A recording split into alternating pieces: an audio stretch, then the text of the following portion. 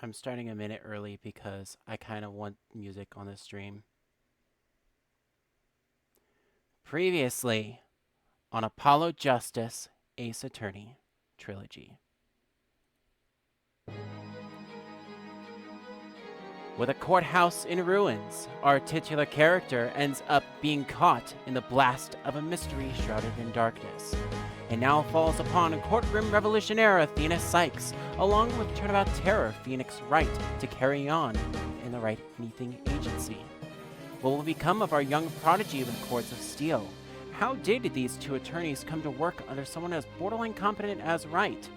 And how exactly did Wright suddenly end up getting his badge back after being disbarred 8 years ago? Fortunately, I don't have to really worry so much about that for another week or so. But for now, ladies and gentlemen, happy Thursday to you all, and welcome to DMA Live. We are getting right into this because I sort of lost some time getting some stuff done, and I ended up spending far too much time trying to figure out how to do a proper intro for bringing things back into the Apollo Justice Trilogy.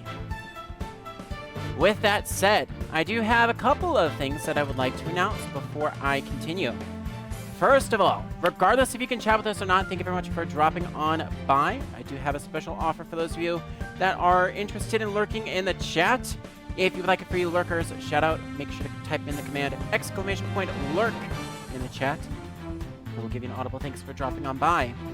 Also, on the stream title, you might have noticed recording mode is once again on for this stream. So chat and alerts are going to be turned off for when we're doing Switch stuff to focus on gameplay. And I will still keep an eye on the chat, thankfully, but most of the alerts and whatnot are going to be paused, and they will be replayed during the intermission segments of the stream. Speaking of which, I need to go and make sure that we've got that back on our system. Do I have audible? Click. Alright, so we're good on that end. Also, our schedule tonight is a little bit scuffed because, unfortunately, I'm going to have to split this into two parts due to the fact that I started super late.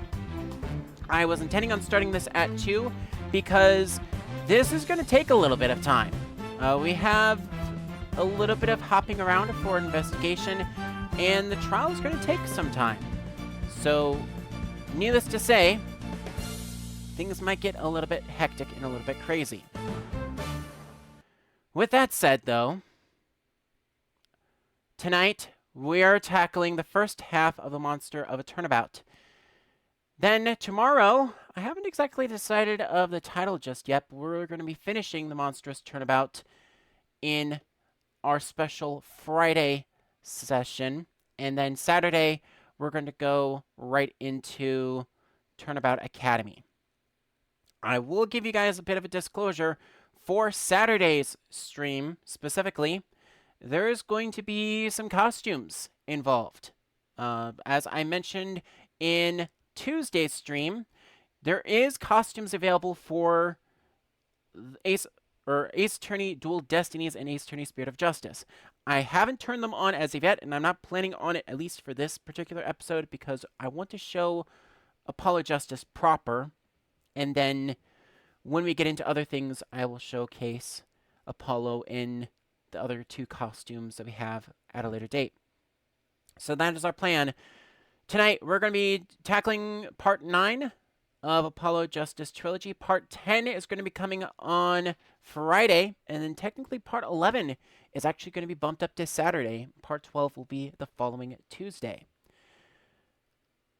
As a small contingency, if I am unable to tackle a Turnabout Academy on Saturday, backup for that will be some Minecraft Survival, so we'll do that both Saturday and Sunday. And I will do that alongside the Board of Directors on Sunday. And then Tuesday will be when I pick things up with the Ace Attorney trilogy, or the Apollo Justice trilogy. Other than that, I do have a couple other shoutouts that I would like to give. One is that I do have a shoutout brought to us by none other than our Discord server, the Metro Realm itself. Our community Discord server from the Metro Realm is now open once more to the public. Access to the server is available for those that are interested in joining via the website, themetrorealm.net/discord, or by typing in the command !Discord into the chat, as I have just done. Beyond that, I've had my fun dabbling with various different things and breaking whole sorts of shenanigans. So with everything else out of the way, it is my honor and my privilege to officially get us back into Apollo Justice Ace Attorney Trilogy. And in order for me to do that, I need to be on the right scene. So hang on a sec.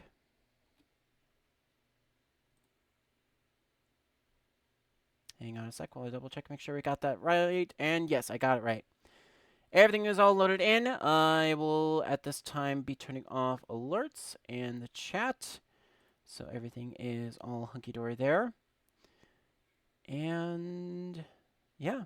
I'll, of course, come in a little bit when I start up the recording. But for now, let's pick things up right where we left off, shall we?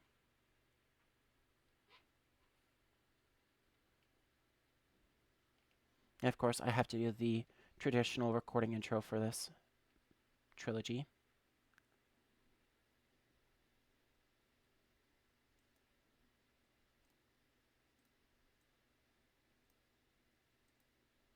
Right. 3, 2, 1.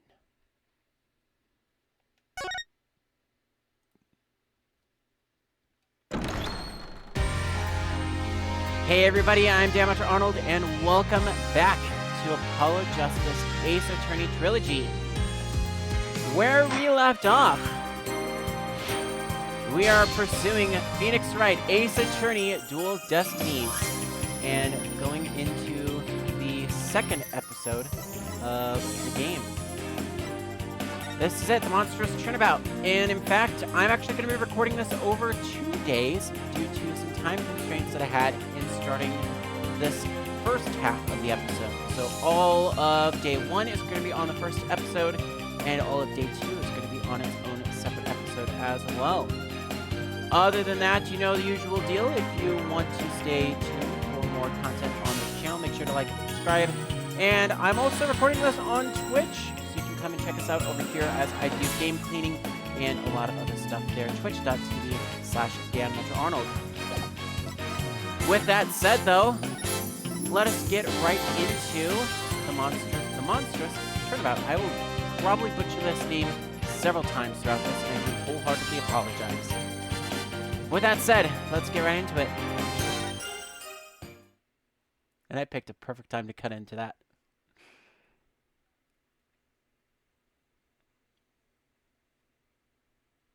Episode 2, The Monstrous Turnabout.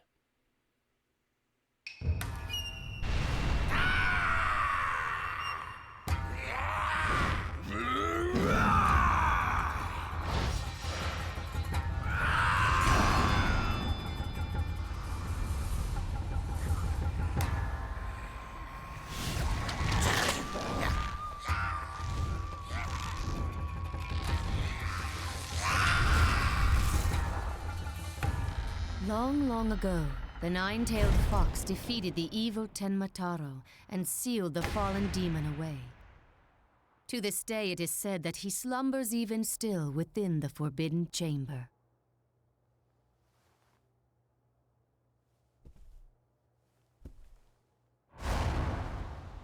Night, night, Alderman. Sweet dreams.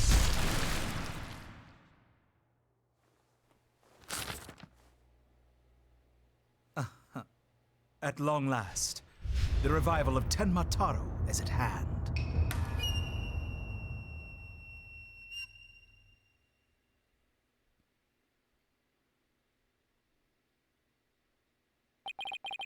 A few months prior to the courthouse bombing.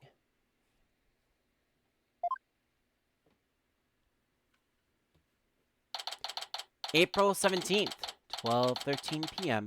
at the Right Anything Agency. I guess I'm a little early. Oh, hey, Apollo! Getting an early start today?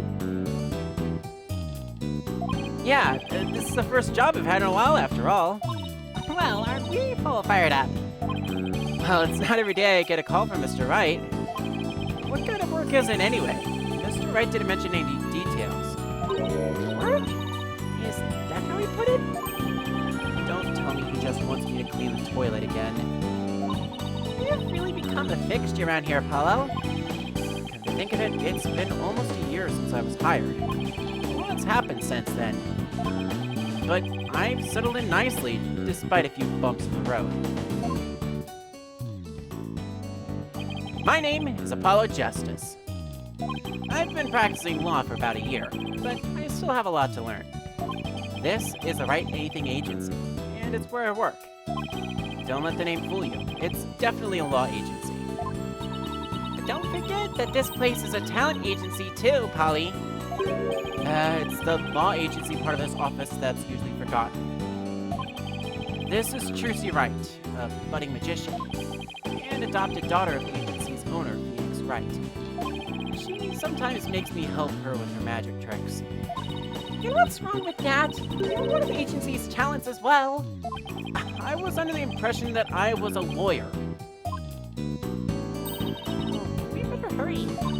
Doesn't look like Daddy's gonna make it, so let's get going. Huh? Where are we going? What about the job he mentioned? This is a job, Polly. You're supposed to keep me company today. Now come on. Another day of not being a lawyer. Should have seen this coming. Well, this is the Right Anything Agency, you know. And there's no law related work at the moment, so... Again, why I chose to work here. Where is Mr. Wright, anyway?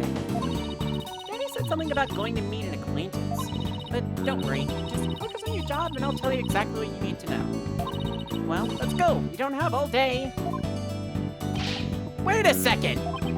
Another day of anything goes begins at the Right Anything Agency.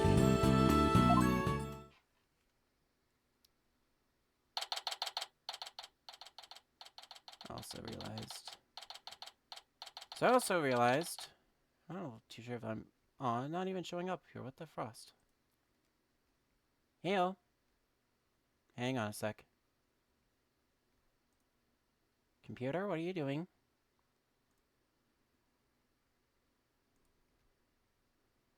I thought I had switched you to the right keybind.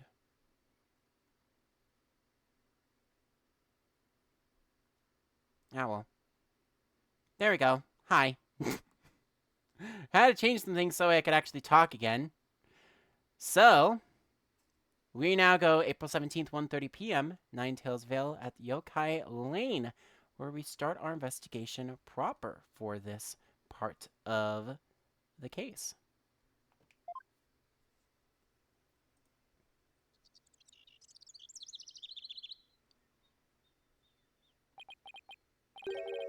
Whew.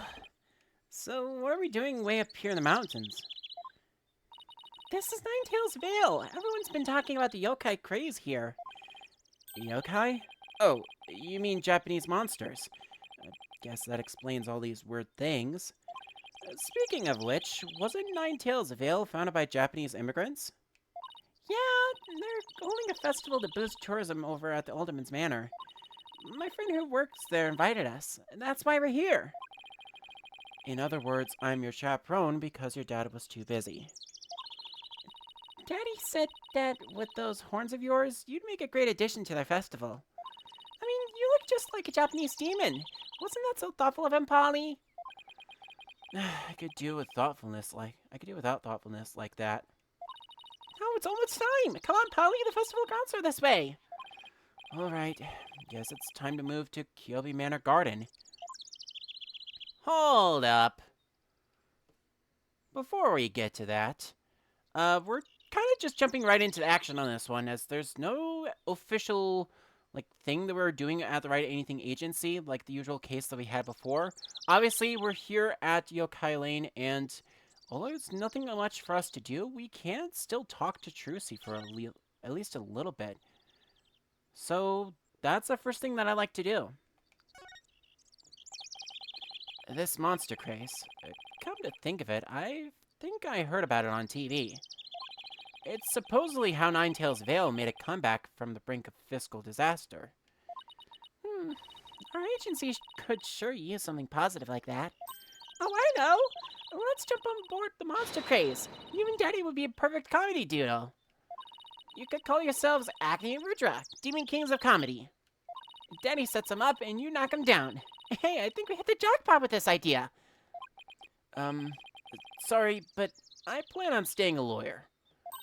You do? You don't have to act so surprised by that. And then there's also the obligatory what to do, but that's going to come up so often that for the sake of context, I think I will skip it. With that said, there's nothing else for us to do here, but to move on to a whole bunch of options. Oh yeah, I forgot. This has an actual proper, like, walking menu. I think what I need to do is head on over to the garden. So let's get on over there, shall we? April 17th, 2:05 p.m. PUB Manor, Garden. And of course, I spent so much time chatting with you all that I completely lost track of time. Anyway. Wow, this place is really something. It definitely feels like a different world here. Juicy. Jinxie! And this is my friend, Jinxie Tenma. She's the one who invited us. She just happens to be the maid here. 2 horns, a love of red. Are you a demon? No, I'm Apollo Justice. Nice to meet you. He is a demon! What the?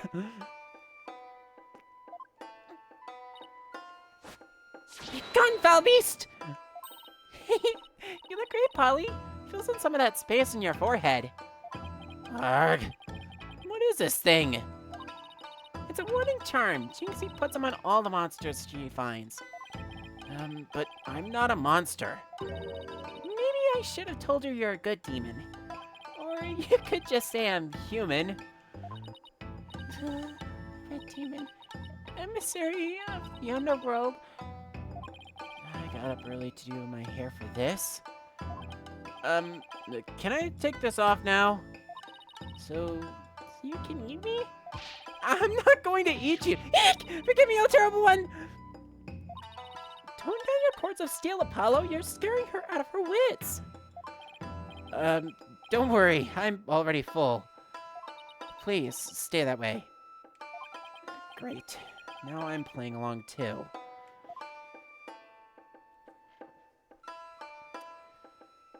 Well, we do have an option to talk with Jinxie, but...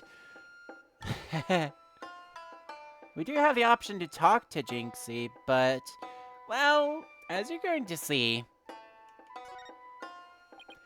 so I wanted to ask you about Nine-Tails Vale. Dag! Be gone! Foul demon!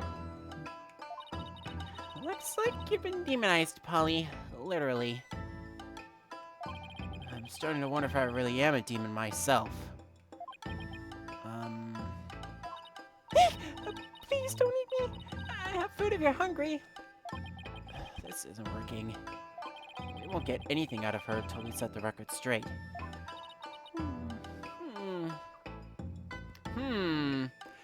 I guess I'm gonna have to break the cardinal rule, aren't I? Of frosting course. If only we had some way to prove you're not as scary as you look. Ouch, unnecessary roughness. Looks like I have to present some proof. Proof that I'm 100% human. And 100% definitely breaking my cardinal sin of Ace Attorney. I suppose we'll have no choice. So much for me trying to go this entire trilogy without having to present this damn thing. I wanted to show you this. What is it? It's my attorney's badge. You see, I'm not a demon. I'm a lawyer. Really? You're a lawyer? Phew. Maybe now she'll stop calling me a demon. Does it protect you from Enmadayo's judgment? Who's Enmadayo? I read somewhere that he's a demon lord who judges the dead for their sins. Uh-oh. I think now she thinks you're a demon lawyer from hell, Polly. Can I go back to just being a normal demon? Please. Please don't boil me in a scalding cauldron. I'd prefer a Turkish bath if possible.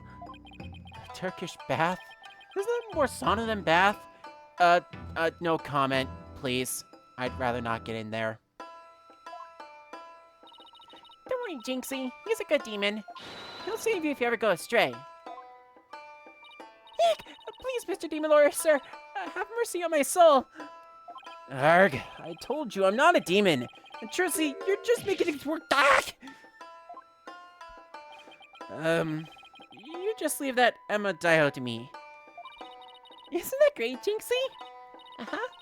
I'm no longer scared to cross into the afterlife. Will someone tell these two I'm human already? I'd love to, except I'm not exactly in this. Well, I guess I technically am, but I'm not really. Kind of complicated, but... Anyway, the point is, I wish I could help, but I can't.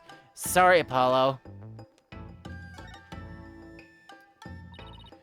So, Jinxie, I hear this village is the epicenter of the monster craze. Uh-huh. Barely anyone has even heard of it before, and now it's packed with tourists. Really? So the monster craze is the reason behind today's festival? It was the Alderman's idea, but I'd be careful if I were you. There are lots and lots of yokai prowling around Nine-Tails Vale. Prowling about? You mean like wild animals or something? Uh-huh. And they're hungry too. Man-eating monsters? And they're all over the place? In fact, there was one at the manor yesterday. I heard the doorbell ring, but when I opened the door, nobody was there. It was a ding-dong demon. How else could you explain it? Well, when I was a kid, my friends used to play this prank called Ding Dong Ditch. Well,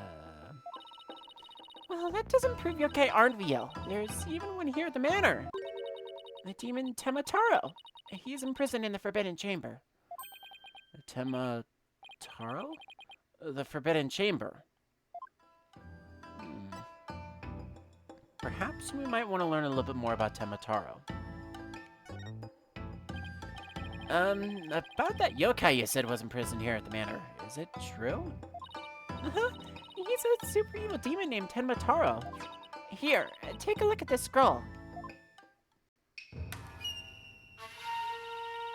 Temataro's a dark demon you see here. He's super evil and super scary.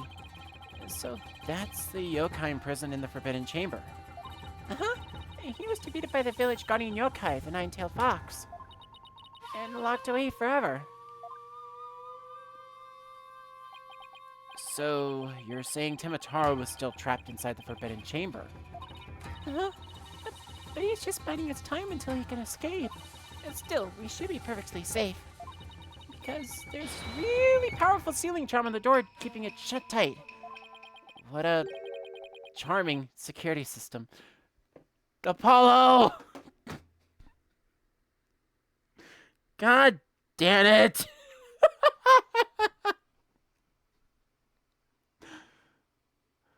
I can't even be mad at that pun. I can't even be mad, but I gotta appreciate it. You can keep this scroll if you want. The Alderman gave me this, but just holding it gives me the chills, so... thanks, Jinxie. Maybe I'll give this to Mr. Right. The Yokai Legend Scroll has been added to the court record. And this, ladies and gentlemen, is the first piece of evidence that we might want to look at in our own time. Wink, wink, nudge, nudge. So, I was wondering, are those things on your forehead also warding charms, Jinxie? Yes, they're to prevent evil things from getting inside me. Papa told me to wear them. Evil things? Apollo, don't you dare take those charms off her forehead! They have to stay there, forever. Got it? I wonder what would happen if I did take them off. It's time for me to get back to work. Thanks for inviting us, Jinxie. You're welcome. Oh, and before I forget, there's going to be a surprise event today. Even I don't know what to expect, but it's sure to be fun. Well, it better not be a yokai parade. She'd probably adopt God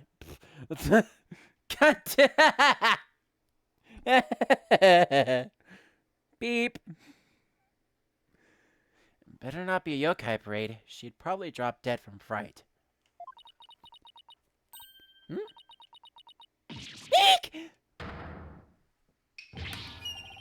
Ah! Demon! Oh, wait. It's just someone in a suit. Right? Temataro? Temataro? The demon from the Forbidden Chamber? Eek! Please don't hurt me! Be gone, be gone, be gone! Better watch out, little girl, or I'll snatch you away. Eek! Charm! Where's that dying go to heaven charm? Oh, she put it on her own forehead this time. She sure gives up quick. Huh? Why is everyone hiding their faces? Hey, you there! You mustn't stare at Temataro like that. Lower your eyes. He'll steal your soul if you're not careful. Huh? Steal my soul? Seriously? Your devilry stops here and now, Temataro. Now what? Look! Apollo! There's somebody up on the roof!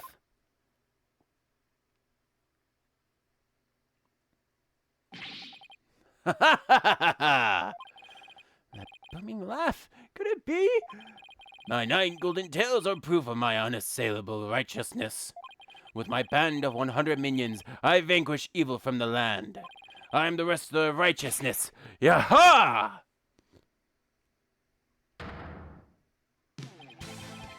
The Golden Lord of Yokai, the amazing Nine-Tails, is here! Fear not, good little boys and girls, for I shall defeat Temataro. Hooray!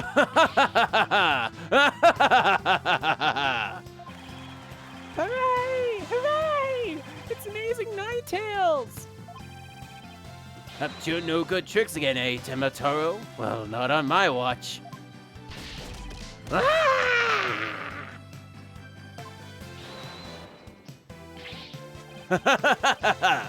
There's nothing to fear now, my child. I have banished Temataro. You and your people can now live in peace. Thank you, Mr. Amazing Nine-Tails, sir. No, I must be off. Another match and another foe to vanquish await. Okay, what the actual F happened there? What was that all about? Did the wrestler just chase off a yokai? It looks like he came out of the Alderman's Manor. That was the Amazing Nine-Tails! He's a pro wrestler from right here in Nine-Tails Vale. But no one knows his true identity. Jinxie sure seems chipper all of a sudden. What was all that about him banishing Temataro? That was a yokai exorcism. It's an annual ritual where Temataro is released to remind us of his wickedness. In the end, the Nine-Tailed Fox drives Temataro out and purifies our village. But the Amazing Nine-Tails did the honors this year. So that was a big surprise, huh? The Amazing Nine-Tails and Temataro, huh? Well, whatever floats her boat. Oh, would you look at the time? I better get back to work. Please excuse me. She is a strange one, all right. I think she's sweet in her own special way. Knowing Trucy, she probably has lots of friends who are sweet in their own way. Well, we still have some time to kill. Might as well see the rest of Nine-Tails Vale while we're here. The fun never stops, does it?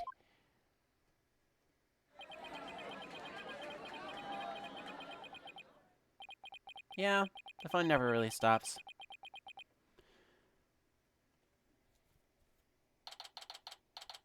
So we fast forward to 3:40 p.m. at the Kyubi Manor Garden. So of course, Apollo and Tracy take a look around, but Jinxie has to go back and has to go back to work, really. We come to a little bit later, and, well,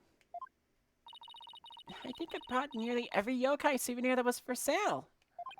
I know, because my wallet's running on empty.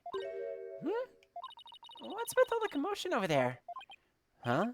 Hey, isn't that your friend Jinxie? I hope everything's okay. It's terrible. Calm down, Jinxie. Tell us what happened. The demon Tataro. He killed Alderman Kyubi. What? Wait, killed as in dead? Yes, and Temataro did it. Temataro? You stay here while I go have a look. Please wait. Huh? Doc! It's a Temataro warning charm. It should protect you, but please, be careful. The Alderman's in the Fox chamber at the top of this main staircase. Okay, got it. Temataro warning charm has been slipped into our pockets. So Alderman Kyubi has been killed by Temataro.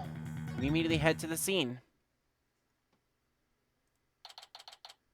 April 17th, Kyubi Manor, Fox Chamber.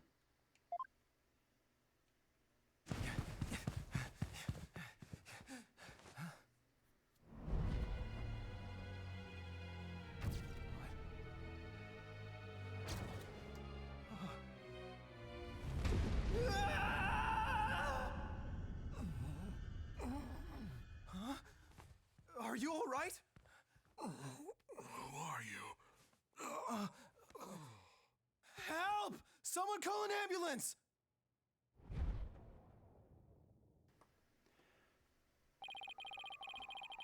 The police arrived soon after that, at which point we returned to the festival grounds. Apparently, the man impaled by the spear was already dead. But there was one other person there, and he was immediately rushed to the hospital.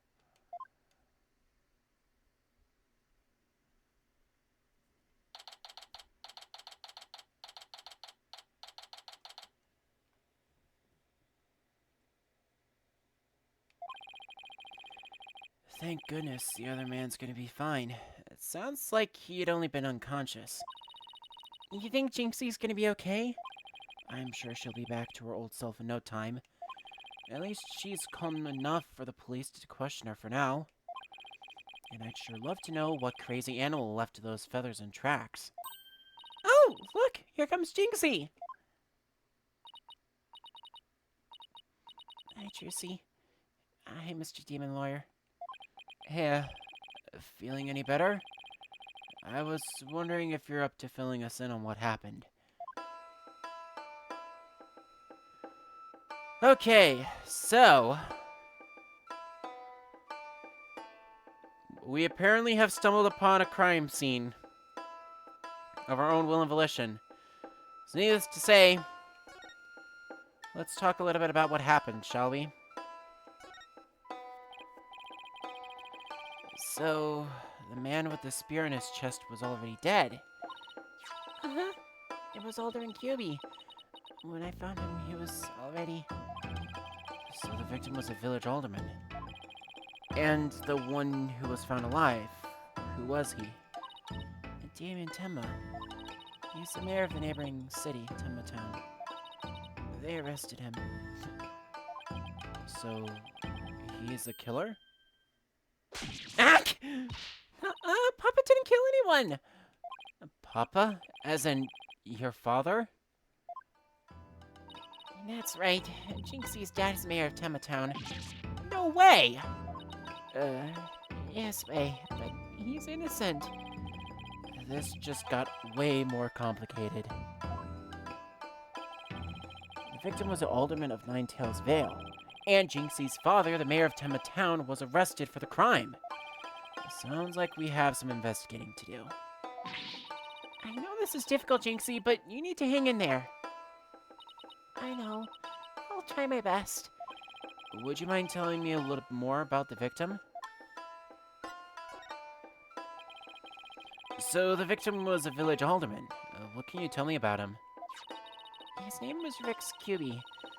They say his family has ties to legendary Nine-Tailed Fox. He was really kind, and he always looked out for me. He was a former pro wrestler, and I even heard he knew the amazing Nine-Tails. A former pro wrestler, huh?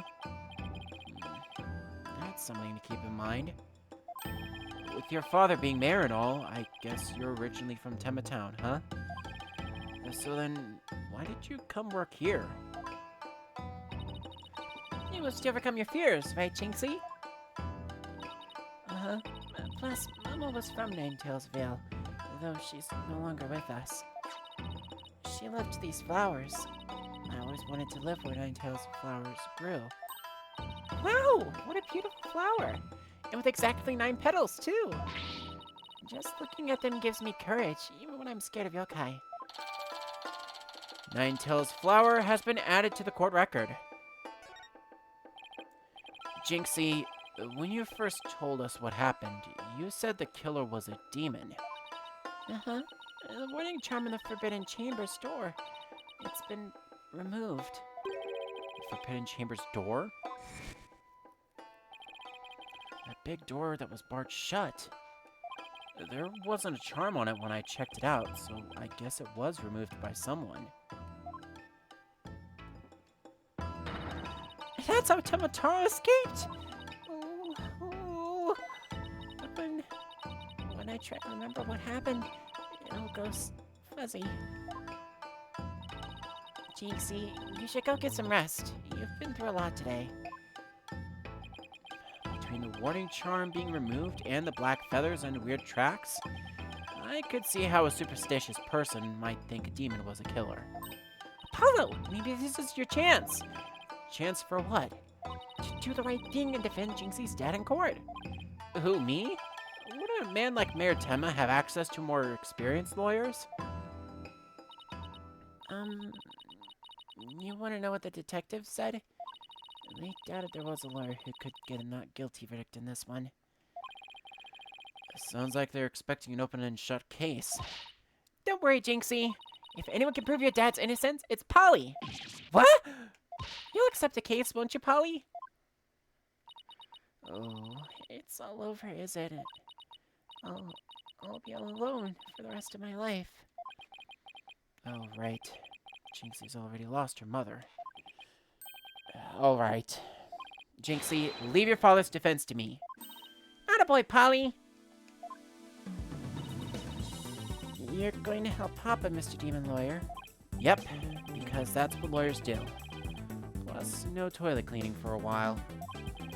I'll do whatever it takes to make sure your father walks away a free man. Thank you, Mr. Demon Lawyer. I can tell you're one of the good ones. The demons are usually so mean. It's been a while, but I'll be fine. Ready or not, here comes justice! Guess I ought to go and meet my new client. But before I forget, better jot this down in my notebook. Oh, yeah! I completely forgot! Hey, Apollo, what's the notebook for? Good question, Trucy. Starting in this game, we actually have a notebook now, so we can actually somewhat keep track of what we actually need to do. Yes, I will be referring to it from time to time, but I also have my own notes from my own notebook to look at as well. Oh, I just thought I should jot down some stuff about the case. And so I don't misplace them, I'm putting my notes in the court record. I guess it's what you would call a to-do list. Oh, that sounds handy. To read my notes, I just open the court record with R, and then we can switch between the tabs using the left and right. Oh, I almost forgot! So, about Jinxie's father. No matter how scary he seems, promise me you'll resist the urge to run away. Wait, what? His angry glare can paralyze you with fear. And some claim he can even shoot laser beams from his eyes. Well, maybe Papa isn't really that scary. A paralyzing stare, laser beams from his eyes. He sounds like some kind of monster. I think it's about time I see Jinxie off. I'll head back to the office after I'm done. Okay, thanks. So with that, we're left to ourselves to go to only one other place. And that is the detention center. April 17th, detention center, visitors room.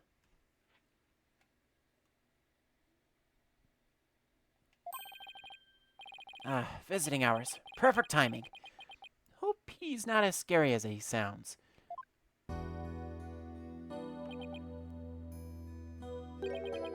Who are you? Yikes! So you're Damien Tenma, right? I'm Apollo Justice, attorney at law. I'm here to help. Huh? Ah! Let me out of here! Sorry, I get a little loud sometimes. Oh, incredibly rude. Sorry. Did I do something to offend you?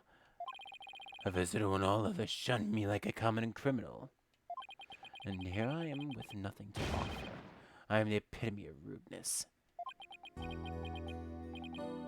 Wait, so he wasn't mad at me?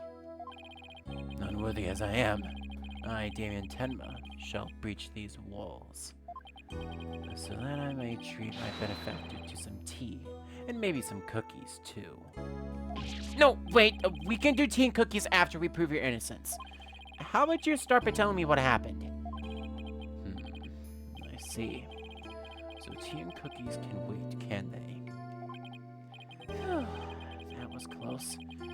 I don't need jailbreak added to the list of charges. Seems like a good guy, but with a face like that, I can see why he's misunderstood.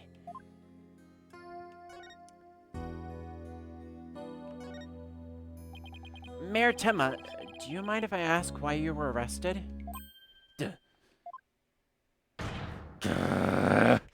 Whoa! Sorry, I guess some things are better left unsaid. Bah! Excuse me? To think a public paragon such as I could be treated like this. This arrest should have never happened. Go on. I fear the ill effects it will have on our youth. Now I've but one choice. I must leave here at once, if only to protect the moral fiber of our youth. No, wait! You can protect the moral fiber of our youth after you've been declared not guilty. I suppose you're right. Phew. Our youth just came this close to quite a scare. My fingerprints were on the spear that killed Alderman Cutie. That's why I was arrested. Your prints were on the murder weapon. That's never good. Any idea how they got there? None. For I hardly remember a thing, you see. I was fast asleep at the time. Someone must have slipped me a sleeping pill or something. What's worse, somebody clobbered me on the head. I see. Drug-induced slumber and a blow to the head. No wonder you hardly remember a thing. Oh. Huh? Was that some kind of strange laugh? Well, I think we can safely assume your prints were planted while you were unconscious. So what do the police have on you as far as a motive is concerned? Truth be told, there's been a bit of trouble between the Alderman and I as of late. Oh? Was it personal in nature? Nothing like that. It's a long story. But suffice to say, I've been pushing to merge Nine-Tails Vale with Tenma Town. Surrender Nine-Tails Vale to Tenma Town now! Yikes! That's what I told him. I'd like to tell you to stop shouting like that, but I'm too scared. So, that's the motive the police have established for the Alderman's murder. Indeed it is. After all, Alderman Cutie was dead set against a municipal merger. And that's why they think you killed him. He was in your way. Curses! Mayor Tenma, are you okay? Jinxie, forgive me. I never meant to worry you like this. It'll work out fine. Just leave it to me. If only it were really that easy. I don't even know where to start. Thank you for meeting with me, Mayor Tenma. Please wait. My daughter, Jinxie. Yes? She already lost her mother. And now with me being held in here, I fear she'll be terribly lonely. I hesitate to ask, but I beg you, be a friend to her in her time of need. Leave it to me! Trucy and I will look out for your daughter. I shall rest a little easier then. You know, you remind me of some of the new friends Jinxie has been talking about. New friends? Yes. It seemed she made some new friends since she started working in Nine-Tails Vale. They're quite the unusual bunch, too. There's a lady with an exceptionally long neck, a young lad with incredibly long tongue, and many other interesting characters. Friends? Sounds more like a bunch of monsters to me. Now, if you will excuse me, it appears my time is up.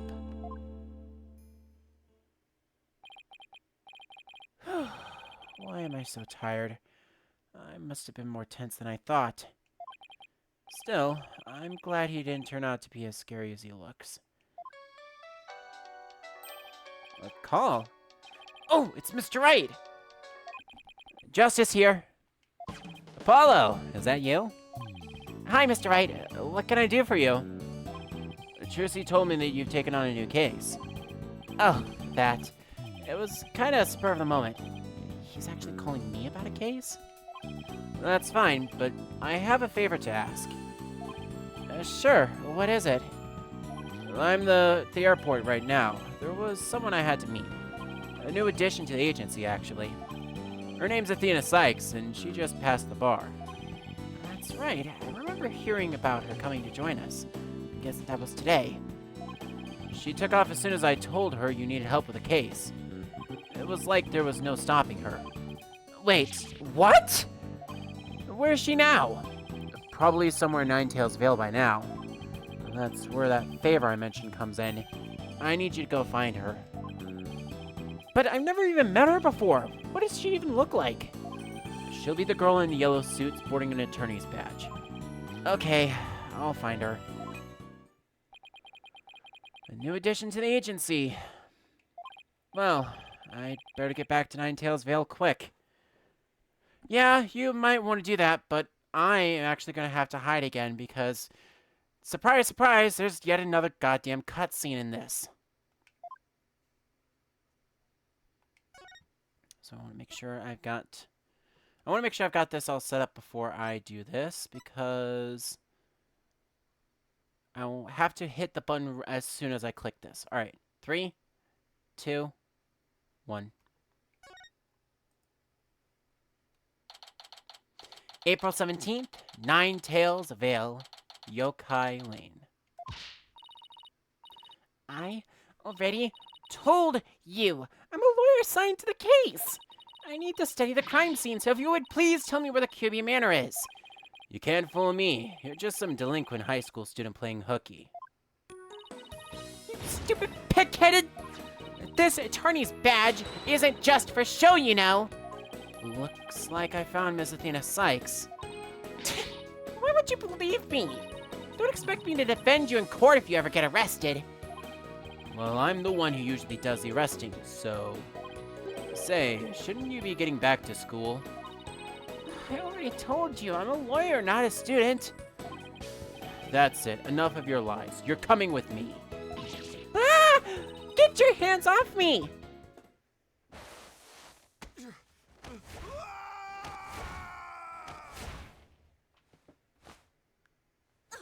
What the? God damn it, Justice! I leave you alone for 5 seconds and you already get you crashed into this other... Deep breaths, Metro. Focus on the script. Ugh. Think you can watch out for the bystanders next time? Whoops! Are you okay? I think so. That police officer's out cold. I am so sorry. I do that when people suddenly grab me. It's like a reflex or something. Reflex? Sounds more like a felony. You're Athena Sykes, I take it. That would be me. And you are? I'm Apollo Justice. I work at the Right Anything Agency. Right Anything Agency? What a fishy-sounding name. It's a long story, but it is a law office, among other things. Didn't Mr. Wright explain it to you? Oh, right! That right! So then you must be... Where have you been? I've been looking all over for you. I could say the same thing to you. Well, here I am. Now, how about telling me a little bit about yourself? Mr. Wright didn't really tell me much, as always. Ah, of course. Feel free to ask away. And with that, I get to officially introduce you proper to Athena Sykes. This is the new attorney in this game. She'll be a very prominent role in both this game and Spirit of Justice, but of course, we're off to one crashing of a start, as she literally threw a police officer onto us, I guess. Needless to say, don't let her looks fool you. She is one tough cookie, and definitely is not someone to be messed with. But I'll let her explain things for yourself. So Athena, I hear you just passed the bar. That's right! And here's my shiny new badge to prove it. Isn't it beautiful? Oh, so you must be a bit younger than me. A bit more than you might think, in fact. I'm only 18. 18? How in the world did you become a lawyer at that age? I skipped a few grades while I was an exchange student in Europe. And I got my license to practice law while I was over there. All I can say is, wow. She must be a genius or something. Yeah, she's only 18. I'm not gonna make any more jokes of that nature. Think about it for yourselves, chat. I also study analytical psychology. I thought it might help me be a better lawyer. Psychology helps her be a better lawyer? How exactly does that work? So, tell me about our client. What are they like? Oh, right. You haven't met them yet. Well... We tell Athena about the client, and she gets a bit emotional about it. And that about sums it up. He's more worried about his daughter than himself. What a wonderful father. Wait, are you crying? I'm not crying! There was something in my eye. They're called tears. Moving right along, let's get down to business. Helping our client is priority number 1. Right. And about the psychology thing. So, Athena, you mentioned studying psychology. That's right. I always wanted to bring analytical psychology into the courtroom. The power of psychology will bring a breath of fresh air into the legal system. Oh, really? So, how do you plan on using it to defend our client? Well, for example, I can try to listen in on a witness's inner voice, and then analyze their psychological state with the help of my trusty partner, Widget. Widget? This device around my neck here. Say hi, Widget. Hi, Widget. It talks? Whoa, you need to follow me now. Anyway, the little guy will sometimes say what I'm feeling. Awkward. Don't worry, you'll get used to it. Now that I seriously doubt. Oh, I almost forgot. I have something you might be interested in. I got it on my way here. I think it might have something to do with our case. A special edition covering of our case? That was quick. That's the whole point of special editions, isn't it? To be the first to get the scoop? Rapido! Right. Well, let's see what it says here. What's the deal with the Spanish? Temataro was seen... What? He was seen flying through the sky?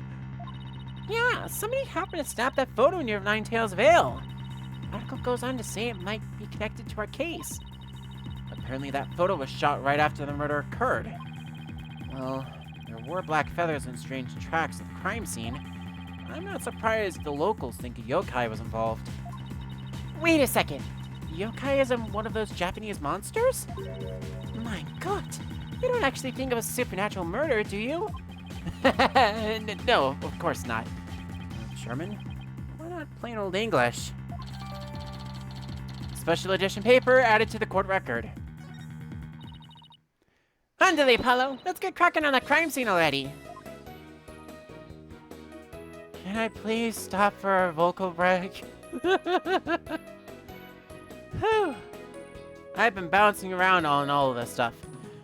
So Athena gives us a special edition paper. We definitely want to look at that right away.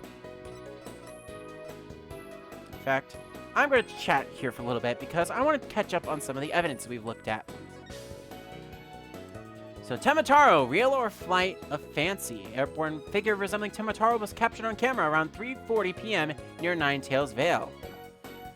Meanwhile, we also have the Nine-Tails flower, a flower found only in Nine-Tails Vale, boosts Jinxie's courage because it was her mother's favorite. We also have a Temataro warding charm, which Jinxie gave us when we set up the scene of the crime. And then a yokai legend scroll, which I wanted to hide myself one more time because, oh my god, this actually looks pretty effing cool. Like, no joke. This looks awesome. I wish I could have gotten a full picture of that. But, you know, I've got the tiny little text on the bottom of the screen that I can't exactly hide. I also wanted to show off the fact that not only do we have our court record of evidence, but we also have profiles. And some of the profiles are, in fact, duly noted. We have Tracy Wright, an aspiring magician who Mr. Wright adopted when duty called. We have Jinxie Tenma, the maid of QB Manor, and a friend of Tracy. She thinks that Apollo Justice is a demon. Another notable mention is Athena Sykes, the latest lawyer to join our agency. She apparently studied psychology when she was in Europe.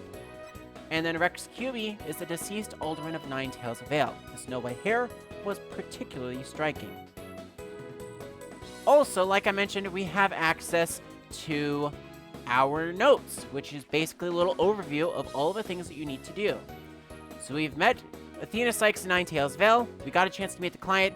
Now we need to go and gather information by searching for the crime scene. That basically can give you a very good helping hand as far as where you need to go. With that said, let's do what it says and move to the newly opened QB Manor foyer.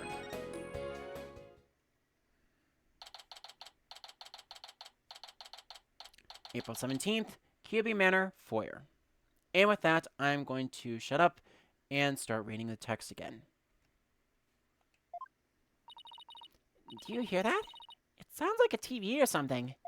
Oh, look! There's a TV in that little room in the corner. In other news, the mysterious masked wrestler, the man using 9 tails, has been confirmed missing according to sources close to the wrestler. It appears he disappeared sometime after the special event held in the Nine-Tails Vale today. He also failed to appear at a match today where he was scheduled to defend his title. Local villagers say his disappearance may be connected with Temataro's recent escape. So that wrestler's gone missing. Hi, you two! You don't belong in here! Yuck! Don't worry, there's nothing suspicious. What about them or... What about them there horns of yours? They look mighty suspicious if you ask me. Horns? That's my hair! Anyway, we're lawyers and we're here to... Ah! Them lawyers come to defend Mayor Temma, ain't ya? Should reckon that's what that expensive-looking bracelet you got there. Name's Phineas Filch. I'm the caretaker here. Pleased to meet ya. Same here. Full disclosure, if I could actually get away with it, and God rest his soul, when I first played through this episode, the only voice that I could think of for that specific character was none other than Gilbert effing Gottfried. You know, the voice of Iago from Aladdin. Yeah, needless to say, I still have that goddamn pesky bird in my head all this time. Wow, talk about a quick change of heart. Yeah, I know.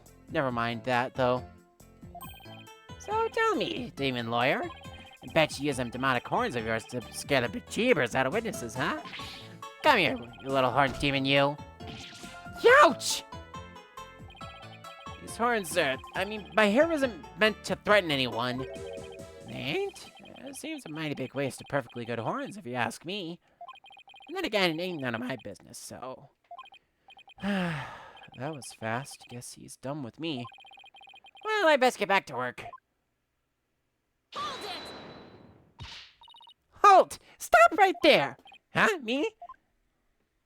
Apollo, your bracelet's gone. Ah! Don't you worry, Mr. Liar, sir. I'll check the lost and found later. Somehow, I don't think that will be necessary. Just check your wrist right now. Ah! The cat's out of the bag! It was barely in the bag in the first place. That was a pretty pathetic attempt. Sorry. I'm so sorry. I just couldn't control myself. Please forgive me, I'm begging you. Sheesh. I almost feel sorry for him now. Yeah, don't bother being sorry with him. He's an effing pickpocket, okay? He's gonna steal that damn bracelet multiple times.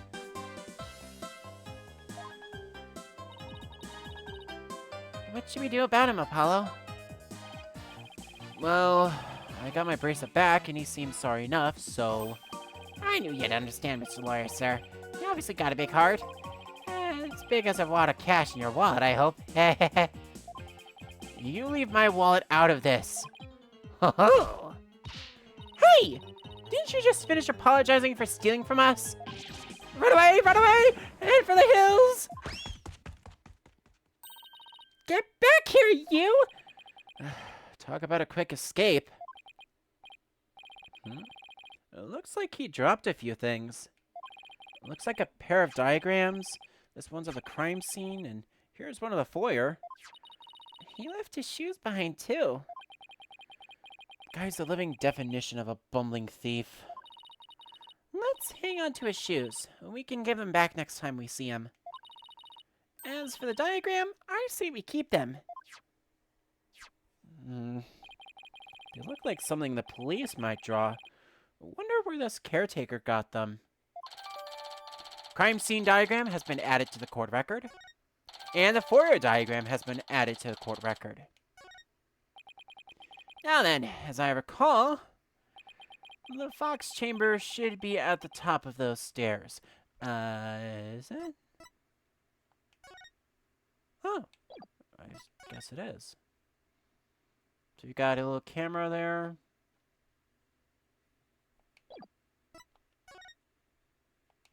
Okay.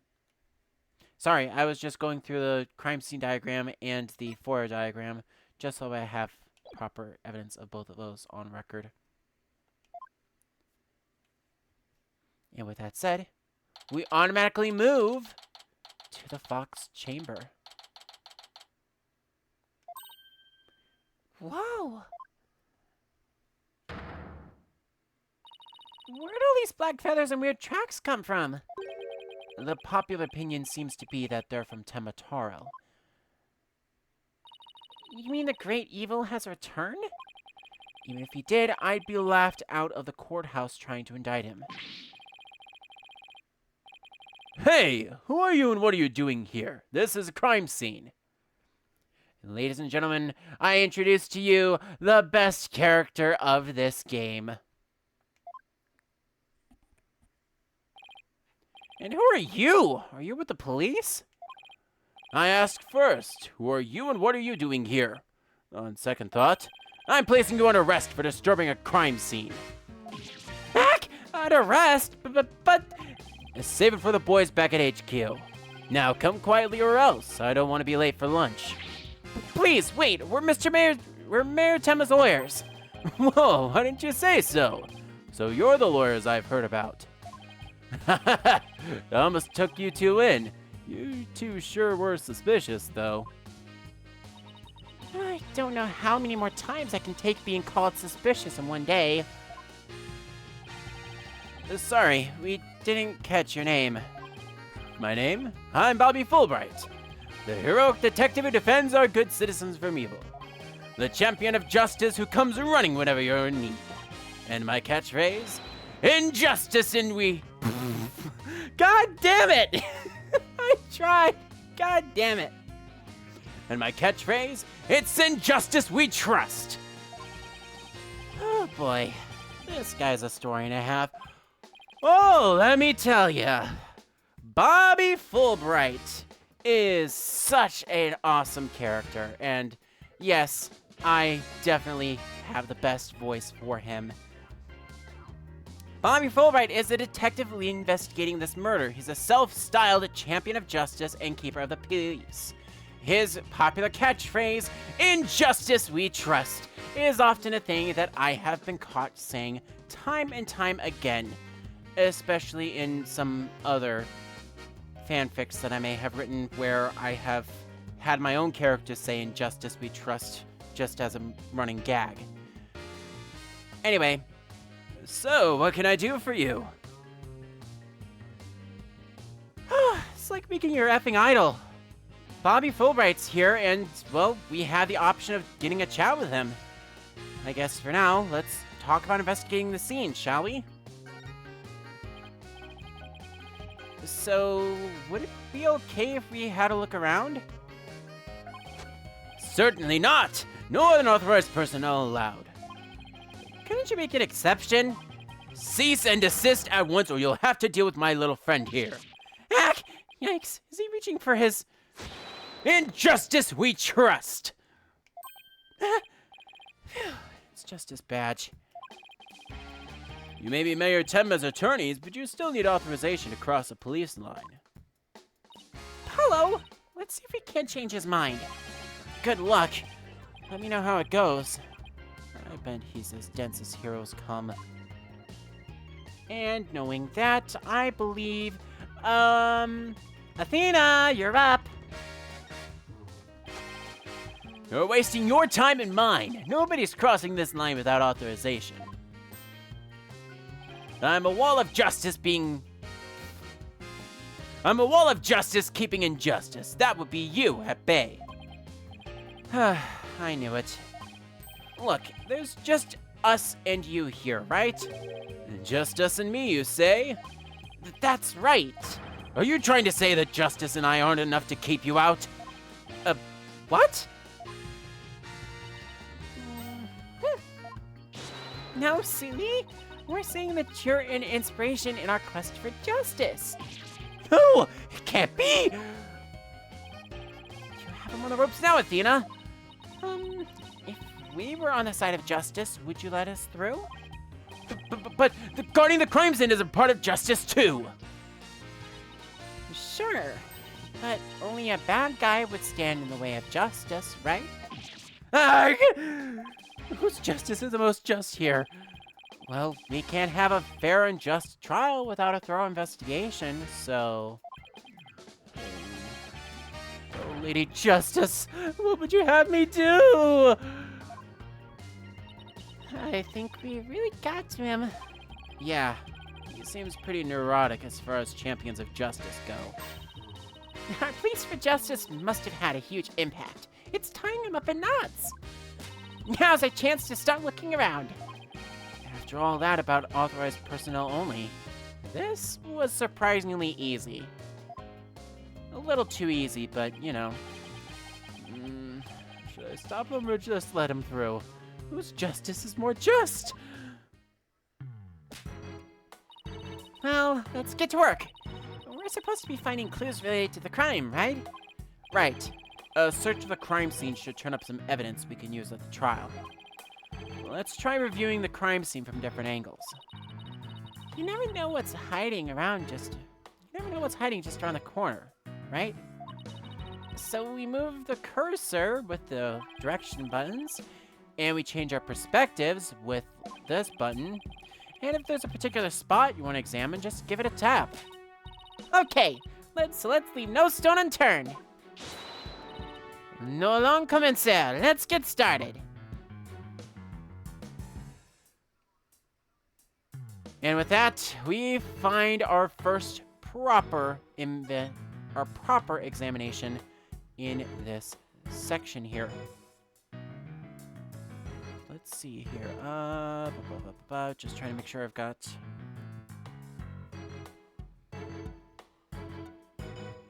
So, in order, we have four things, excuse me, that I need to check. I want to check the door first and foremost. Forbidden chamber. You say that Demon Temataro was imprisoned in there before his escape. Think we could get this door open? It's worth a try. No good. It's shut tight. I don't even see a keyhole. It seems pretty hopeless. In justice we trust. Yikes! Did I just hear the voice of someone in need? Allow me to fill you in. This door simply will not open. We've tried and tried, but will not budge. It's an essential part of the culture found in this manor, so we can't blow it up either. So, an unopenable door. Right. According to Miss Jinxie Tenma, it was shut tight when she came across the crime scene. Thanks for the tip, Detective Fulbright. We didn't expect you to be so helpful. Arrgh! Forgot I just said that. So the Forbidden Chamber was shut tight at the time of the murder. Sounds like something I'd better keep in mind. We next want to look at the chair that's over here. There's something wedged under this chair. Let's see if we can lift it up and freeze! Yikes!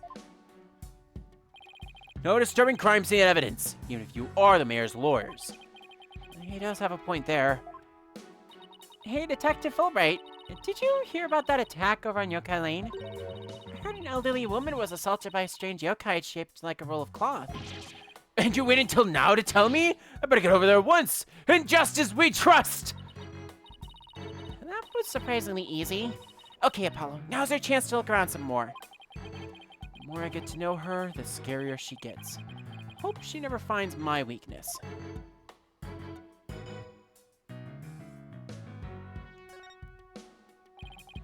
Whatever this is, it's stuck on tight. Looks like a large blood-stained cloth.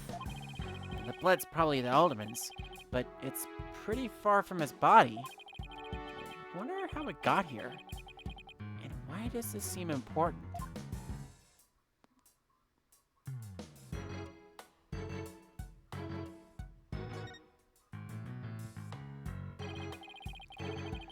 So this is where Alderman QB's body was found. Apparently the murder weapon, a spear, had Mayor Tenma's prints on it. That's not good. Never fear, Detective Fulbright is here! Yikes! Of course, I can't offer you any information on my investigations, so... in the name of justice, I must say goodbye. What was that all about? Okay, apparently... I need to move a little bit closer to that chair.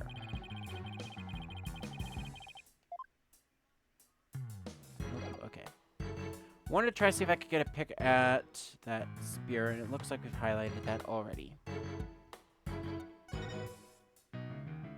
Ooh. So we need to pan over to the left, and we have... ooh, this right here, shiny. What do we have here? Looks like a statue of the Nine-Tailed Fox and Temataro battling it out. Eek! Careful, Apollo, it's got blood on it! Really? Hey, you're right! I wonder if it's the Alderman's blood. How can you read so calm after seeing all this blood? Well, this isn't the first I've seen something like this, so... you're not fun at all. At least act surprised or grossed out or something for my first case. I'm already a lawyer. You want me to be an actor too? A fox and demon statue, the fox and demon statue are added to the court record. This goddamn piece of evidence is going to update so many times. I'm just going to say it. I'm going to put a specific counter up on screen, hopefully, if I remember to do that. I'll keep count of the number of times that this goddamn statue gets updated, because I assure you, it's a metric ton compared to everything else. Anyway.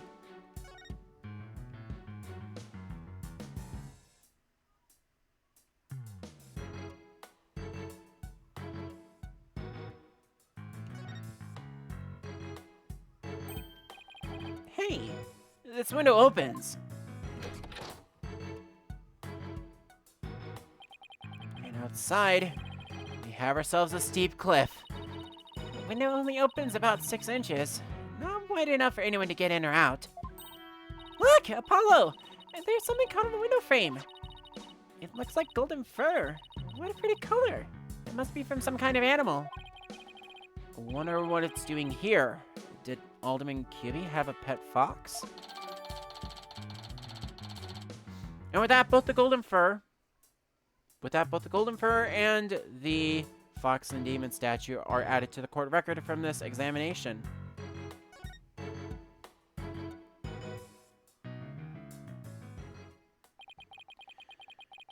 Guess that about wraps it up. Now, if only we could get that detective to tell us what he knows. Hey, Apollo? Do you hear something? I don't hear anything. Oh, right. Your hearing must not be as sensitive as mine. What are you talking about? A whooshing sound, like wind rushing through a narrow street. Not shaft.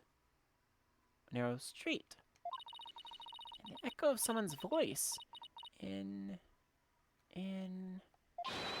justice we trust! Someone's got a sharp set of ears. That was the sound of my righteous voice. One sec. That was the sound of my righteous voice reverberating through the air duct. I heard it through the air ducts? Yeah, check it out. Why would she hear you through there? Why don't we go to the diagram? As you can see, that vent is connected to an air duct that leads out into the hallway. The wind must have rushed through there and carried my monologue with it straight to your ears. What a unique monologue it was. I was just thinking, maybe the killer made their escape through that air duct or something. A cute theory, but I don't think so. The air duct in the hallway is low enough to climb into, that much is true. But as you can see, the vent in the ceiling is very high. 9 feet high, in fact. I highly doubt there's any way to get up there without a ladder or something. And I don't see anything of the sort in this room, do you? I guess you're right. Speaking of things in this room... Yeah? Can you tell us what you guys turned up, Detective Fulbright? Not on my watch, buddy. In the name of justice, I cannot reveal facts pertaining to the prosecution's case. Aw, come on. Throw us a bone here. Excuse me, Detective Fulbright, but I recall you saying earlier that you would come running whenever we were in need. Yerk! I suppose I did say that. Helping those in need is what justice is all about, but keeping information out of enemy hands is also a form of justice. Arg! Which justice is the most just? Why is this always so hard? Well, how about this? Let's do a little give and take. I mean, serving the public is part of justice too, right? You know, like the police motto? To serve and protect? I doubt leaking information to the defense team falls under that motto. Yes, of course! I must serve as well as protect. Okay, I will share some information. In the name of justice! We did it, Apollo! Yeah, we did it all right. But I'm not sure that was entirely ethical. And now we finally get to talk to Fulbright. So was it Miss Jinxie Temma who first discovered the crime scene? That's right. And this photo shows what she saw when she opened the door. Miss Temma had a key allowing her immediate access. A key? So then the Fox chamber was locked? Yes, and Miss Temma had the only key to its door. Really? So Alderman Kyobi didn't have a key to the Fox chamber? Actually, he had a master key for most of the doors in the manor, but it disappeared after his murder.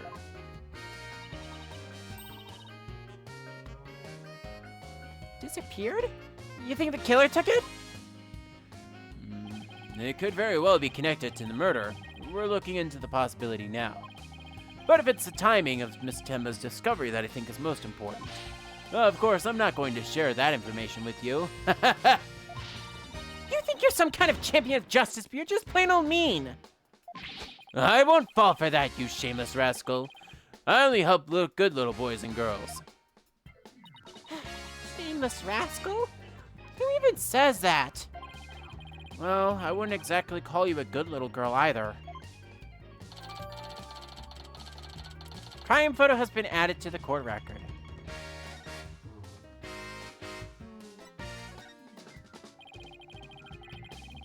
Those feathers and tracks look like something a yokai might leave behind.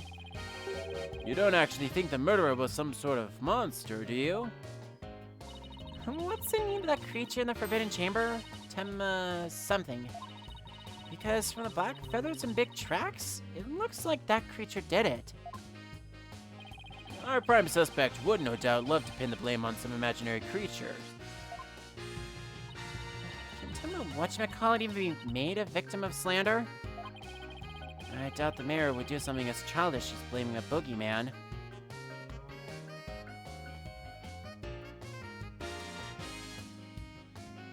Also, hello there. Hi there. Hi, the Unknown Ranger. Welcome, and thank you for dropping on by here.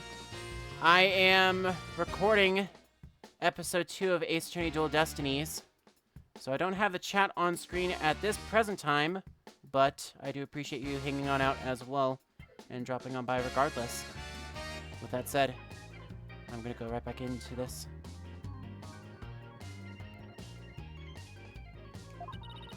So, the most likely scenario so far is that Temma guy left the feathers and tracks behind to make it look like the yokai Temma was the killer. Wait, what? Now I'm confused as you. At any rate, I doubt Mayor Temma would plant evidence like that.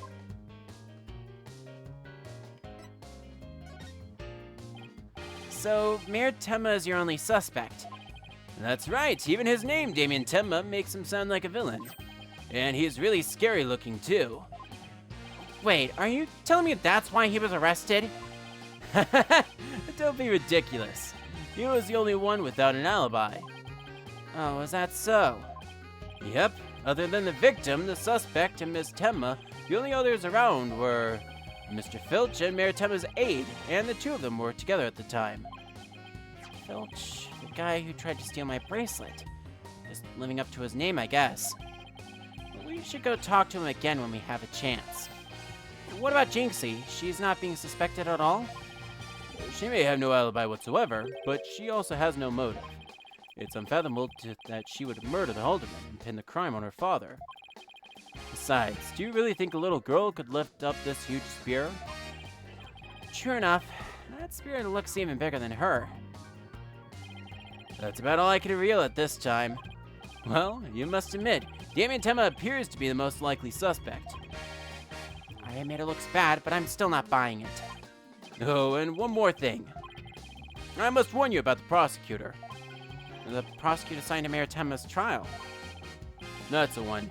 He's, how shall I put it, not what you'd expect.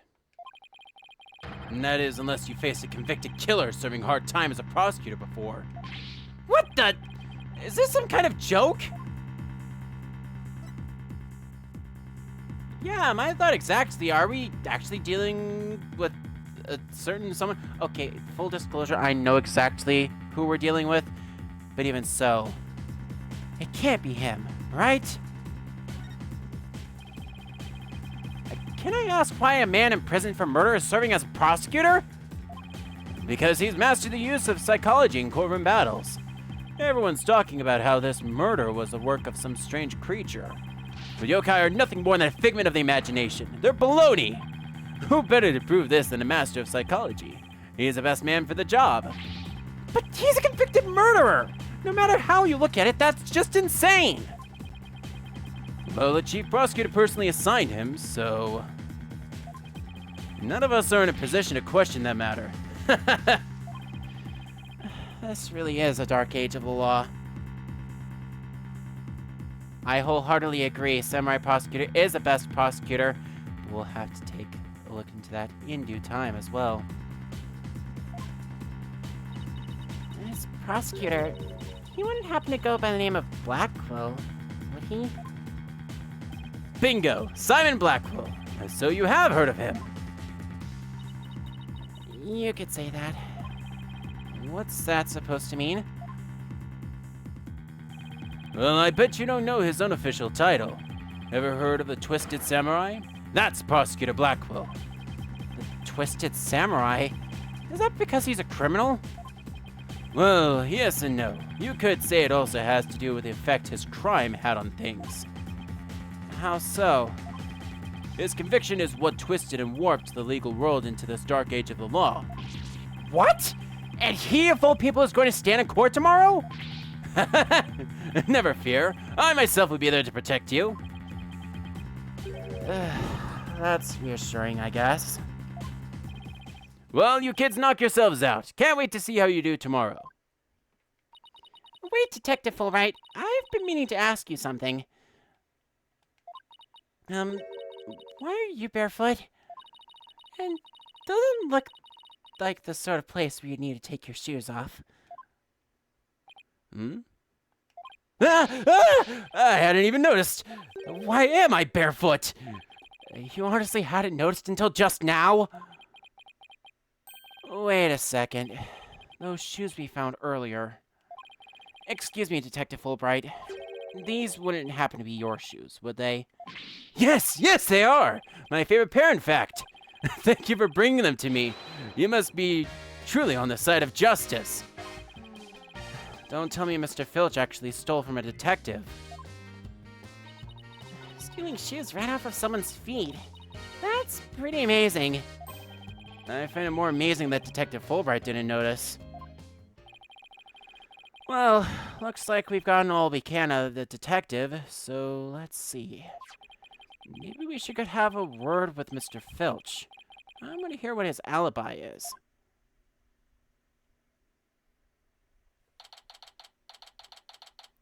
You go and do that, Apollo. You go and do that, Apollo. Because you know what I want to do? Truth be told?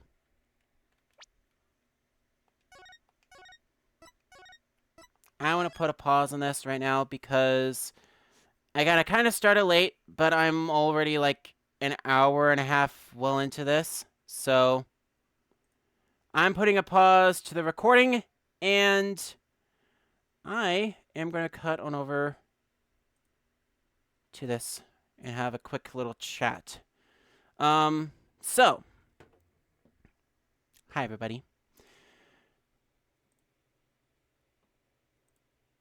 I've got the chat open on this scene, not on the recording scene. And I've got the recording paused, thankfully, so we can have a lovely little chat here. Bobby Fulbright, definitely a character with a lot of gusto, to say the least. And of course, Simon Blackwell, we'll be seeing him probably later on in tonight's stream. And amongst other things, there is a lot of other stuff that I want to talk about really quickly here. Just to kind of briefly recap, because I was kind of going through that a little too quickly. We met Fulbright, who basically is torn between whether or not helping us is a part of his injustice we trust type deal. Needless to say, he comes to the realization that he's been barefoot this entire time, and it was the shoes that Filch stole, which is where Apollo had left to go and talk with, well, Mr. Filch himself. Also, I mentioned this earlier, but the one voice that I could possibly not get out of my head for Mr. Filch, I wish he was still around, but God rest his soul, I can never think of anyone else other than Gilbert Gottfried, who's, as you possibly know him most prominently by, as the voice of Iago from Aladdin.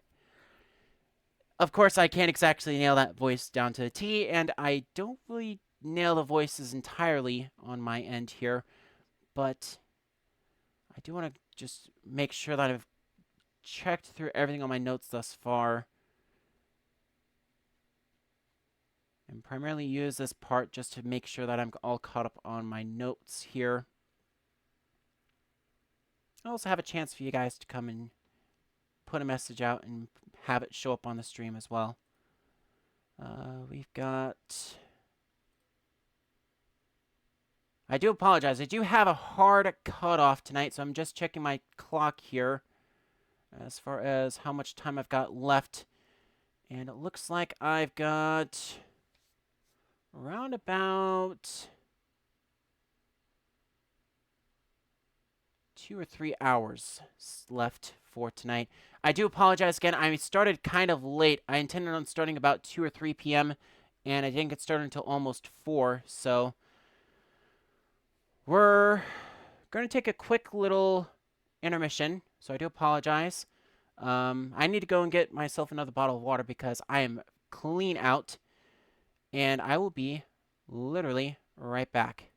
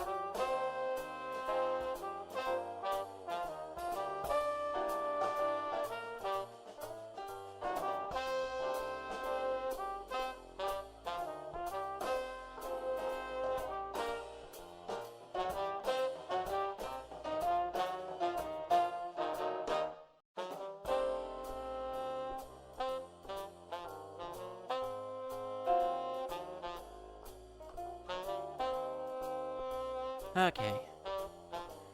Like I said, I need to run and go get some water because I was running on empty.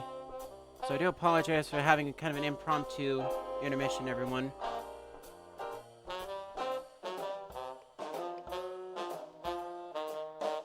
I do tend to forget to drink water quite frequently, as is the case with a whole bunch of streamers, sadly.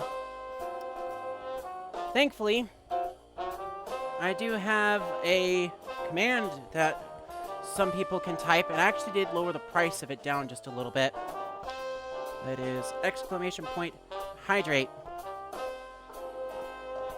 And what I will do is whenever someone types that command in the chat, just as a friendly little reminder, I will take a quick pause to go and make sure that I have myself some lovely water to drink up, because again, reading this out line by line takes a lot out of my voice. So, gonna try to keep on top of the whole hydrate thing, but we are exactly halfway through my notes for this investigation.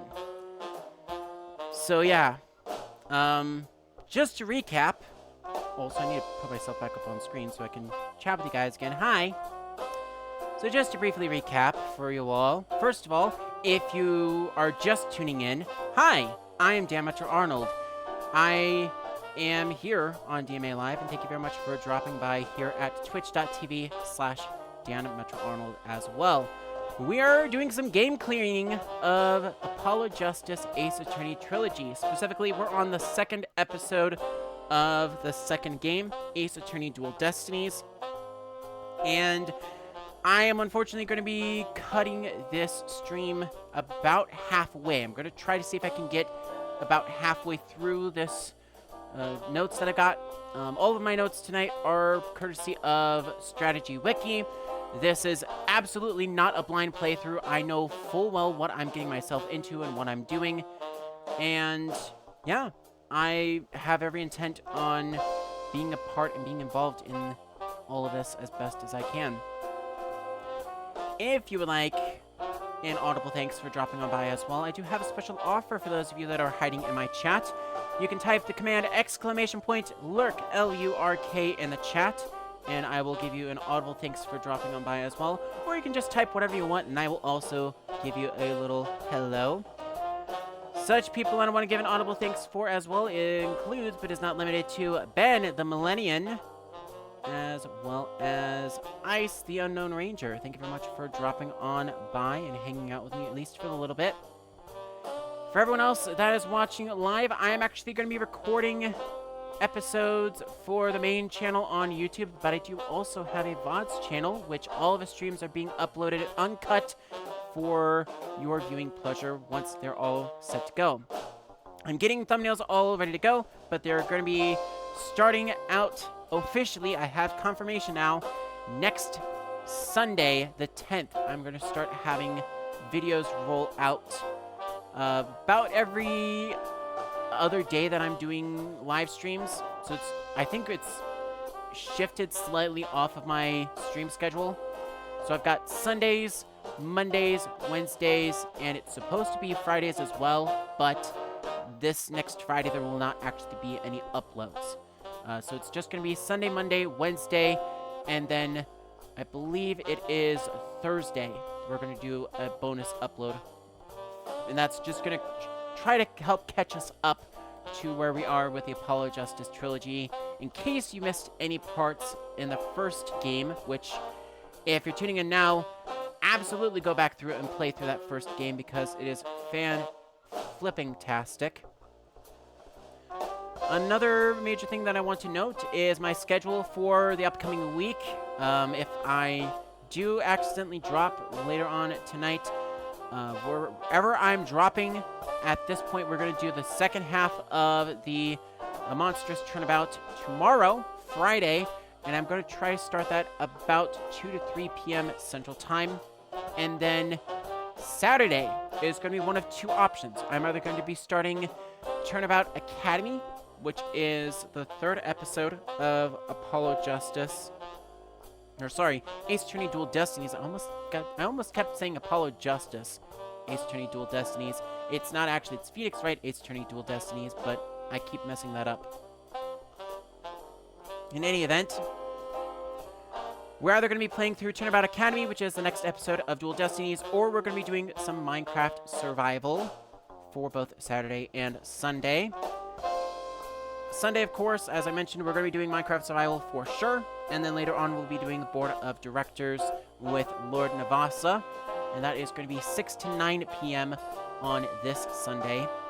Then the following week, Tuesday, Wednesday, Thursday, I'm going to be doing 3 streams in a row of trying to finish up Ace Attorney Dual Destinies and get that out of my list as best as I can.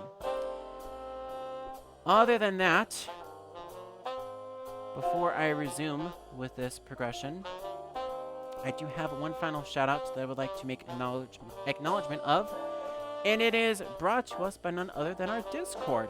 Our community Discord server, the Metro Realm, is now open once more to the public. Access to the server is available for those that are interested in joining via our website, themetrorealm.net/discord. Or you can also type in command !Discord, as I have done into the chat, and you can get a link to that as well. It is with thanks from many different people for helping us to get over the followers in the month of February.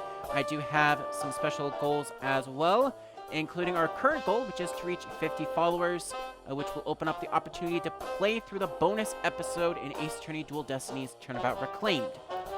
I do also have 2 additional incentives that can be found below the stream. Those are specifically, upon reaching 100 followers, I will also be playing through Turnabout Time Traveler, which is the bonus episode of Spirit of Justice. And then at 150 followers, I will have a special screening on Easter Sunday where I will be playing through the 2 Asinine Attorney episodes from the original Spirit of Justice game. I won't have access to the original game itself, so what I've decided on doing is pulling the video from YouTube, and I will be watching those with you all in the chat. I know that sounds like a lot, but if you can help me out in trying to get at least 250 or 100 followers by the end of this month, that would be very much appreciated, especially as I wanted to try to get those bonus episodes tackled in early April.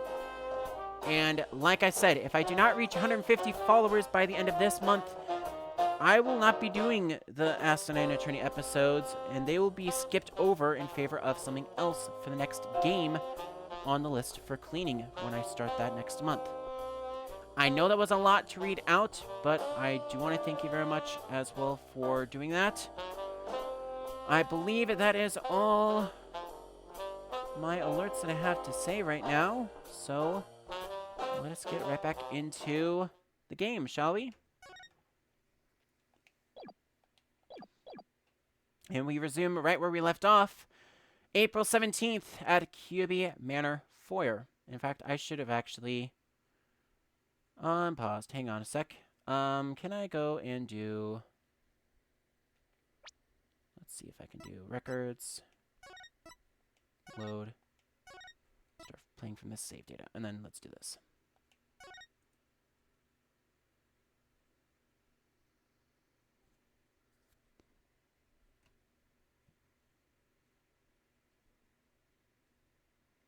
April 17th, QB Manor, Foyer. This is just awful! Terrible, I say! Somebody help! Oh, look, it's Mr... What was it again? Finch? No! The name's Filch, Phineas Filch. Keep on pilfering and you may wind up a jailbird instead.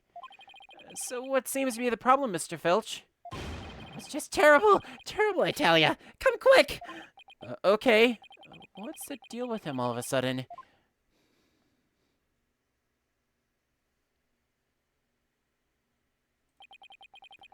Looks like some kind of mask. It's the Amazing Nine-Tails' mask! The Amazing Nine-Tails? Oh, right. The wrestler who appeared during the festival special event. What's his mask doing here? He'd never take off his mask like this. Someone must have killed him. What? Who would do such a thing? Let's go talk over there in private.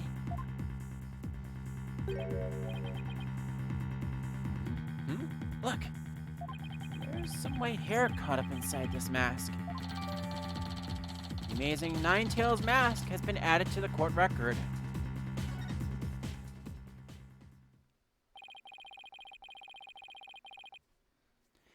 So, what makes you believe that the Amazing Nine-Tails has been murdered? You really want to know, eh? You're a studious one, ain't ya? Yes, just tell me, please. Well, it's like this. I dreamed of becoming a wrestler myself. Hey, how about you join me in the quest for the champion's belt? What do you deem? Me and my bandit mask, and you and that demon mask of yours. Demon mask? I wonder if I can make it big. Apollo, let's save your pro wrestling debut until after the trial. Huh? Oh, no, I wasn't actually... Ugh. Why did I let him pull me off topic like that? Come on, Apollo! Ask him about the Amazing Nine-Tails murder already! I guess I have no choice but to do that, so let's keep on keeping on, I guess. The Amazing Nine-Tails is our village savior, and don't you forget it. His trademark's a gold cape made to look like 9 foxtails. He whirls through the ring, smacking down Town wrestlers left and right. He speckled the monster craze, revitalizing Nine-Tails Vale in the blink of an eye. Yep, saved our village from becoming a ghost town. Now it's a yokai town. Huh. Amazing Nine-Tails really does sound, well, amazing. Yeah, pretty amazing, huh? That's why he worshipped like a hero around here. I'm proud to be from the same village as him. Come to think of it, you look kind of monster like yourself, Mr. Filch. I guess it makes sense since you're from the same village as the amazing Nine-Tails. I know. A lot of people have told me I look like a yokai. Since when was that a compliment? Ouch! What's a big idea? Check your pocket. Hey, how'd you do that? Keep it, I got loads more. With that, the amazing Nine-Tails glossy has been added to the court record. A photo of the hero who sparked the monster craze and saved Nine-Tails Vale from becoming a ghost town. I swear to God I can't read. Holy frost. Anyway. So, you keep saying that the amazing Nine-Tails was killed. What's the story behind that? Are you saying he was murdered because his mask washed up alongside the river outside? That's only part of it. The main reason is no one's seen him since a special event. The world around Nine-Tails Vale is he was killed by Timataro. You villagers are really superstitious, aren't you? That we are. We love conspiracy theories, too, like the mayor's diabolical plot. The mayor? Of Tematown? What is he planning? Rumor has it he's planning on releasing Timataro. That's why he wants to merge her. He'll open up the Forbidden Chamber once he's in control. That's quite a tale. Ain't finished yet. There was one person who could stop the mayor. Our hero, the amazing Nine-Tails. He vowed to battle the mayor of Tematown and stop the municipal merger. I couldn't make this stuff up if I tried. Apollo! We still have to ask him about the alderman's murder, remember? Oh, right. We still have that, too, to worry about. Mr. Filch, would you mind telling us what you were doing at the time of the murder? I was in the caretaker's office guarding the entrance like Mr. Kirby said I should. And I made double sure no one came in. I have a clear view of the foyer from where I work. He must be talking about this small room in the upper right. It definitely looks like you can keep track of the comings and goings from there. And you have an alibi to back up your statement, right, Mr. Filch? I do indeed. I was with Mayor Temma's side. Flora LaBelle is his name. So the two of you were together. That's a pretty sound alibi, all right. And nobody came in or out of the manor around the time of the murder. I kept watching the whole time. It didn't see a soul pass by. And if anyone did, that there security camera would have spotted them. So no one came in or out around the time of the murder. That means we're dealing with someone who was already inside when it happened. So, do you think this mask is a real deal? Without a doubt! This here's a mask worn by the amazing Nine-Tails. What about the white hair I found inside the mask? Wait! I just thought of something! Remember the golden animal fur we found at the crime scene? Could it have come from this mask? Look! There's even a spot where some fur is missing! And this places a mask at the crime scene at some point in time. Which means... What does this mean? Apollo! You know what this means! Someone with white hair who is linked with the murder and is against the merger? I wonder who it could be. Any event. No way. Could the amazing Nine-Tails and the Alderman actually be... Is something wrong, Apollo? You should see the look on your face. Oh, no, it's nothing. Oh, come on, Apollo, spit it out already. God dang it. I mean, sure, that is a far-fetched idea, but that is at least something. He was a former pro wrestler, you know. I would certainly not put it past him to just want to play dress-up, even if it was just once a year. Anyway. Maybe Jinxie could tell us something. since she works here. True. We should at least confirm our suspicions before we rule out the impossible. Speaking of Jinxie, I wonder where we would be able to find her. So the piece of fur belongs to the amazing Nine-Tails mask, and it proves that the mask was at the crime scene. Given that someone with the white hair wore the mask, Apollo obviously came up with a crazy idea, but decides to keep it for now. It's implied that Jinxie might know a little bit more about this, so I think the only other place that we can go to find Jinxie would have to be Yokai Lane.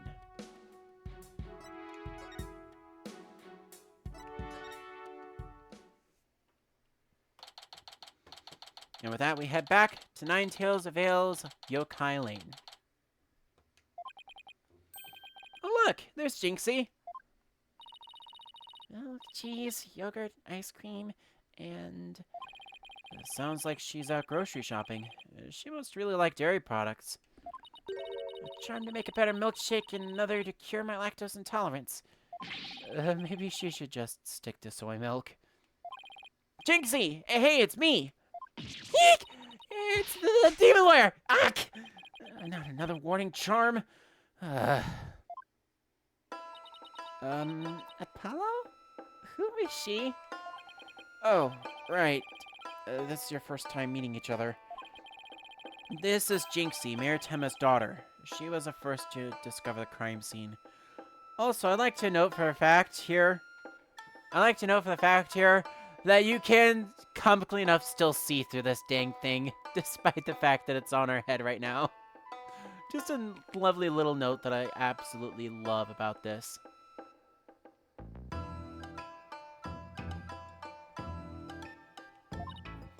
Oh, so she's the one who...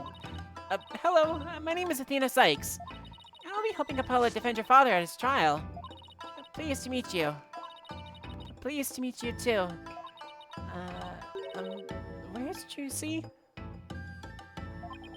She went back to the office ahead of us. But don't worry, Athena and I are on the case. Wait, how do I know you didn't gobble her up alive? Relax, I didn't eat her up, and I wouldn't do such a thing in the first place. Oh, poor little Juicy.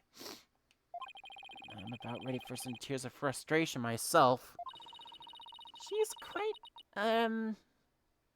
interesting character, huh, Apollo?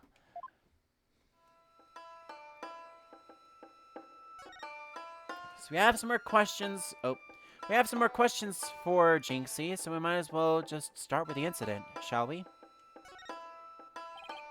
Jinxie, do you remember any more of what happened? Not much. At least not yet. But you do think Temmataro was a killer, right? Yokai we saw at the festival? I don't know anything about that. Huh? But you said Temmataro murdered the Alderman. It's okay, Jinxie. You can tell... Yikes! What was that for? People see things when they don't get enough sleep. There's no such thing as monsters. Huh? What's gotten into her? So if there are no monsters, you admit I'm human? No, you're still a demon! Oh, I give up. Seems like Jinxie doesn't want to talk about Temmataro for some reason. But that's precisely what we need to know more about! Besides, she's definitely thought there was a yokai in the fox chamber. Jinxie, about this charm. Ah! And that's... You gave me this when I was heading off to the scene of the crime. You thought Temmataro was a murderer. That's why you gave this to me, right? That's true, but... If there's anything else you could tell us, it would really help.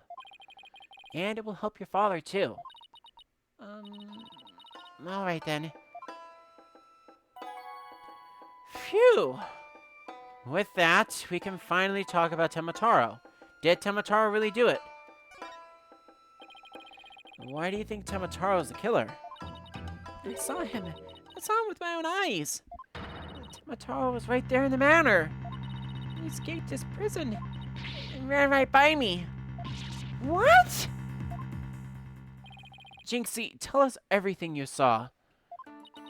I called the police after I stumbled on the scene. I was just about to head back to the festival grounds when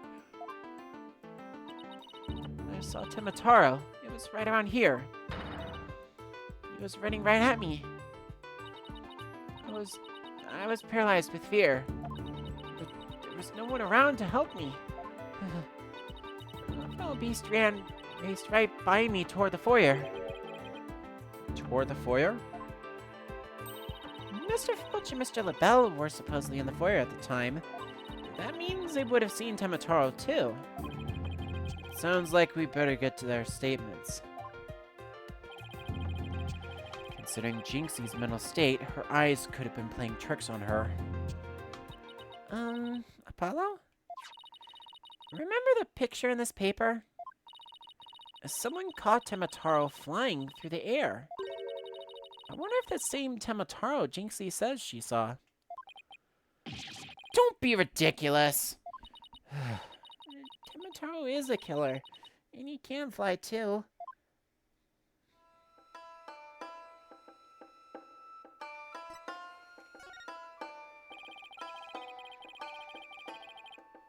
So Jinxie works at the Alderman's Manor, so maybe she can shed some light on this. So, no one knows the amazing Nine-Tails' true identity. Uh-huh. They say no one's ever seen him without his mask. Doesn't that make you want to know even more? Uh-huh. And that's why matches where wrestlers try to expose their opponent are so popular. Wait, you mean expose doesn't strip them naked? Eek!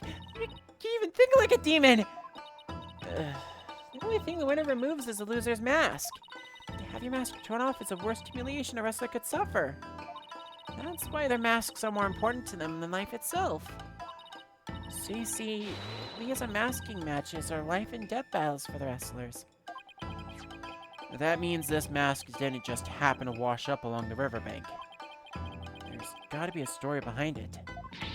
No one can stop the amazing Nine-Tails. Bet she'd be shocked to find out he's really the Alderman. You keep on thinking that, Apollo. Any event.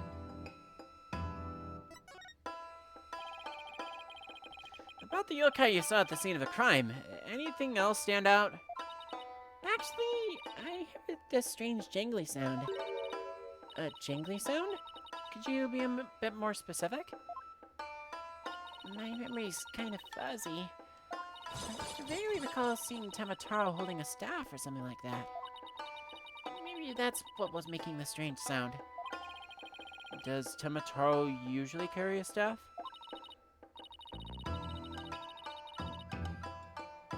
Good question. I've never heard anything like that, and it's not shown on the scroll. Ooh! Ooh! Screenshot! Frosty, I finally got it! I finally got a screenshot. There's the thumbnail. Sorry for doing that while I was recording, but you know. How about in the other documents? Any of them show Tomataro with a staff? This is the only known document depicting Tomataro. After all, those who needlessly depict the demon are forever cursed. Then what's the deal with Tomataro you saw, Jinxie?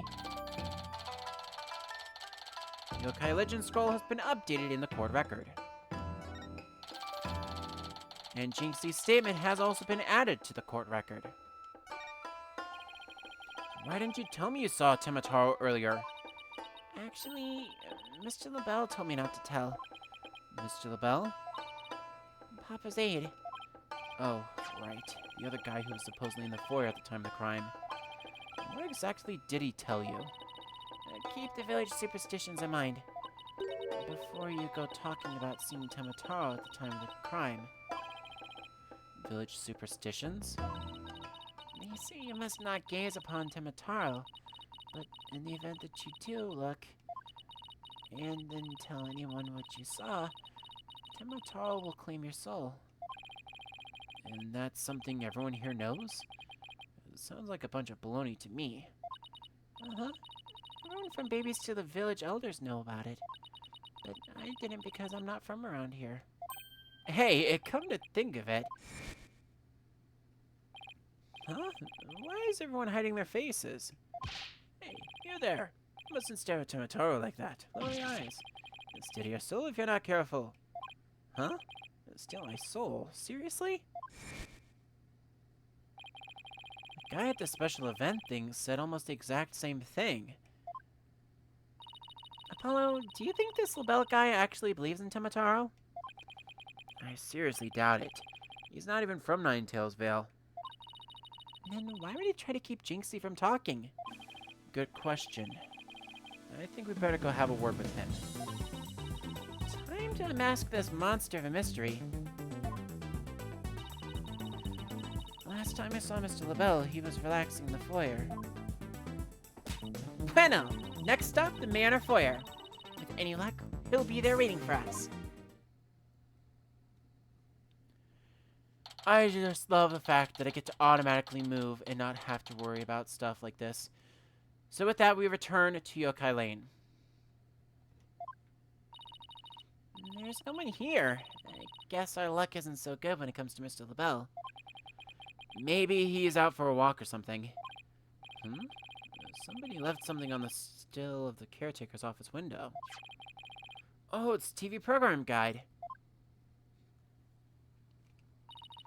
Looks like someone circled a pro wrestling match.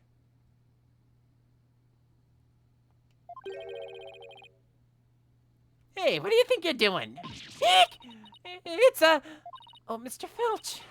What can we do for you? I bet she was going to scream monster, which really isn't much of a stretch. Nothing you need you to do for me. What biz you got with my TV listings? Oh, no, it just caught my eye. Can I ask if you watched this pro wrestling program today? Yep. It was a match between a couple of rank amateurs, though. It was a complete disaster. I reckon even I could have done better than that. I seriously doubt that.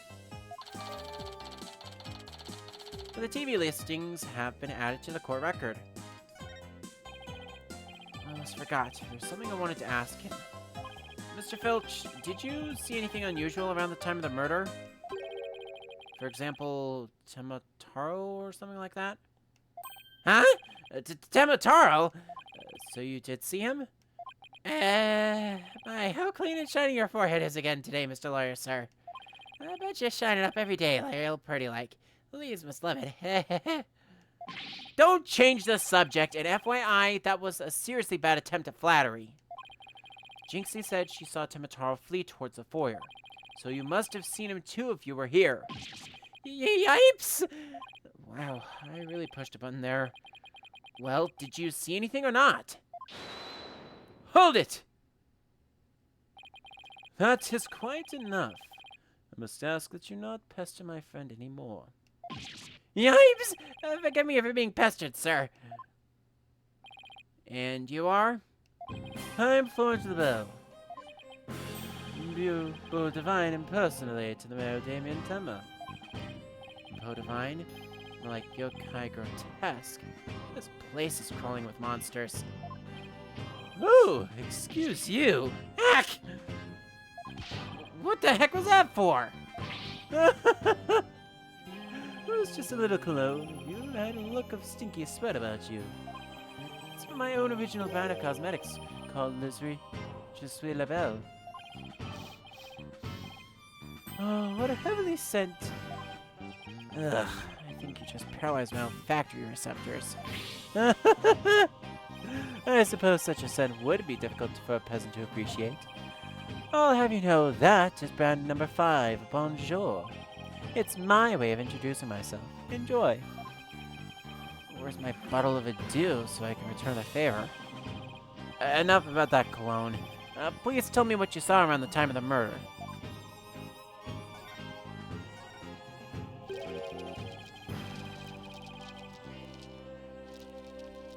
I heard you were the one who told Jinxie not to mention that she saw Tomatoro. Why, that little... So she told you she saw that demon, did she? Mr. LaBelle, do you mind if I ask whether you believe in the village superstitions? Oh, please. I was merely trying to keep up with the traditions. Nevertheless, I must say this. I wouldn't stick my nose into this whole Temataro business if I were you. Bad things happen to those who do. That much is true. He is one scary monster. That's crazy! You really expect me to believe that monsters are real? Well, you're real and you sure look like a monster. Look who's talking! So, Mr. LaBelle, you didn't see Temataro? Ah! Little Jinxie has an active imagination. Isn't that right, Phineas? That's right. I didn't see nothing, especially not Temataro. As for me, I only see things of beauty. That's why I can barely see you. I've got 2 words for this guy. Total freak.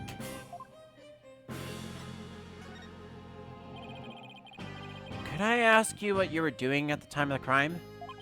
In other words, you'd like to hear my alibi. Just think you'd expect me of all people. Oh, no, it's just formality. We ask everyone some questions. Ah! How dare you doubt me? That's an affront to beauty itself. You obviously can't see straight. Ugh, like that spritz really helped. What were we doing, you ask? Go ahead, Filchy, answer the question. At the time of the crime, we were, in this here foyer. Exactly. Good answer, Filchy, good answer. You're just repeating what you told Dick. That's said quite enough. What is with these two? Great, now he's got me talking like that. Are we quite through here? I am a very busy man, you know. Right. Well, thanks for your help. So these two were in the foyer, but didn't see Temataro. Come along, Filchy. Where are we going? Oh, right. Gotta practice them saves for tomorrow. Yeeps! Eyes! You're going to dig your own grave with that big mouth of yours someday. What does he mean, practice statements? Now, if you would excuse me, it's time to touch up my makeup. Apollo, I know this sounds strange, but Mr. LaBelle seems unusually preoccupied with Temataro. Really? How can you tell? Well, it's kind of hard to explain. You see, I can read people's emotions from the tone of their voice. You mean you have good ears? Something like that. People's emotions are expressed in the tone of their voice, and my ears can pick up on even the subtlest of tones for some reason. Well, that's an interesting skill. But what do you mean he's preoccupied with Temataro? I'm not exactly sure, but it was like he was obsessed with the thought of Temataro. That's what I picked up from his voice, anyway. Everywhere we turn, it's Temataro this, Temataro that. We should go talk to the mayor, too. Sounds like a plan. We need to get to the bottom of that rumor about him wanting to release Temataro. And with that, we automatically move, yet again, to the detention center visitor's room.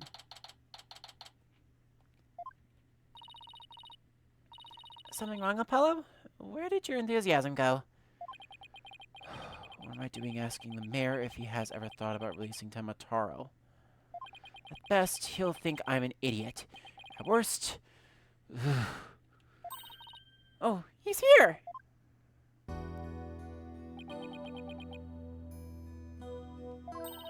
It's so nice to finally meet you. I'm Mr. Justice's partner, Athena Sykes. I'm looking forward to working with you, Mr. Taro. Oh, yes. I look forward to working with you, too. Eek! I'm glad he didn't mind Athena calling him by a completely wrong name. Apollo, he's just as kind and gentle-looking as I'd imagined. Lucky for you, after that blunder you just made. There was something I wanted to ask you about. There were rumors going around about how you wanted to, or did, set Temataro free. What utter nonsense! Yikes! They always assume the worst of me because of the way I look. But those rumors don't have a shred of truth, I tell you. A little touchy about his appearance, isn't he? What he really needs to work on are his people skills.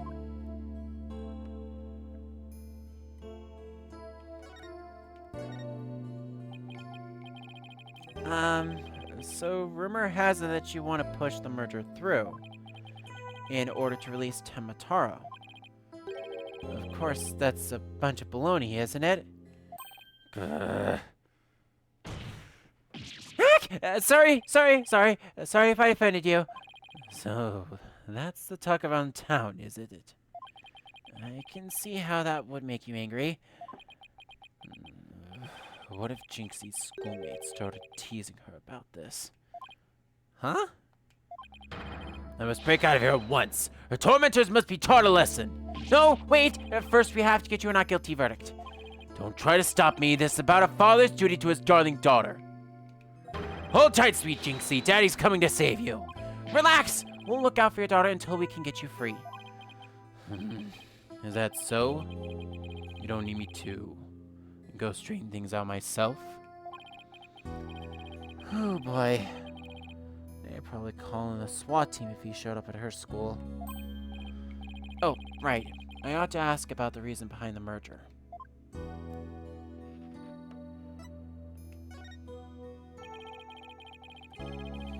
It seems you were rather forceful in pushing the municipal merger.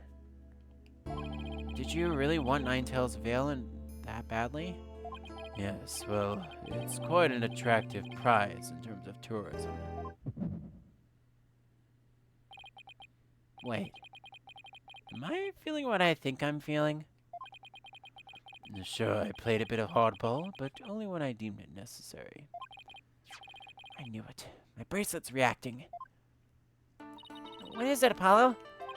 Mayor may not be telling us the whole truth. Really? How can you tell? People invariably tense up when they lie. That's where my bracelet here comes in. I can sense when the person I'm talking to is feeling tense, because it begins to feel tight on my arm.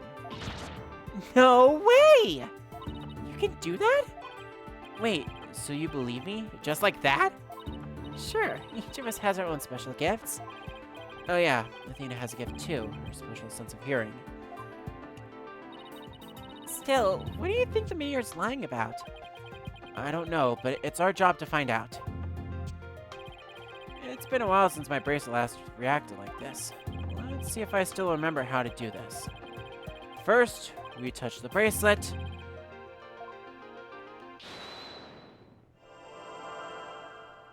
And attempt to perceive exactly what it is that he's talking about. Yes, I remember this feeling of intense concentration. Ability to see the smallest twitch, the slightest frown that no one else can see. Now Mayor was lying somewhere in that statement he just made. And when he lied, a certain habit made itself clear just under his right eye. I have to shift my viewpoint up and focus on that area.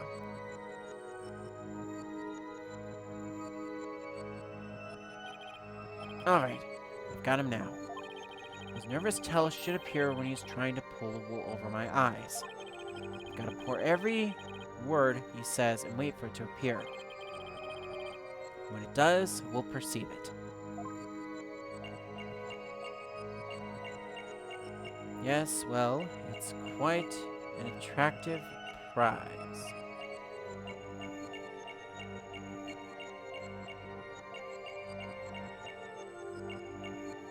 In terms of tourism. Gotcha! Mr. Mayor, please, you can trust us with the truth. The truth? I don't understand. When you mentioned tourism, the bottom of your right eye started twitching. What nonsense is this? So what if it did? Please, tell us more about your merger bid. What more is there to tell? Why were you really seeking to merge with Nine-Tails Vale? I already told you, tourism. The monster craze really revitalized the village, making it quite the prize. You really don't trust us, do you? What are you talking about? The village has been hot property ever since the monster craze started, has it not? I think you've yet to realize that what you're saying contradicts the facts.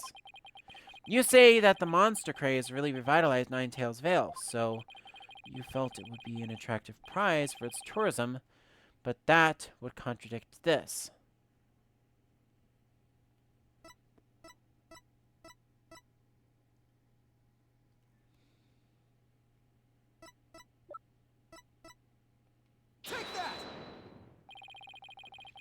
The monster craze in Nine-Tails Vale is a very recent phenomenon.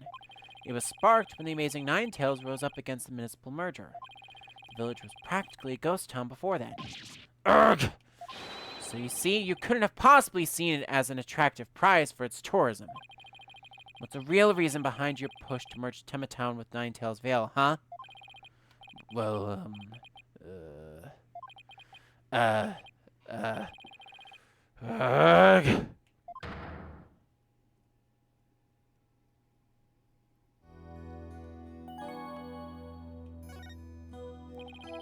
Are you ready to tell the truth now?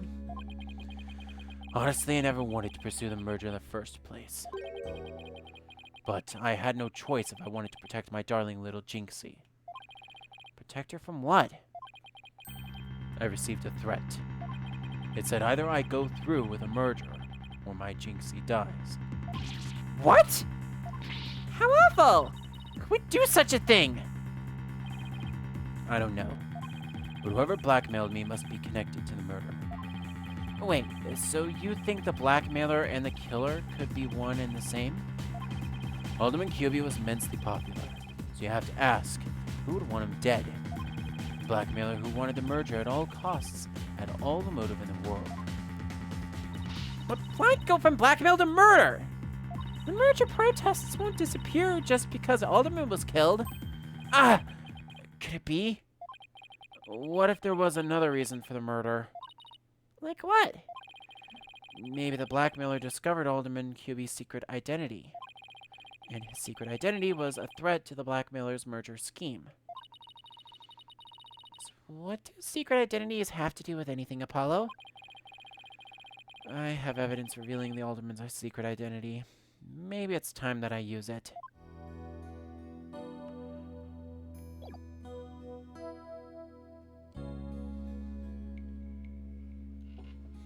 So maybe the motive for murder was because the killer discovered the secret identity of Alderman QB, and it was a threat to his merger scheme.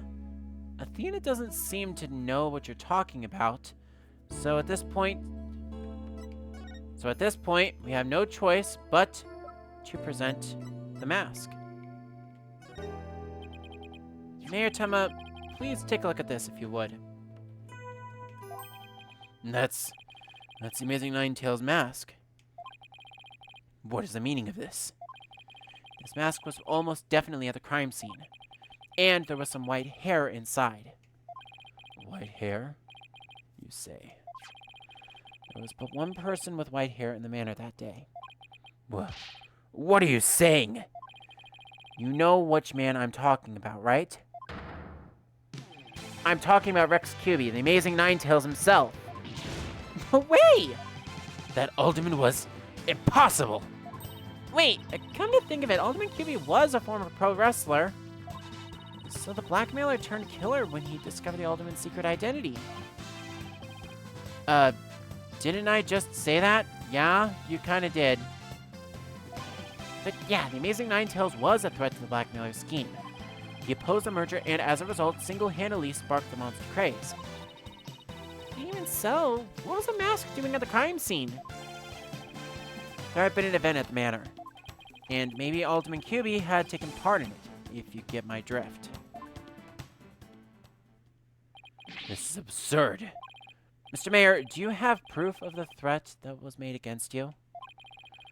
Yes, a blackmail letter. Unfortunately, it disappeared after the murder. I had been carried it around in my briefcase, but now it suddenly vanished. The blackmailer must have taken it with them after they killed the Alderman. Well, at least we've clearly established the killer's motive. Mayor Tema, visiting hours are over. It would appear this meeting is adjourned. Hello, do you really think that Temataro that Jinxie saw is the killer? I don't know. All I know is there is no such thing as monsters. What about that newspaper article? Could the killer have purposely freed Temataro to do their dirty work? Oh, come on! There wasn't any Temataro to release in the first place. Yes, but the only suspects the police have right now are the mayor and the yokai. We'll probably be arguing whether there was a yokai involved in court tomorrow. I can already see that look of disbelief on the judge's face. Apollo, are you alright? Fine, I'm fine. I'll think of something. I better, because I can't very well say a flying demon was a killer. At this point, the only thing I know for sure is that tomorrow is going to be one doozy of a trial. But we will get to that, ladies and gentlemen, when we continue. For now, I'm going to take a quick pause and put the pin on things. And we are officially at trial day 1, which is going to be the last segment of this stream. And as such, I'm going to take another quick little break right now and pause and cut to intermission. When we come back, the last little bit of this segment. We'll see you in a little bit.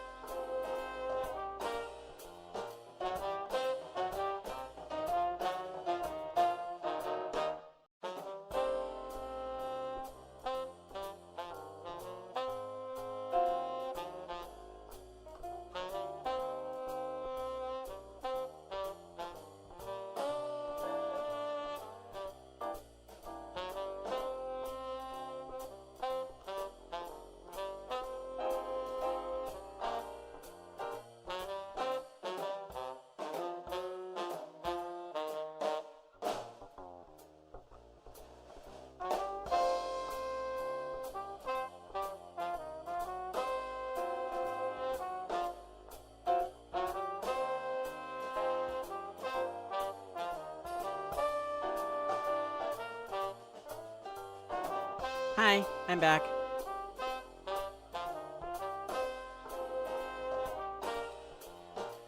So, this is a part where I would read and play off any alerts and any noises if I had any to play off. But it does not appear as though I have any right now.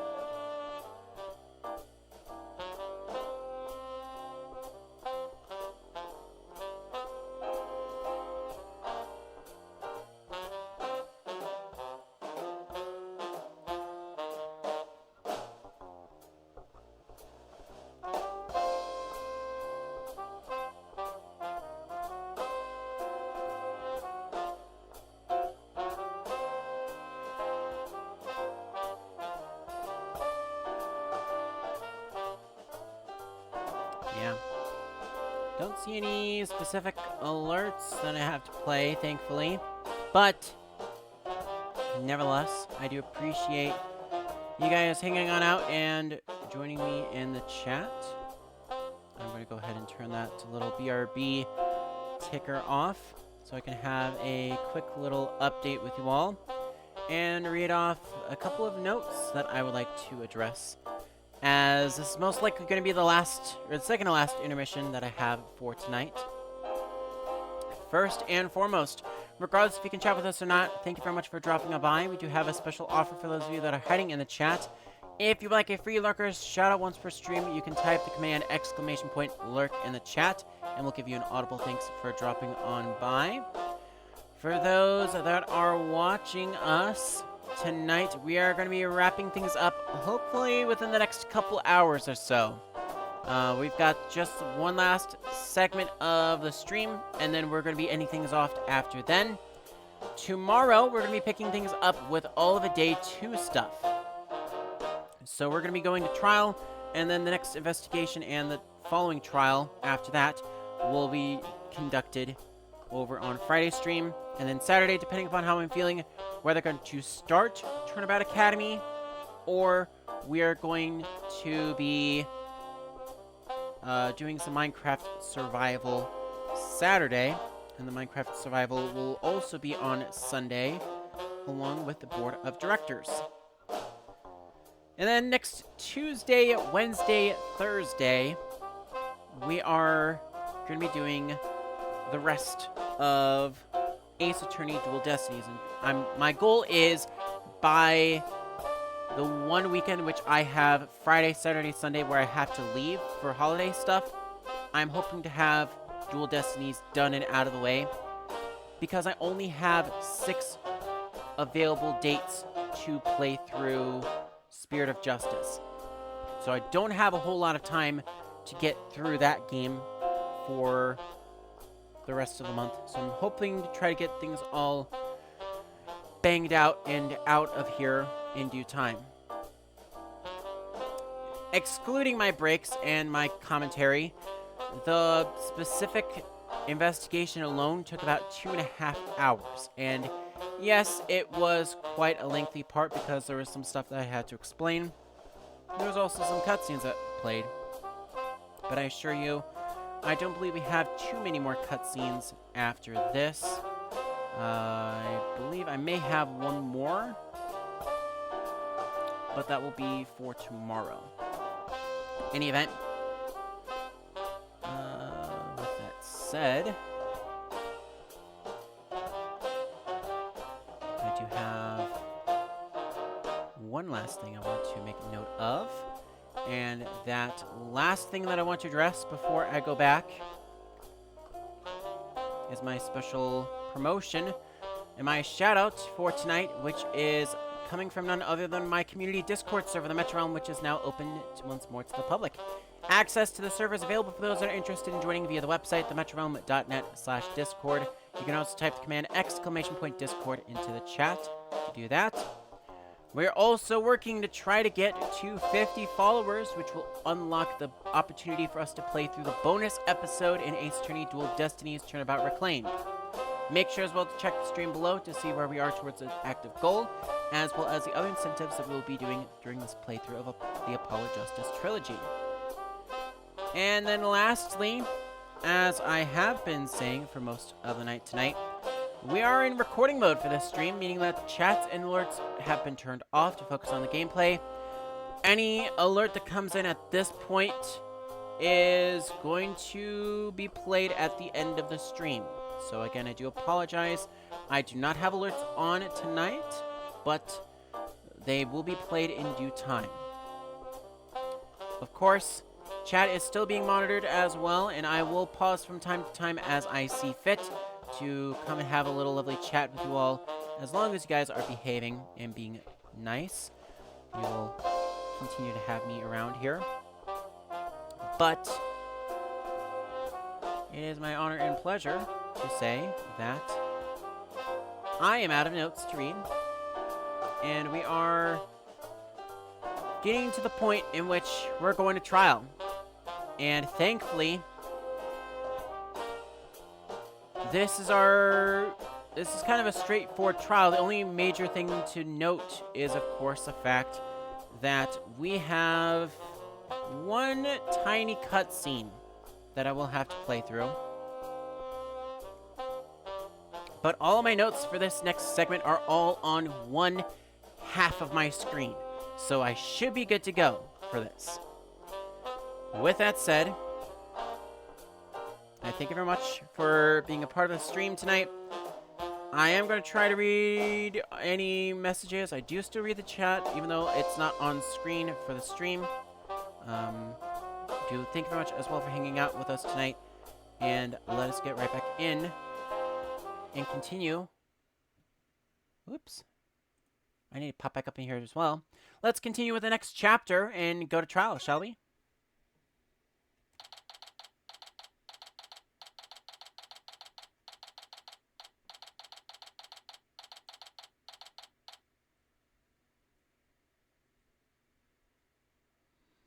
And I forgot to hit the play button.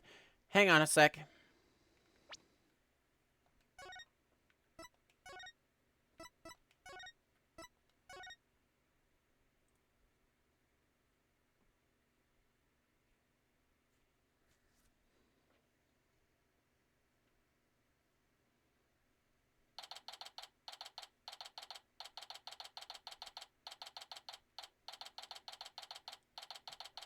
April 18th, 9:15 a.m. District Court, Defendant Lobby, number 3.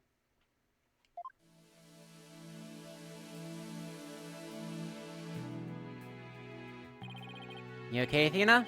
You've been really antsy ever since we got here. I'm just excited. This is my first real court case, after all.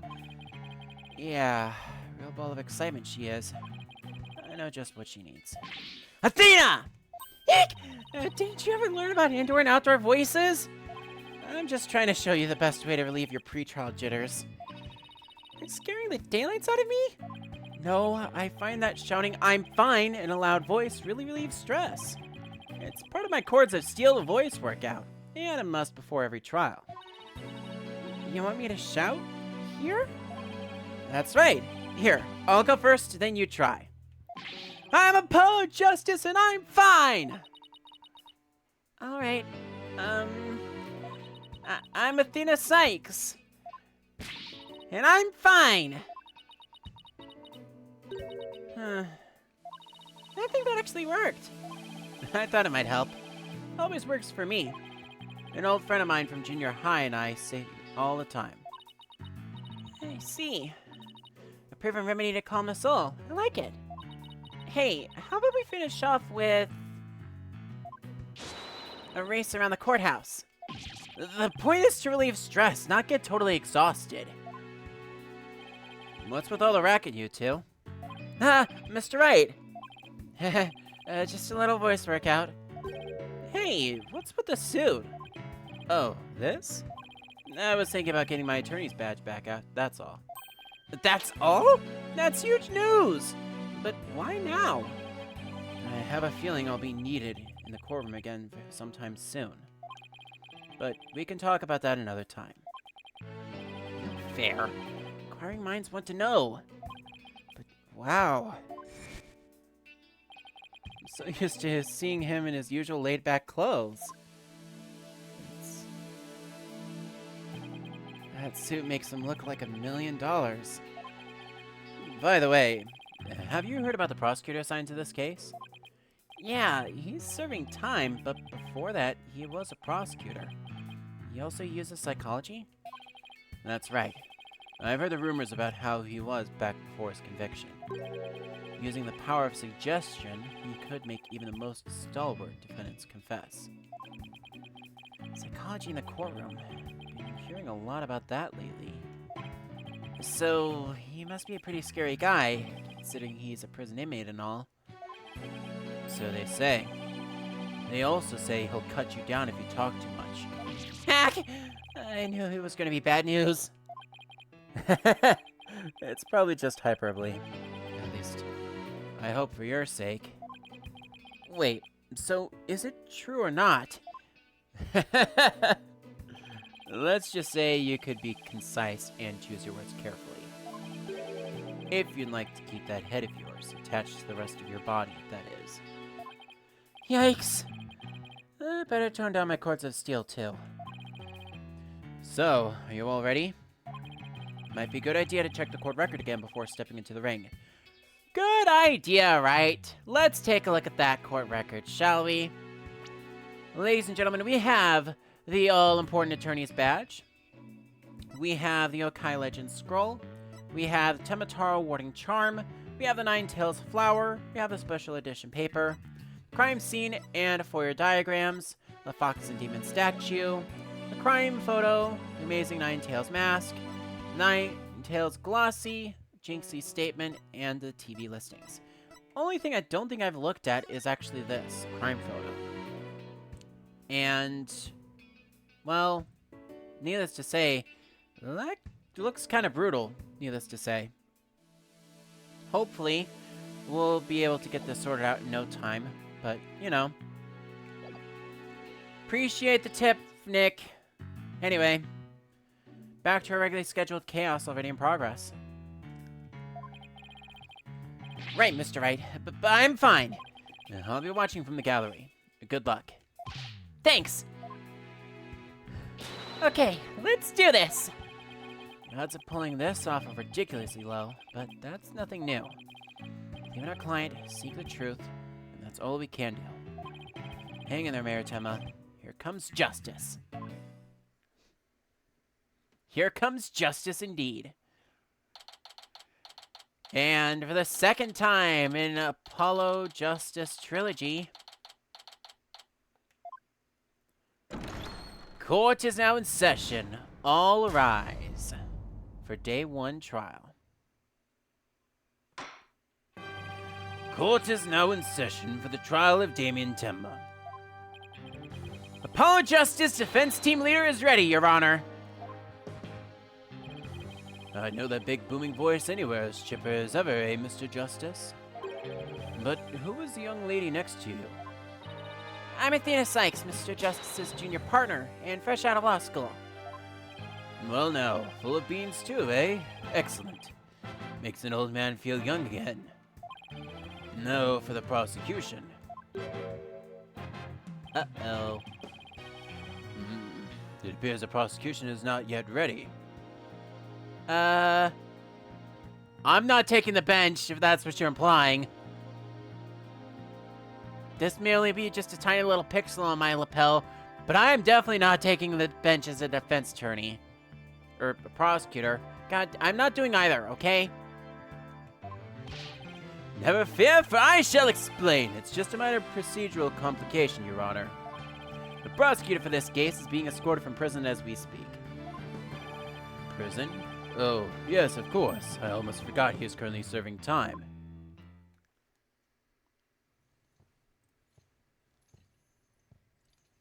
Yup, Prosecutor Blackwell's an inmate.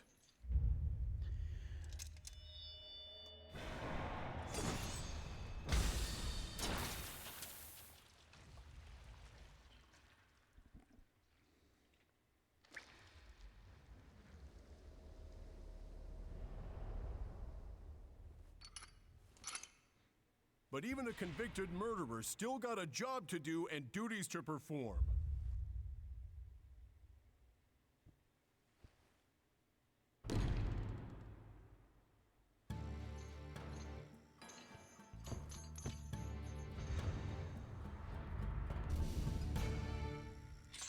Okay, I'm officially creeped out.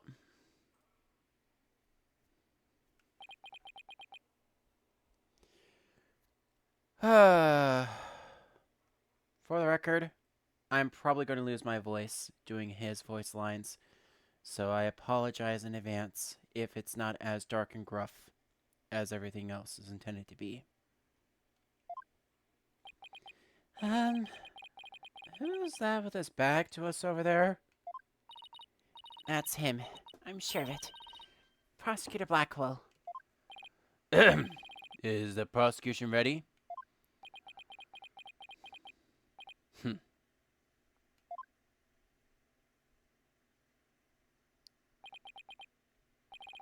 Enough jabbering. Get on with it already. Of course. Forgive me. Ugh. Are all the people related to this case so scary? Very well, Prosecutor Blackwell. Your opening statement, if you please. What's the matter? Must we continue to fit away time like this? Is it all right there in the indictment? An opening statement would be pointless. Pointless? Oh, well... Looks like the cat, or in this case the prosecutor, has the judge's tongue. But we need to do an opening statement as an overview of the case at hand. Well then, your baldness, if it's so very important, why don't you do the honors? Oh, me? There's a term for people who whine and fuss about how they need silly, useless things. And then decide they no longer want them once it's theirs. A selfish oaf. Huh? Wait, was that the prosecution's opening statement? Old dotards such as you are a plague upon the young. I pity your poor grandchildren. What was it, great-grandchildren? All these years I thought the opening statement was a prosecutor's job. But I suppose I could give it a try. Might be a nice change of pace. What? He actually fell for that? That must have been the power of suggestion, Mr. Wright, what he was talking about. The opening statement, huh? Let's see here. The victim was one Rex Cuby, Alderman of Nine-Tails Vale. And the defendant, Damien Temma, Mayor of Tenma Town, is accused of his murder. And why, pray tell, was the mayor arrested? His prints were on the murder weapon. Plus, he had a motive, the elimination of the biggest roadblock to the municipal merger. The caretaker and the secretary, the other potential suspects, both have alibis. And his daughter, who was also in the vicinity at the time of the incident, has no motive. So in a nutshell, I'd have to say the charges against the defendant are incontrovertible. Bravo, your boldness. Years of experience shine bright like your head. Ho ho ho! Flattery will get you everywhere. He's playing Simon Says with a judge. Moving right along now, let's hear from our first witness today, Detective Fulbright. Witness, please state your name and occupation. I'm the detective assigned to this case, Bobby Fulbright. Oh, and I'll also be keeping tabs on old Blackwell here. I also heard that you would be providing protection if it ever came to that. It would seem that I have been sorely underestimated. Wait, who's protecting who from what? Still, I truly believe anyone can turn their life around. Even old Blackwell here. Fulbright, save your platitudes for funerals. Get on with your statement. That's the spirit. And justice must be swift and true. I see it in your eyes. There is hope for your rehabilitation and return to society. I will never give up on you. Prosecutor Blackwell doesn't seem to imitate Detective Fulbright. Well, you know what they say. Ignorance is bliss. Oh, so that's why Detective Fulbright was assigned to Blackwell. He's so oblivious. Now, let's have your first statement, Detective Fulbright. You got it! But first, I'd like to say the defense that justice will ultimately prevail.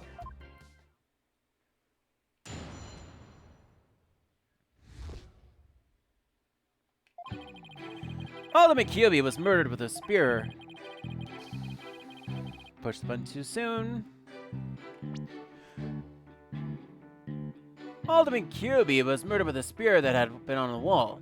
The fingerprints of the defendant, Damien Tema, were found on the murder weapon. At the time, Alderman Kilby was asleep from a drug he unwittingly ingested. Mayor Tema attacked his helpless victim, impaling him like a human shish kebab.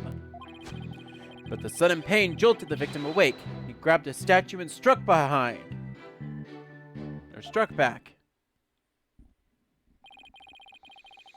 Alderman Kilby had been slipped some kind of sleep-inducing drug?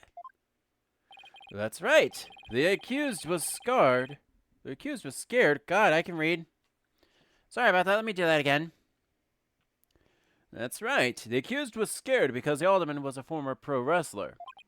So he slipped him a drug to make sure he'd be out in cold defenseless. Here's the autopsy report to prove it. Kilby's autopsy report has been added to the court record. Cause of death, stabbed with a spear. Estimated time of death around 3:20 p.m. The victim had been in a drug-induced slumber. And the victim managed to attack his attacker, despite being impaled by a spear? That sounds almost superhuman. Is it even possible? Well, he was a former pro wrestler after all. And that spear was probably nothing more than a mosquito bite to him. Objection! Not so fast! Don't try to brush it all off by saying the alderman had been a pro wrestler. Do you really expect us to believe he could fight back after being skewered by a spear? Never heard of the incredible feats of which man is capable of in a pinch, have you? Like the samurai of yore, wrestlers can battle through intense pain. It sharpens their senses. I used to talk about it with a former wrestler I met in the clink. I don't know. It still sounds a little far-fetched. Does it now? And then perhaps we should test the theory on you with the edge of my blade. I didn't sign up for this.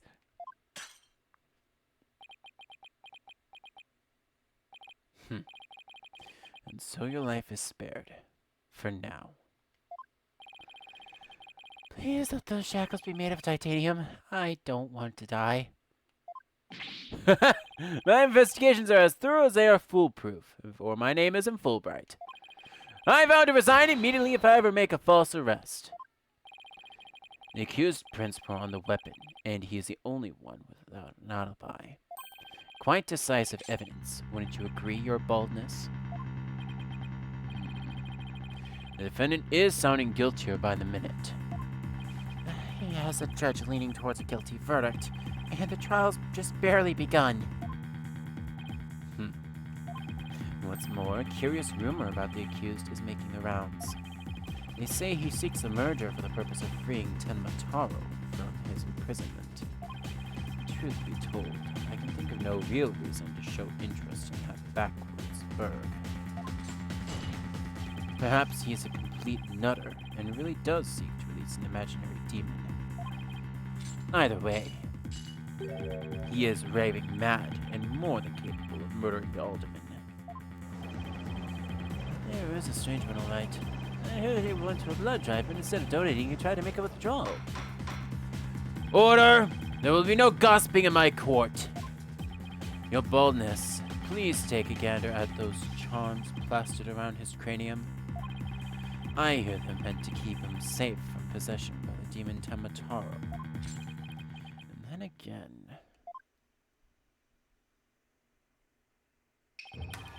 Perhaps he is already under the demon's spell. Behold, the lunatic appears poised to lunge at you at any moment. Heap!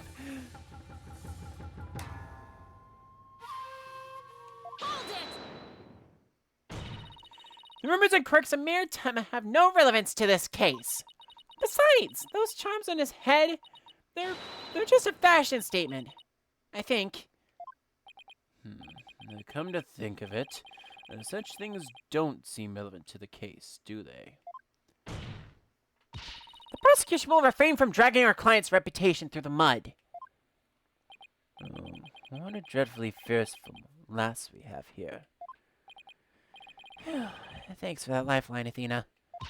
Careful, Apollo! He has a judge dancing in the palm of his hand! The power of suggestion is one of the more powerful tools in Simon Blackwell's arsenal. He's trying to manipulate everyone's impressions to suit his objectives. This guy really is bad news. In any case, it seems the victim did manage to defend himself despite being impaled. And what sort of weapon did he use against his attacker? None other than this statue right here. It appears to be a statue of two strange creatures locked in battle. And two yokai to be exact. On one side is the nine-tailed fox, and on the other, Tenmataro. Quite interesting if you think about it. It's as though this very case were rendered in art.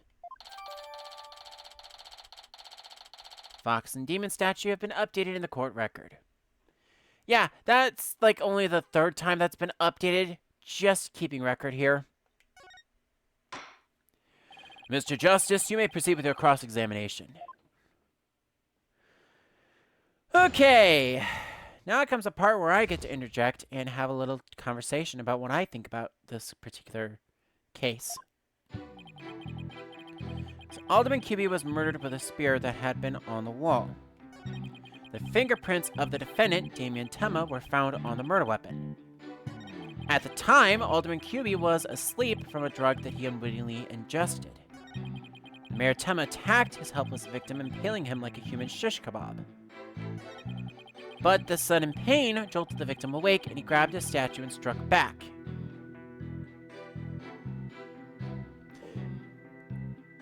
I have reason to doubt this.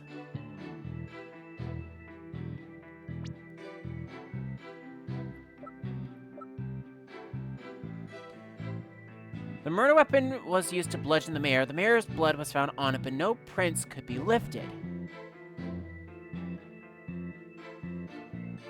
That, ladies and gentlemen, is our first contradiction. Objection!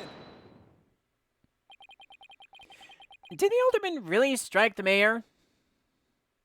My thoughts exactly. What? You're questioning my sense of justice? Your so-called justice needs to find itself a pair of legs to stand on. You claim the alderman struck back after the mayor put a spear through him, but the statue he supposedly used to defend himself creates a major hole in your theory. It would appear that the defense has a counter-argument. Very well, let's hear what the defense thinks is odd about the detective statue theory. There are no fingerprints on the supposedly crucial piece of evidence. And if you look at a certain crime scene photo, you'll notice that the alderman isn't wearing gloves. Yes, I believe he is quite gloveless indeed. If he touched the statue with his bare hands, he should have left some fingerprints. Detective Fulbright, you did take that into account during your investigation, did you? Ah, this can't be happening! Did I arrest the wrong man?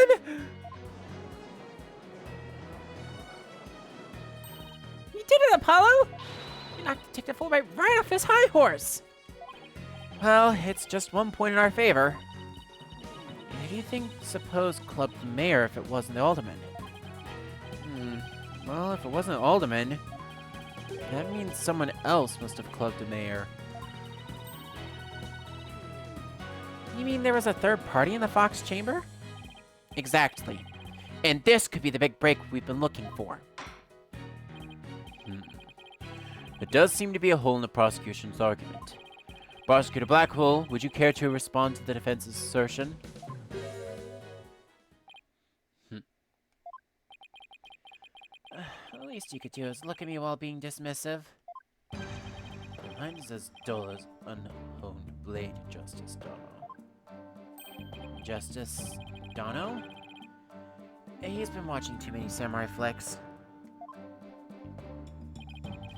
It would take far more than that to cut down Simon Blackwell. A whelp such as you has no hope against my superior swordsmanship. This is a trial, not a sword fight, Prosecutor Blackwell. There is a perfectly good explanation for the lack of prints in the statue. You might recall that blood-stained cloth found at the scene of the crime. Well, it just so happens that the blood was the mayor's. So, what are you getting at? Hold your mind, boy. Why was there blood on that cloth? To solve that riddle, you shall see that the hole you thought you found is but an illusion. Now, let's see how that cloth was used. Was it used? It wouldn't have been used to wipe up blood. It wouldn't have been used by Q as a head covering, otherwise it would still be there in the crime scene. Therefore, the only logical conclusion is that it was used to wrap the statue. Maybe the alderman wrapped the statue in the cloth. In short, he wasn't touching the statue directly when he used it to strike back at the mayor. Ah! Precisely. Bully for you, boy. It was nothing. Apollo, don't let him start manipulating you too. You just closed a hole for the prosecution. I did? Back! I did. Right. That a statue wrapped in cloth would leave no fingerprints is as plain as day. But this also proves that there are no holes in our theory of the Alderman striking back. Oops. Arrgh! And for the fourth time this series, the Fox and Demon statue have been yet again updated. Now do you see how dull your mind is? I'll make sure to sharpen it next time. A particularly frightening inmate once told me that he always tenderly honed his blades before he went to work, like the samurai of yore.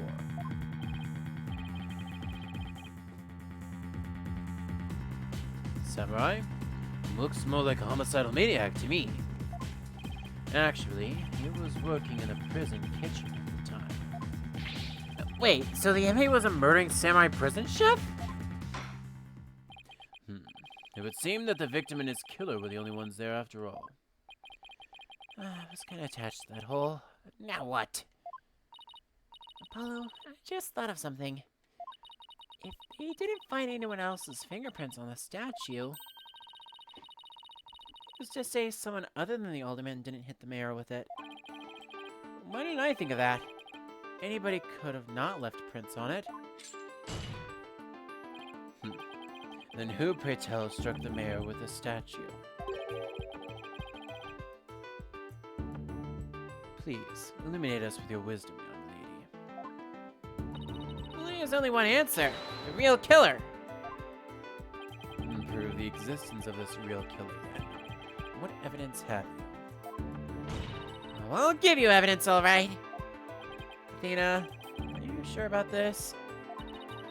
By your words, Apollo, I'm fine. Take a look at this.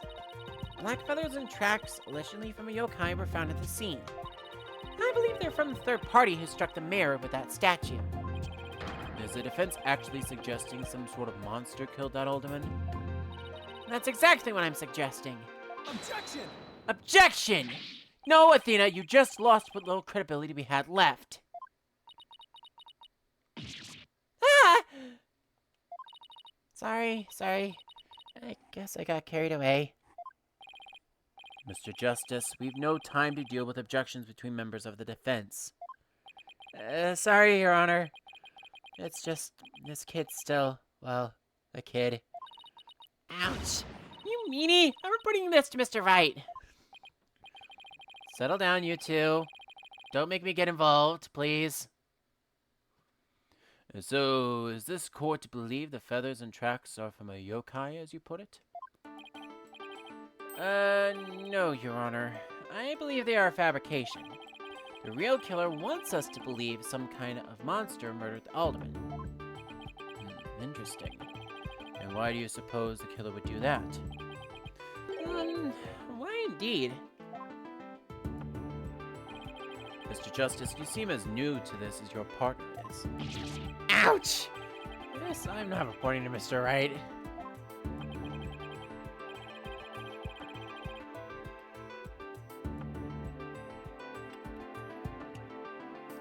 Hoy, Fulbright. Explain to his boldness what these brats are missing. You know, the who and why behind those feathers and tracks. What? You mean he can explain all that? Our investigative prowess is without equal. I am starting to think I chose the wrong profession. Very well, let's hear about these so-called yokai feathers and tracks. Newt newt. Feathers and tracks, feathers and tracks. I believe that could make a song someday, but I'm not going to comment on that. This entire case centers on one man's attempt to crush opposition to the municipal merger. Mayor Temma panicked when the amazing Nine-Tails helped embolden the protesters. So he stoked the villagers' fears by fabricating a monster. The strange feathers and tracks he planted made it look like a yokai was a killer. So those feathers and tracks stoked the villagers' fears. Absolutely. He knew exactly how to prey on their superstitious minds. Those feathers only gave weight to the idea that the alderman was slain by a demon. The cursed demon Temataro, that is. A Temma who? A Temataro. The legendary demon locked away in the village's forbidden chamber. From a young age, the villagers are taught to fear the great black feather demon, and thus they were blinded to other, more plausible explanations. Hold it! Hold it! Hold on for just a second. Before we start letting our imaginations run wild, isn't there something else that could be considered a suspect? Mr. Justice, please explain yourself. On the day of the incident, there was a special event held in QB Manor. And as part of this event, there was someone dressed in the likeness of Temataro. Obviously, it's this person is much more likely suspect than any legendary demon. Objection! Dullard, you are playing right into the killer's mind games. What? Listen here. The feathers and tracks were merely red herrings. The villagers believe the murder to be the work of the real Temataro. However, the police believe that the person in the Temataro suit is the killer.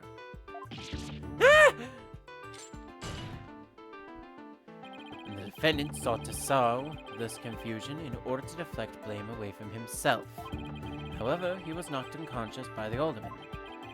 And thus, our mentally deficient mayor was caught red-handed at the scene of the crime. Objection!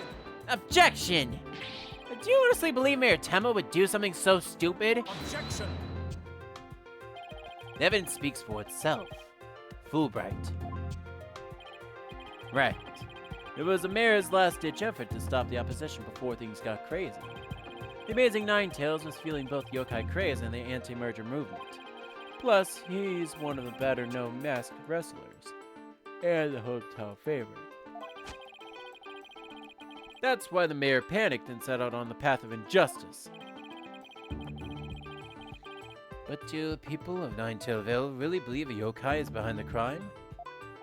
Yokai sightings are an everyday event there, so I wouldn't be surprised if they did. I must say, a crime that preys upon innocent, impressionable minds. Just so, a particularly silver-tongued inmate once had the following words for me. The innocent of heart are the easiest prey. You don't say. Was this inmate a con artist? No. He was framed for the murder of his beloved. I actually felt sorry for the poor chap. Wait, so he wasn't the predator, but rather the prey? Yes, well, now then, the defense may proceed with their cross-examination. Hold that work, and we're finally just getting into the second cross-examination. Mind you, we've got like 5 more things to do in this, so definitely going to take a little bit of time.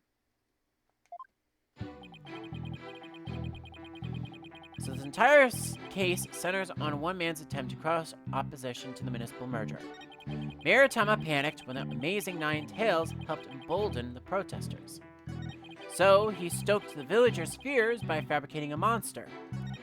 And the strange feathers and tracks he planted made it look like a yokai was a killer. But if that was the case, then...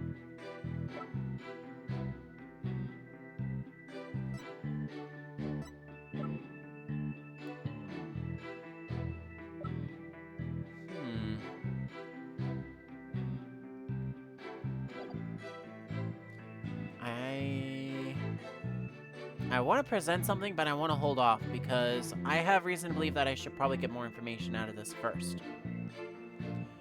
Also, if you loop over, you can sometimes get a hint from a specific individual as far as whether or not you want to press or present evidence. Hard to believe that a stiff, humorous man like the mayor could be behind such a stunt. We have to do something, Apollo, before they pin it all on the mayor. Then we're gonna need to prove that Mayor Tenma didn't plant that yokai stuff. How are we supposed to do that? So, their obvious clue is they're entirely clueless, so maybe they need a little bit more information. And I think I know just the statement to press. Hold it! But it doesn't add up. If what you say is true, then why top it off with murder? What do you mean? What do you mean? You claim that our client planted the yokai evidence to stoke the villagers' fears. If so, then why not stop there? Why murder Alderman Kubi? Excellent point. It is, isn't it? So, Your Honor agrees there was no reason for the murder, correct? Objection! Perhaps the killing was on the spur of the moment. You're saying it wasn't premeditated? From the outset, I had no intention of paying heed to any of your babble. However, the fact is, the mayor made a startling discovery. A startling discovery? Why don't I like the sound of that? Alderman Kubi's secret identity. Apollo, I think Prosecutor Blackwell has figured out the Alderman's secret identity. But even if he has, why would it be a motive for the mayor to commit murder? This is not good. This patch of fur was discovered at the crime scene. It's from a mask worn by the amazing Nine-Tails. Therefore, we can conclude that this mask was at the crime scene. Oh my. But why would it have been there? The victim was a former pro wrestler and a member of the anti-merger movement. Need I say more?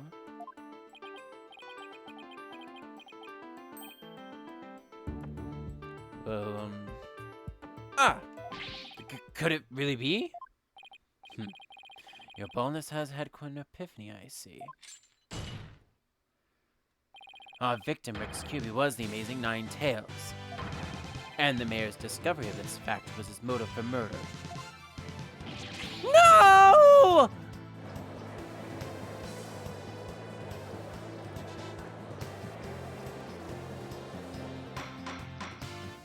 Order! Order! What a shocking development. A motive clearer than crystal clear. What do we do now, Apollo?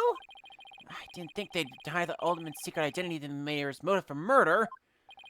At least we reached my real point. Why did the Alderman have to forge a secret identity? Does it not pique your interest, your boldness? I admit it does. It is odd that he had to create this other persona, just to secretly participate in the anti-merger movement. Very astute of you, your boldness. Right, now take a look at this. If you value your dearest's life, you will merge Nine-Tails Vale with Tenma Town. This blackmail letter was found in Alderman Cuby's pocket. What? At present, the Alderman's wife is in the hospital, and that letter is clear evidence the mayor was blackmailing him by threatening her life. Wait, didn't the blackmail letter sent to Mayor Tenma go missing? Right after the Alderman's murder? You think maybe the killer took the letter from the mayor after the murder and planted it into the Alderman's pocket? It's possible. But we don't have any proof if that's what happened. Talk about being up the creek without a paddle. I don't like it either, but the blackmail letter has now officially been added to the court record. And we do have some things that I would like to take a look at this present time.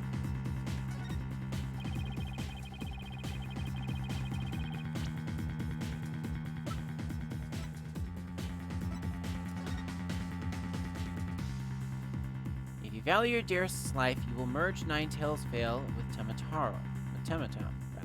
Do not tell anyone about this threat. If you do, consider your dearest as good as dead. I don't really like the look of that, truth be told. And then there's also this. After leaving the scene and calling the police, they passed each other at a bend in the hall as he made before them. He was carrying a staff-like implement that jingled.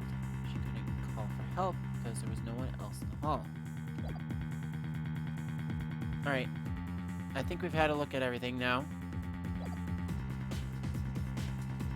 With that said, Mayor Tenma would have made a clean getaway if he just left after planting the yokai things. But he was knocked out cold by a sudden decision to kill the Amazing Nine-Tails. So it was the Amazing Nine-Tails counterattack that brought the entire crime to light. Wait a sec! Fulbright's claiming that the mayor killed Alderman after planting the yokai evidence. And that mayor was knocked out cold immediately after that. Detective Fulbright, please add your previous statement to your testimony.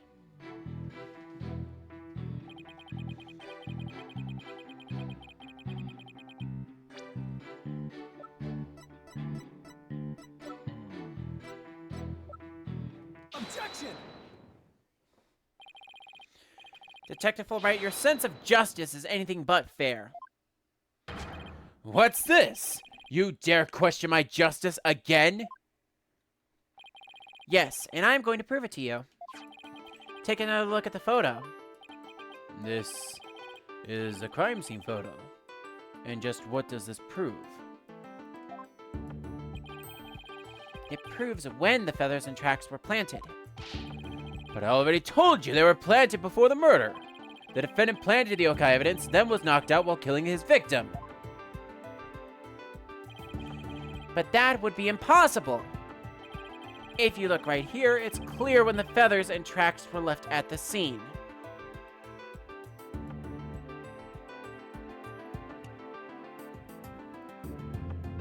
Take that! Aren't you just pointing to the yokai feathers and tracks, Mr. Justice? Yes. See how the feathers are on top of the blood and the tracks were made in blood? In other words, the yokai evidence could have only resulted after the murder. Then the mayor must have planted the evidence after killing the alderman. But you said it yourself. The mayor had been knocked unconscious thereafter. There would have been no time for him to plant any evidence at all. Therefore, there must have been someone else besides the mayor and the alderman at the crime scene. Arrgh! There must be some mistake.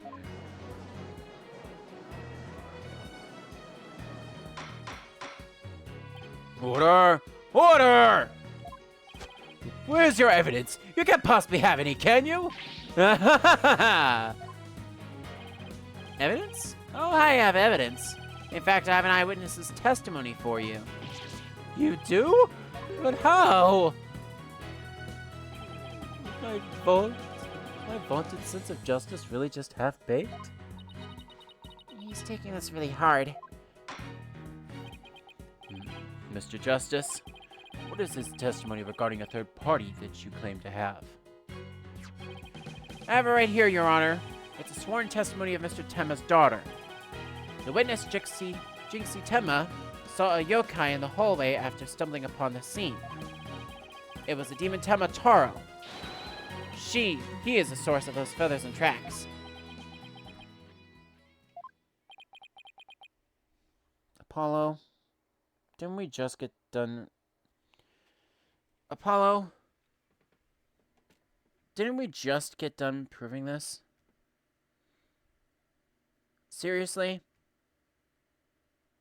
Fam. Come on.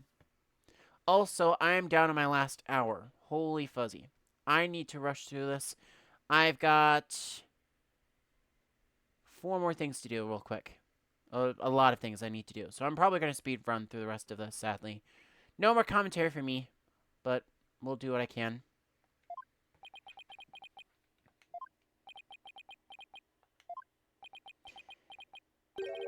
Oh, somebody please say something. I've been talking for the last minute. Good sir. Nobody pays attention. A little old me in the corner. The defense will explain to the court exactly what he means.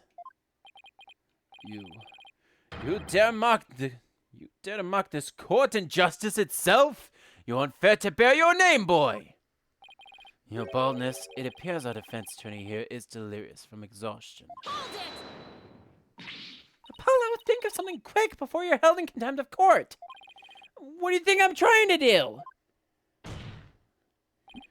Before you decide whether I should step down, please, hear me out. Very well, Mr. Justice, I'm all ears. But you had better explain yourself well. Was this yokai you were talking about? It's all in this statement here. Jinxie Tenma asserts that she saw Temataro after she discovered the crime scene and called the police. She came around a corner in the hall. It was around here that she saw Temataro fleeing toward the foyer. The defense asserts that whoever was impersonating this monster is the one who left those feathers and tracks behind, intentionally or otherwise. What? How incredibly unjust! Why haven't I heard about this before? Let's just prove that it was something else. And the mayor is taking the killer? It wasn't all set up. The prosecutor is a convicted felon after all. Apollo! You made a mischief in our favor. Good. Let's keep it that way. Objection! Uh-oh.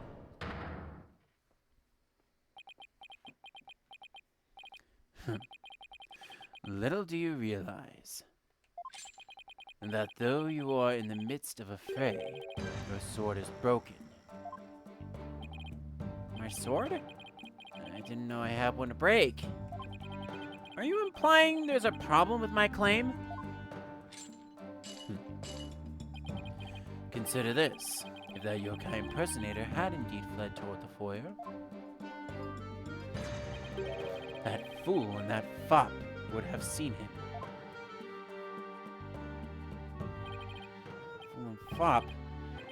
Oh, you mean Filch and LaBelle. Now that you mention it, both Phineas Filch and Florence LaBelle were in the foyer at the time, but they haven't stated that they saw yokai, have they? Did you ever consider that yokai was but a figment of a scared little girl's imagination? Arg, why didn't those two see the Temataro impersonator pass by? Why don't we ask them ourselves? I was just about to say that myself, but really I was. The defense would like to call Mr. Phineas Filch, caretaker of QB Manor, to the stand. I just know he must have seen something.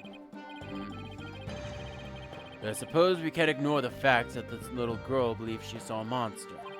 I trust you have no objections to Mr. Justice's request, Prosecutor Blackwell. I understand that Mr. Filch is enjoying a nap out in the lobby. I could go for a nap myself. Honestly, I could go for a nap myself too, but, you know, I'm not going to talk about that. I knew that Tanuki was a rare find. But when we captured him, I didn't think he'd end up a witness. Do with him as you will. Did he just say captured? No, wait, I don't want to know. Very well then. Bailiff, please go wake Mr. Filch and escort him to the witness stand.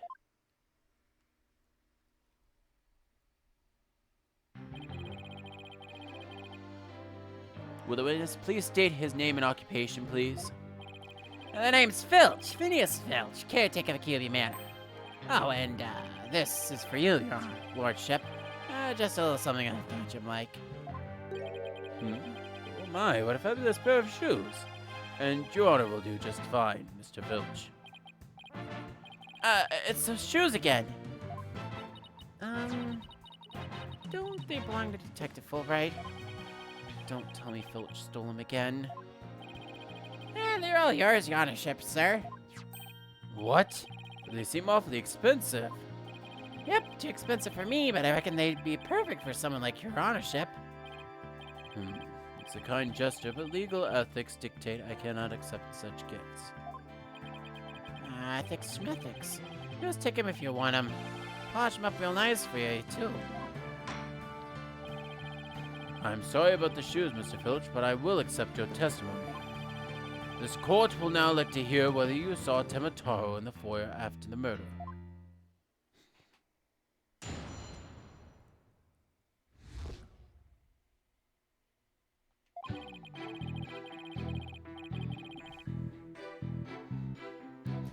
At the time of the murder, I was on guard duty in the foyer, just like Mr. Kirby had asked.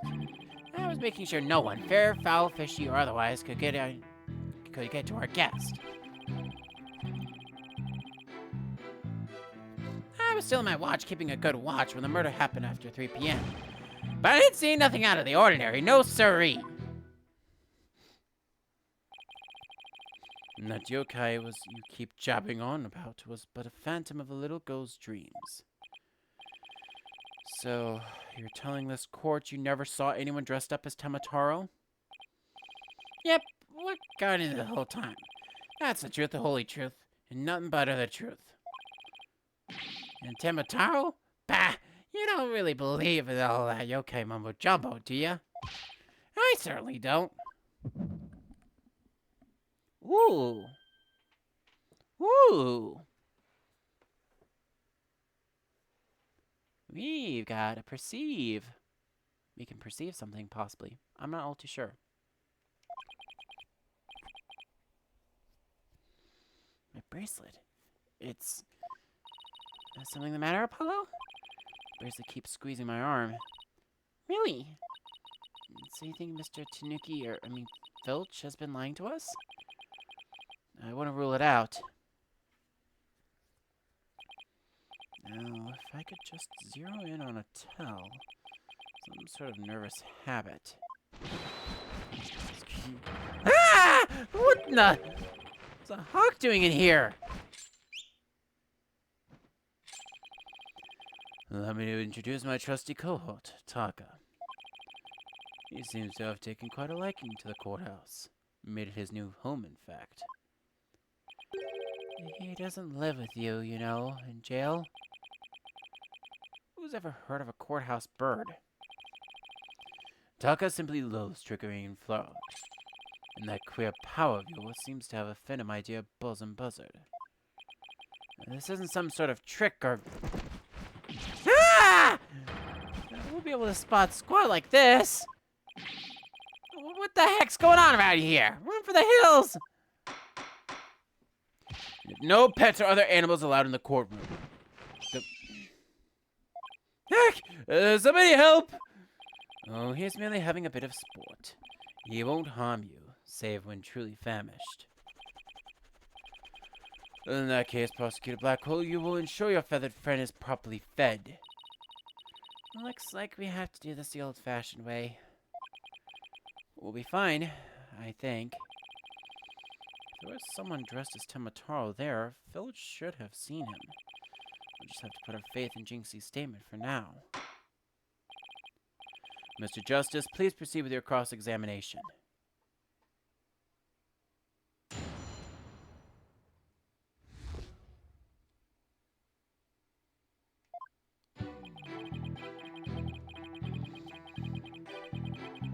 time of the murder, I was on guard duty in the foyer, just like Mr. QB said. I was making sure no one, fair, foul, fishy, or otherwise, could get to our guest. I was still in my office, keeping a good watch when the murder happened after 3 p.m. Excuse me?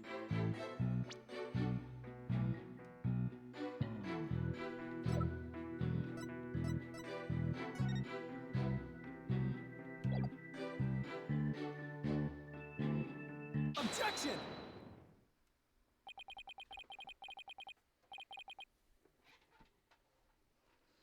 Don't lie to the court like that, Mr. Filch. Hey, it isn't right to bushwhack a fellow like that. Unfortunately for you, I have evidence that proves you're lying. If you look at this TV listing here, you'll see that at the time of the crime, there was a pro wrestling match scheduled, something you'd never miss. Heck! I didn't watch that one, no siree. I was doing my job, just like I was supposed to. This guy doesn't know when to give up. Mr. Filch, someone even circled the match. It was you, right? Yeeps! Not only that, you even told me yourself that you watched it. You said, and I quote, "It was a complete disaster."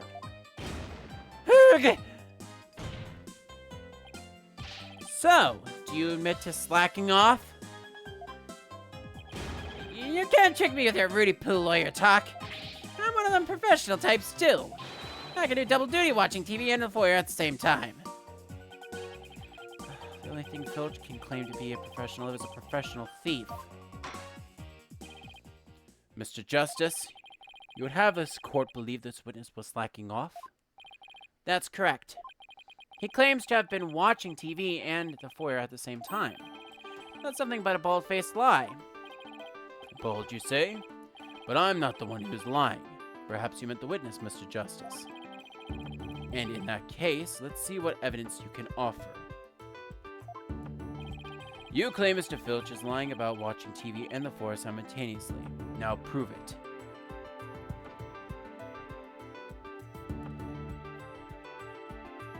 I will, but while I'm doing that, I'm going to snack on a cracker while I get this thumb done over.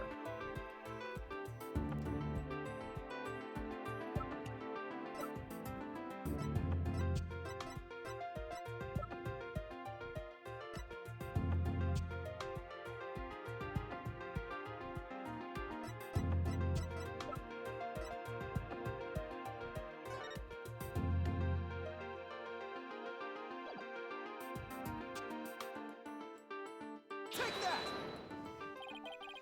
Please take a look at the direction the TV is facing in this diagram. Now, unless Mr. Filch has eyes where his right ear should be, I think it would be impossible to watch the foyer entrance and the TV at the same time. Why, yes. Someone watching TV there couldn't possibly see the entrance. And that means, Mr. Filch, you were slacking off and were not watching the foyer as you claim. Yipes! The backside of the cat. Or, I mean, the other way around.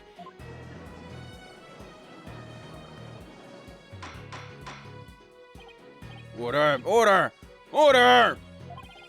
But Mr. Justice, is Mr. Filch less than stellar work ethic relevant to this case? It's very relevant because while he was slacking off watching TV, there really could have been a Tenmataro impersonator in the foyer. Objection! What now? Granted, this Tanuki was lax in his duties, but he still had the foyer entrance covered. What are you talking about? This. The bird? I'm not a mind reader. Heck! Auditory sense. His eyes may have been slacking off, but his ears were still hard at work, right, Tanuki? They were? I mean, yes. Yes, they were. But you already admitted to slacking off. Now you say you weren't? My eyes may be lazy, but my ears ain't. I would have heard anyone in the foyer. You see, the foyer floor and stairway get all creaky and squeaky when someone walks on them. Creak, creak, creak. Not enough to wake the dead, I reckon. So, you're saying you didn't hear anybody walk by? Yep, my ears are working full time, so who's the liar now, you no-good shyster? Flying thief called me a shyster. This has to be a low point for my fledgling clear. Gotta hand it to you, Mr. Blackwell, sir. You really are something else. I mean, you don't miss a thing, and then bags under your eyes. They're darker than mine. Fair warning, Mr. Filch. Taka is particularly fond of Tanuki. Oops. Should you lie to this court again, you may suddenly find yourself on the menu. Yipes! Please don't eat me, Mr. Taka, sir! The witness will henceforth testify truthfully under penalty of painful bird attacks. And with that in mind, the court requests that the witness revise his testimony accordingly.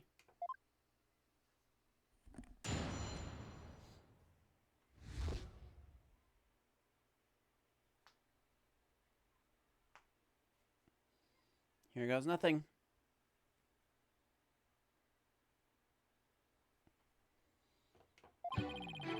It's true, I was watching a pro wrestling match on the office TV. My eyes might have been slacking off, but my ears, they were working overtime. The floor there is all creaky squeaky like. No way I would have missed someone walking by. So you see, there were no Temataro in the foyer.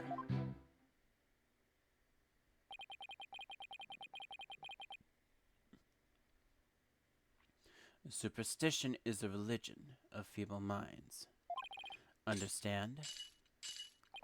A simple, rational explanation is best. Forget yokai, demons, and such. We must use common sense, for lacking that, our entire world would be put upside down. Says the convict prosecutor who's totally a sign of the end of times for the legal world. And besides, if there were any yokai remaining about, I'd nab them and sell them to the zoo. I wonder whether Jinxie was just seeing things. That seems to be the general consensus, but I'm sticking to my guns. But if we can't prove she saw Temataro, the mayor's sure to be convicted. Then we better hope my guns fire bullets, not BBs.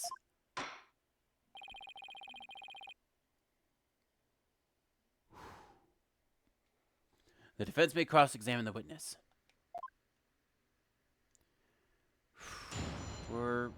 We're getting to a fun, rocky start on this input.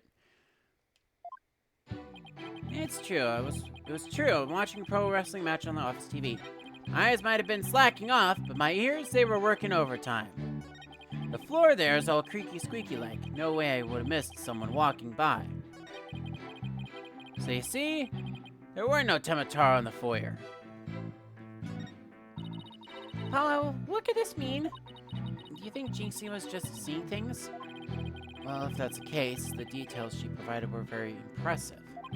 But if we're to continue believing Jinxie's statement, we'll have to uncover Filch's lie? Right. Or find out why you can't tell the truth.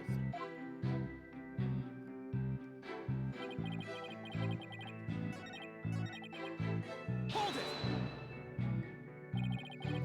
it! So, you have pretty good ears, Mr. Filch. As good as they come, I'd say. Ain't nothing I hear a creaky floor. Plus, the Temataro makes a sound when it goes by. It's like a jingle jangle. Jingle jangle. How does he do that? What's that stuff of his? That's what jingle jangles. What's he talking about, Apollo? Beats me, but I guess Temataro has a staff that makes noise. Come to think of it, didn't Jinxie mention something like that too? She said that she saw Temataro holding a staff-like object that made a jangly sound. I guess that's the source of the noise then. Well, Mr. Justice, Mr. Filch said Temataro jingled jangles. Would you consider that vital information? Yes. Extremely vital. I requested it be added to this testimony.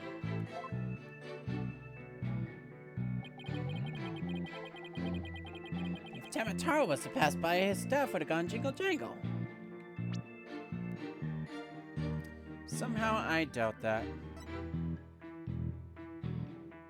Objection!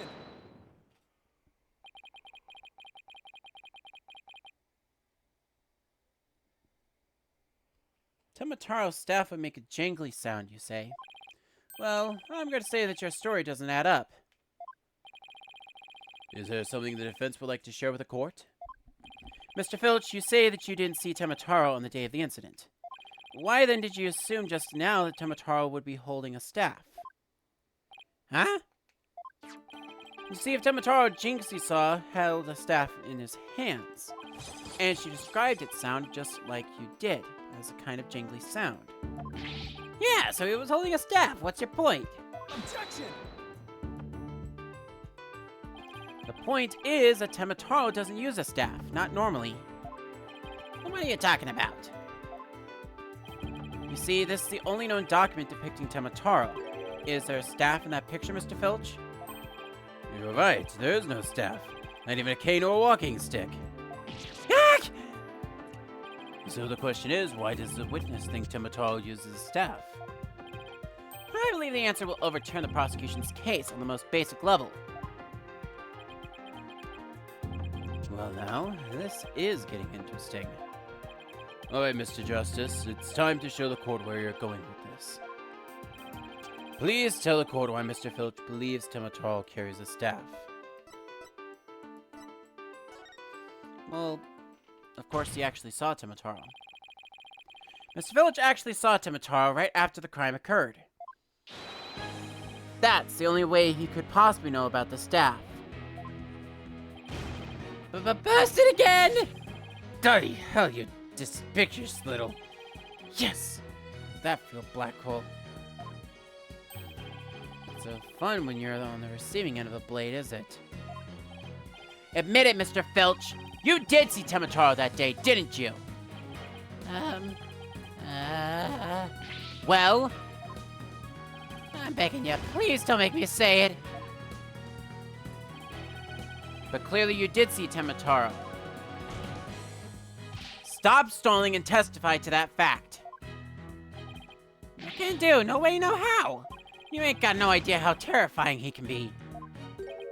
He? Mr. Filch still won't admit to seeing Temataro, even though everyone knows he did. The question now is, why? Mr. Filch is scared to death. Is that why he can't admit the truth? Come to think of it.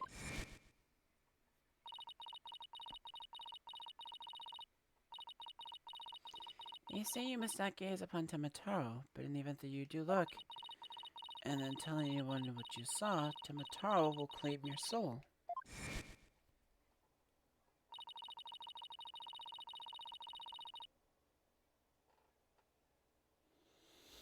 Jinxie wouldn't admit to seeing Temataro after hearing about the village superstitions. She said that if she told anyone that she had seen Temataro, he'd claim her soul.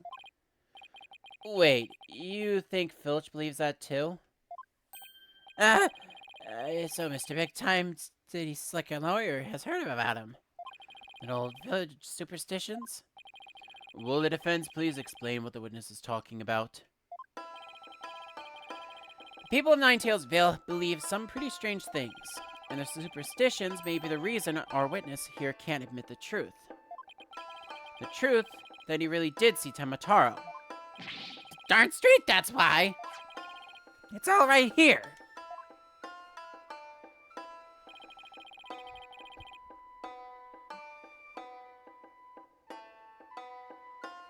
Ignoring the superstitions will cost you your soul? See? That's why us folks in Nine-Tails Vale can't talk about seeing Temataro.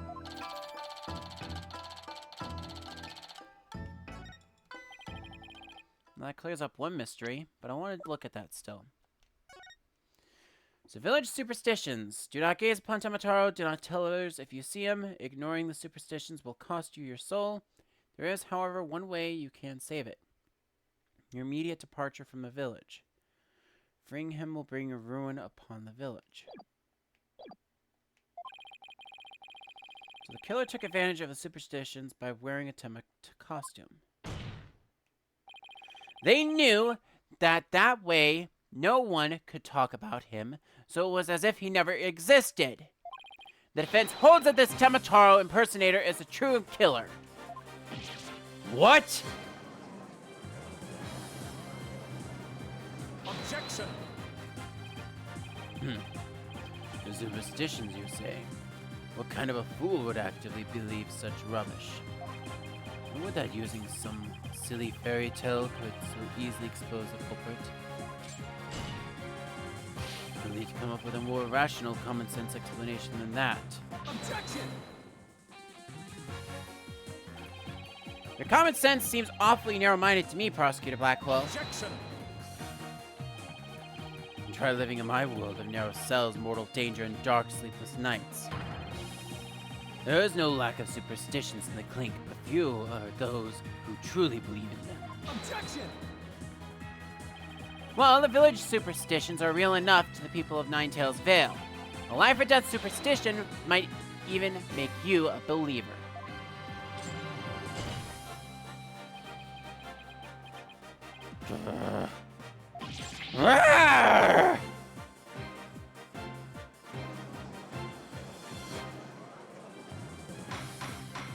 Order! Order, I say! Fool Tanuki, 2 times now your lies have cost me. Sorry, I promise not to do it again. Talk on my fine feather friend, have at him. Yipes! He's gonna come in alive! Head for the hills! Ah! He took off. Yeah, like a freaking chicken. God damn. Bailiff, what are you waiting for? After him, with your fastest men. That's certainly not something you see every day.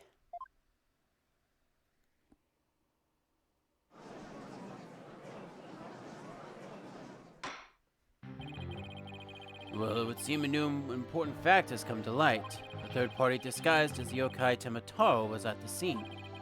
And now we have 2 witnesses who can attest to that fact. Any objections, Prosecutor Blackwell?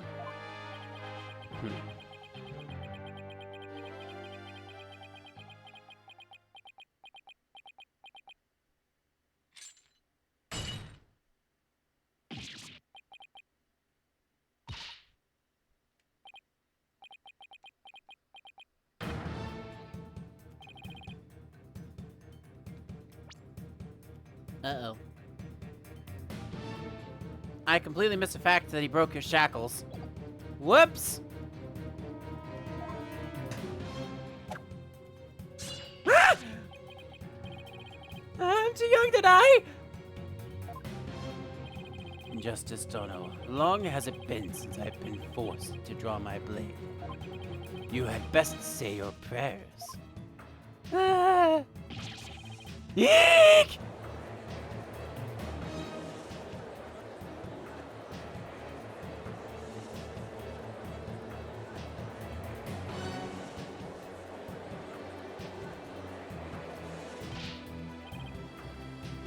Detective, do something!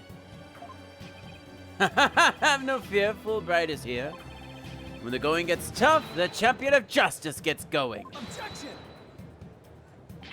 And get going already before he kills us! Oh, but I stand it off, Simon Blackwell. But it's a sense of justice that sets me free.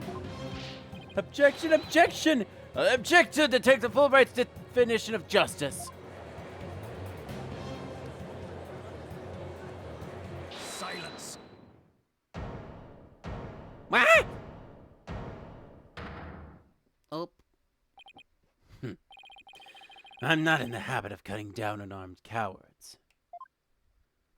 Oh, well, in that case, Prosecutor Blackwell, can I ask you to, you know... I think the judge forgot he is in charge here. So, Justice Dono's assertion is this. Temataro is a real killer, not Mayor Temma. According to him, there was a yokai at the scene of the crime. Right. And that yokai, or rather whoever was impersonating him, killed Alderman Kyubi. Silence. Heck! Care to explain why Jinxie, being the first to discover the murder, did not see your alleged killer, yokai, there in the Fox Chamber? What? He's right. She said nothing about Tamataro being in the Fox Chamber. Let me enlighten you. That little scamp heard a dying scream right before she opened the chamber door. And your point is? Upon opening the door, she found a freshly skewered murder victim, the Alderman, and the homicidal maniac who had killed him, the Mayor. No, there must have been someone dressed up like Tim. Then why does that little scamp claim not to have seen a yokai in the Fox Chamber? Considering her father is accused of murder, surely she would have mentioned any third party that may have been in the room. I don't understand. Why didn't she see Tamataro inside the Fox Chamber? There's but one way to find out. Ask Jinxie Tenma whether she saw your killer yokai at the scene of the crime. Uh-oh. The final battle draws nigh. Only one of us will leave here alive. Long has my blade thirst for blood. At long last it shall be sated. Wait, this is still a trial, right? Show me what you're truly capable of, Justice Dono.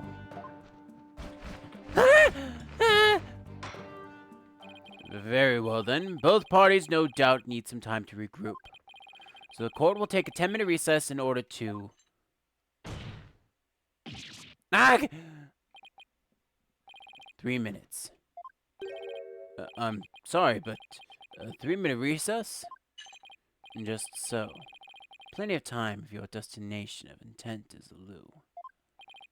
The loo? You mean the bathroom? Sheesh. At least include enough time to wash our hands. See that you take no more than 3 minutes. All latecomers will be punished. Yes, sir. I hereby declare a 3-minute recess before the battle begins. I declare Prosecutor Blackwell the winner of this round of Simon Says. Doesn't bode well for us if the prosecutor's running the show, does it?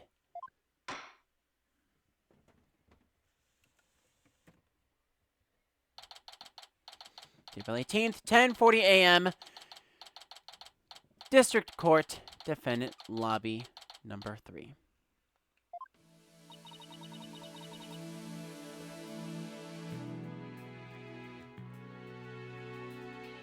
He busted out of his shackles. Yeah, what was all that about? Guess they don't make shackles like they used to. Better be careful, Apollo. You really brought out the samurai in him. Especially after you proved there was a Tamataro impersonator at the manor. What's with that guy and the whole samurai act anyway? Such fine swordsmanship. That is no mere act. Mr. Justice, it's high time I challenge this jailhouse prosecutor to a duel. No, wait. Let's save the dueling until after we prove your innocence. I suppose I could wait until later. Does anyone remember we're conducting a trial here? Athena, I'm gonna go wash up. Remember what Blackwell said, Apollo? Don't be late.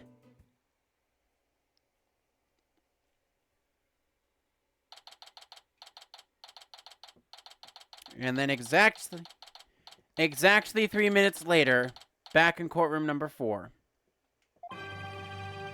Now then, I believe our next witness is Miss Jinxie Tenma, Ameda Kyubi Manor. I believe we can proceed now, if the witness is ready, that is.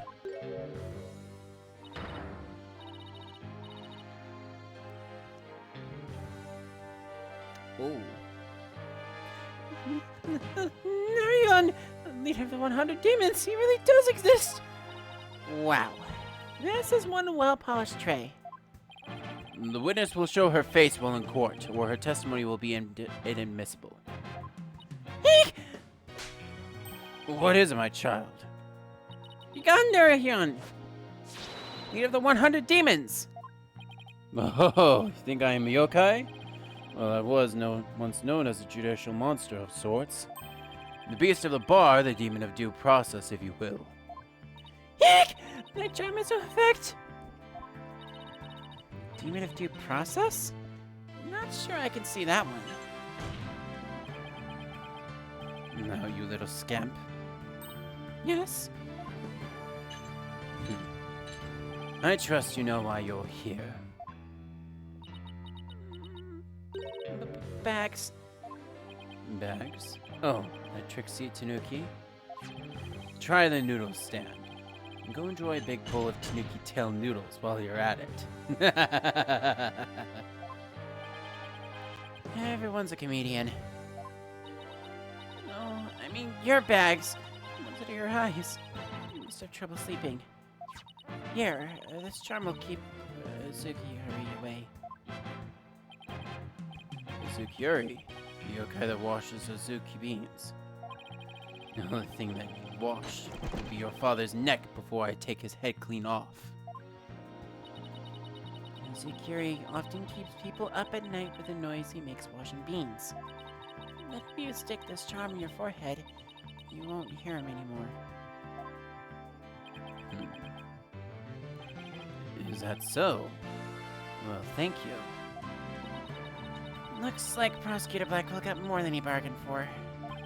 They're bad enough alone, but together, those two are just plain creepy. Your testimony, if you please, Miss Tenma. Specifically, whether or not you saw Tenma Taro when you discovered the crime scene.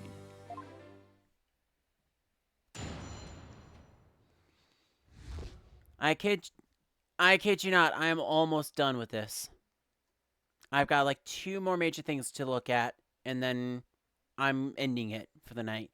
I am absolutely dead tired trying to get through this as fast as I can, so do bear with me for the next 20 minutes here. Did I see Timataro in the Fox Chamber? Well, when I opened the door, I saw... Yes, now I remember. Yokai! Yokai! Right there in that room! So there was yokai at the scene of the crime. Lots and lots of them! Wait, more than one yokai? Did Tamataro happen to be among them? I don't know, I just don't know. All I know is that the room was swimming in yokai. Gosh, Narikabi, Sutaisho, Eek! They're all there! Well, this is an unexpected turn of events. We've gone from no yokai to a flood of them. This is Krish. You would have this court listen to this delusional little scamp's testimony. Yick! Hold it!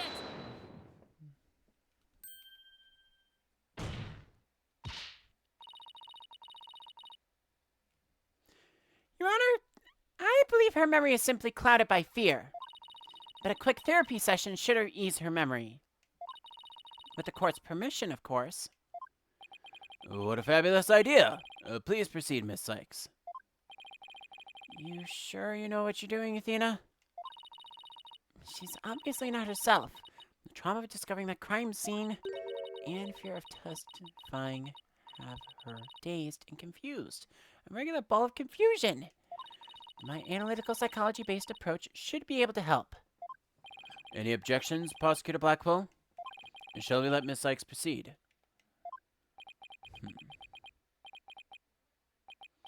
It makes no difference to me.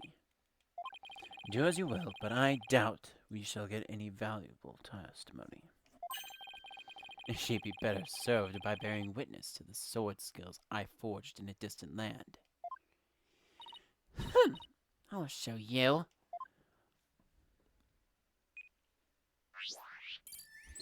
And now with this, we load up the second mood matrix of this game.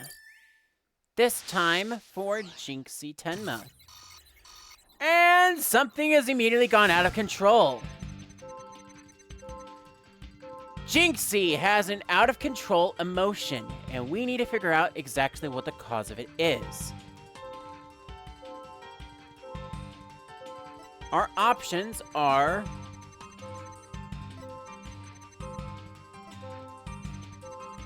all sorts of crazies all over. Found something. Looks like an out-of-control emotion. Athena, what exactly are we looking at here? Oh, this? It's one of Widget's functions. Right here you can see images and emotions extracted from the witness's voice. Whoa! You mean that little thing can do all this? Pretty cool, huh? Here I thought it was just some kid's toy. Unfortunately, all I'm getting is an overflow error right now. See how sad is brightly lit there at the bottom left? She's under an uncontrollable amount of distress, which is making her other emotions. It seems the sheer terror she experiences has made her a confused mess. So, all those yokai she thinks she saw are a product of rampant emotions? Yes, that's right. Her fear is instilled in her hallucinations and false memories. She's seeing normal everyday objects as monsters in her mind. It's a form of schizophrenic hallucination brought on by emotional trauma. And the trauma in Jinxie's case is fear. So she was and still is seeing ordinary objects as yokai. I'll have to find the root cause of her extreme fear before I can treat it. Now, let's see.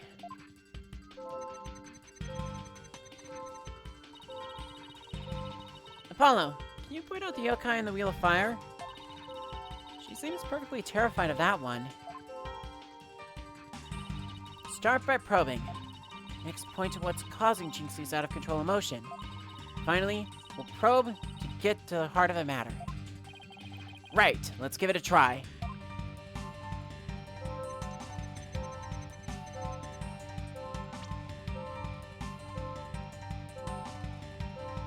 Got it! Jinxie, what's the name of that yokai on a Wheel of Fire? That's Akasha, a yokai that steals the bodies of the recently deceased. I bet it came to steal the Aldermans. It's almost creepy how well that fits the actual situation. Exactly. It's a form of hallucination where the patient can't see things for what they really are. There must be something at the scene of the crime that she is mistaking for Akasha. Apollo, you need to point out what she thought was a yokai instead of a Wheel of Fire. I think I know the answer now. Jinxie, that wasn't Akasha you saw. Could you have possibly mistaken this for Akasha? Take that! The light fixture? This one right here. It has a flame design and is up there on the ceiling. There was never a yokai in the Wheel of Fire.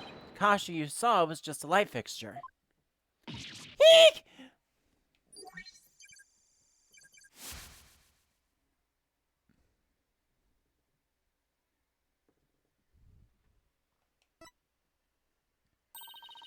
That's one memory back to normal. Nice job. Now that you got the hang of it, it should be a cinch to point out the rest. Jinxie, what about this white wall-like monster? That's Narakabi. It's a wall monster that blocks the way and leads you astray. No, that's no yokai, Jinxie. It's a folding screen. Eek! And this raccoon dog isn't a tanuki monster. It's just a statue of one. Eek! And look, these are just coffee cups. And this right here, nothing more than a fox statue. Eek! What I was thinking. I don't know about you, but that has definitely helped. Noise level has fallen to 50. You did it, Apollo! Her extreme fear is under control now. It was all just my eyes playing tricks on me. I never any yokai after all. See? A clear-cut statement. That's the power of my psychology and your intuition, Apollo. Just like we thought, there never really were any yokai in the Fox Chamber. Right. Never really were any yokai there. So the defense is asserting the exact opposite of their original assertion. God damn it! Wait. Jinxie, what about Tamataro? There wasn't anyone there dressed up as Tamataro, or any yokai either. I remember it clearly now. You've gotta be joking!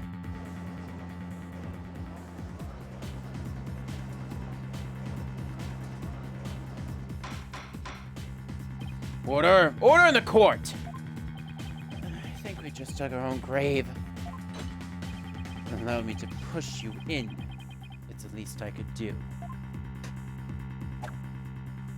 Ah! No! Apollo! Can I interrupt your freak out for just a minute? I'm still picking up some noise. It's unexpected emotion. Does that mean Jinxie hasn't remembered everything yet? Exactly. Should be able to get something else out of her. I'll enter the new information we have and run an update.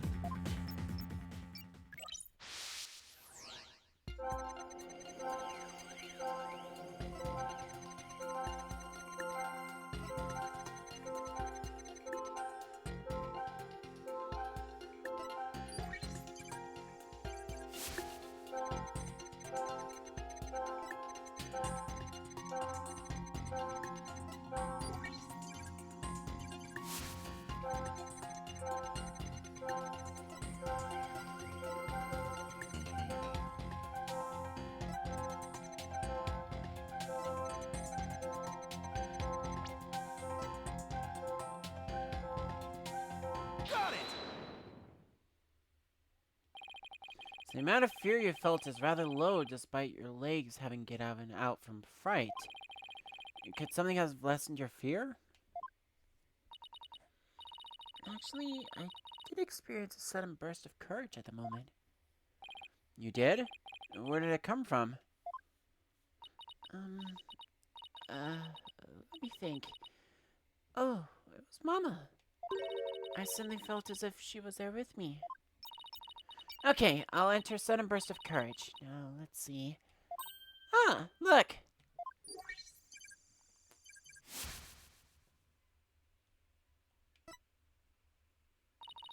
Apollo, the noise is all gone. Jinxie seems to have remembered everything now. Thank Frost! This is almost over now. A sudden burst of courage. Where could that have come from? Jinxie, was there something that gave you a sudden burst of courage? Yes, it was. But, I realized I had done something naughty when I thought about it later. Any idea of what could have given Jinxie that courage? Well, there is one piece of evidence that comes to mind. I wonder if she saw something like it at the scene of the crime. Jinxie, did your sudden burst of courage have anything to do with this? Take that! Jinxie, you didn't happen to see a Nine-Tails flower there at the scene, did you? Ah! The demon lawyer strikes again. I can't hide everything from you. I found a small case with a picture of a Nine-Tails flower on it. I liked it so much I kept it. You what? You can't remove evidence from a crime scene. That's right, young lady. Removing evidence is a big no-no. No, the witness will produce that evidence this instant. Sorry. It does seem to be some sort of case. Look, something slid out. It appears to be a key.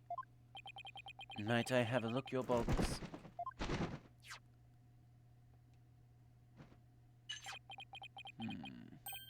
Ah. And this is none other than the master key to Kiri Manor. Are you certain of this, Prosecutor Blackhole? It matches the serial number of the key that went missing after the murder. A master key that went missing? Oh, why do I not like the sound of that? Our little scamp here has stumbled upon an article of unimaginable consequence. That's a little melodramatic, don't you think? Heed these words, for I shall say them but once.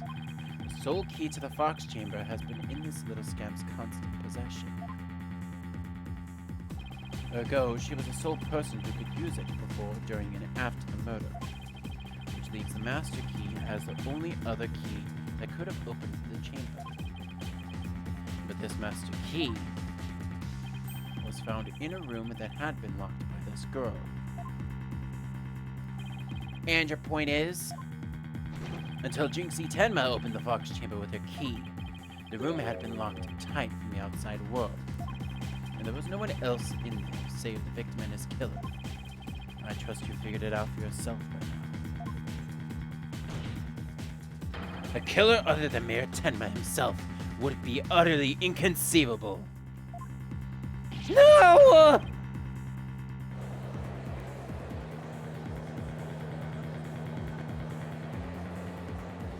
Objection! How could this happen?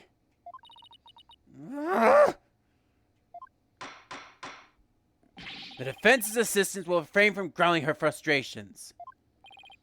Athena, are you alright? I know your Tem is innocent, but there's nothing we can do. Oh, sucks. Sex tunnel. Allow me to put you out of your misery. Can I decline your offer? Abandon your client and your misplaced faith in him. Let the relief of a clear head and a clean conscience come rushing in. That will make the inevitable guilty verdict far easier to accept. Great. Now he's playing Simon Says with us. Well, he's not going to fool us with his stupid mind games. Athena, don't fall for his tricks. Now I'm the one who's dazed and confused. I can't even think straight. Hey, are you alright? She fell right into his trap. Now I suggest you make a mad dash from the courtroom into the wild blue yonder. Only by running shall your mind be cleared and your conscience cleansed. Alright, I'll be back at the— Objection! Stay with me, Athena. Don't let yourself be twisted by that samurai. Apollo? Mr. Justice, I heard the word objection, but what is it that you object to? Huh? Oh, right. The objection was more of a reflex than anything else. Though I was hoping something would come to me while I was trying to stop Athena. The court is waiting, Mr. Justice, though as it stands now, I'll be forced to declare your client guilty and your legal skills suspect if this is it. Now, do you have anything that could overturn the prosecution's case? Well, actually I do. I'm Apollo Justice and I'm fine. Apollo, you do have something more than your cords of steel, don't you? Not really, but we'll be fine. But I've got absolutely nothing, but that's never stopped me before. I have to explain how the real killer could have escaped that locked room. Because it's all over if I don't. Apollo, this calls for a new approach. Try to think outside the box. In this case, inside the box. What a doozy that locked room is, too. Well, Mr. Justice, do you have any idea as to... Do you have anything that can counter the prosecution's argument? You bet I do! The real killer must have escaped from the locked room one way or another. They conjecture shall only earn you a taste of my blade, Justice Dono. Time to do or die, literally. The defense will now explain how it would be possible to escape in the locked room. You sure about this, Apollo? Can you really explain what happened? I'm fine! We just need to think this whole escaping a locked room thing over from the beginning. So, let's see. If the killer had escaped, how could they have done so? The choices are pretty limited. The room has a window, but It doesn't open wide enough for anyone to get through. And there's a sheer cliff outside. as for the air vent, It's up too high, and there's nothing you could stand on to reach it. And needless to say, the Forbidden Chamber wouldn't open no matter what we did, so that's out. Yeah, and that's why we gotta keep the solution simple. Like they say, simple is best.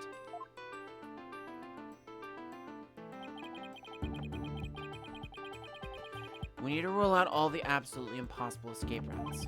Then whatever's left just might lead us to how the Fox Chamber was compromised.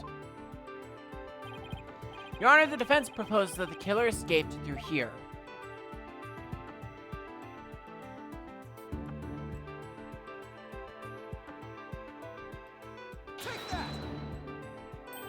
The hallway door? Well, yes, I suppose that would be the only way out. It would appear you've already forgotten. The only available key until Jinx September came on the scene was within the locked room. How would one exit the Fox Chamber and then lock it without a key? I should have seen this coming. Remember, Apollo, keep it simple. Simple, right. I could understand if the killer had exited the room with a key, but... Well, Mr. Justice, the prosecution has some fine Japanese steel waiting unless you explain yourself quickly. I'm fine! I can explain myself. The reason the Fox Chamber's hallway door was locked because...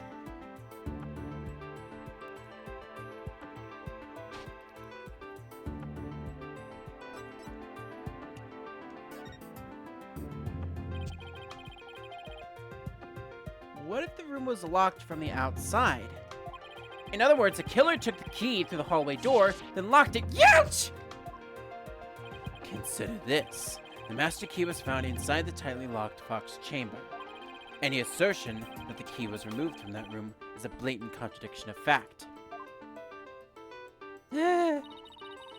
Exiting the room before locking the door would require taking the key outside, but the key was found inside the room, which does seem like a contradiction. If only we can explain both. Like, how the key could be inside the room and be used to lock the door from the outside. Well, let's see if the defense can respond before Prosecutor Blackwell draws his sword. How could the master key be at the crime scene despite the room being locked tight? Well...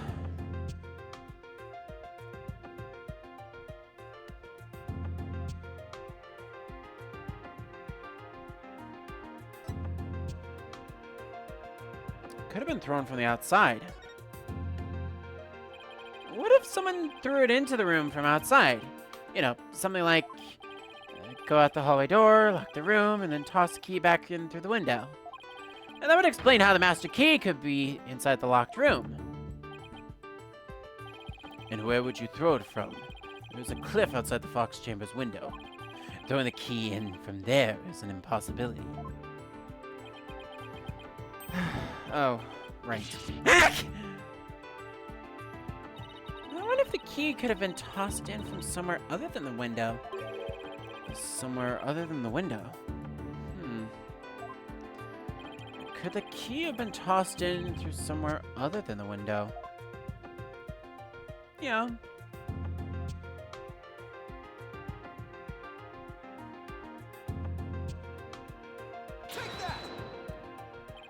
The air vent? Yes! The victim may be out of the question. The window may be out of the question, but the air vent certainly is not. Oh, that's right! The Fox Chamber's air duct leads out into the hallway. That's right. The real killer entered the air duct from the vent outside the Fox Chamber, then dropped the key into the room through the vent inside the chamber. Grr! That's preposterous. that explains how the key got in there after it was used to lock the door perfectly. Mr. Justice, I'm afraid I'm a bit confused. Don't worry. I'll explain it so even Your Honor can't understand. First, the real killer disguised as Temataro murdered the alderman in the Fox chamber. Then they fled the room through the hallway door and locked it. Next, they entered the air duct from the vent outside in the hallway. Finally, the killer tossed the key into the room through the air vent in the ceiling there. All that was left to do was to go back through the duct and flee the manor. Well, Your Honor, could that be any clearer? Amazing. Even I could follow that. Judge seems really pleased. That explains everything. The real killer was someone dressed up like Temataro. And there was someone else other than the mayor and the alderman in that room. Hey, looks like the lawyer's been in the jailbird prosecutor. Huh. The mess for us seems attractive now. Order, I say! Now that I've proved a possible third party, I don't see how our client could be guilty. Silence.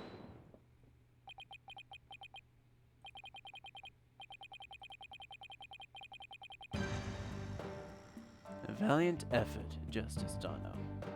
But your final thrust missed its mark. Huh?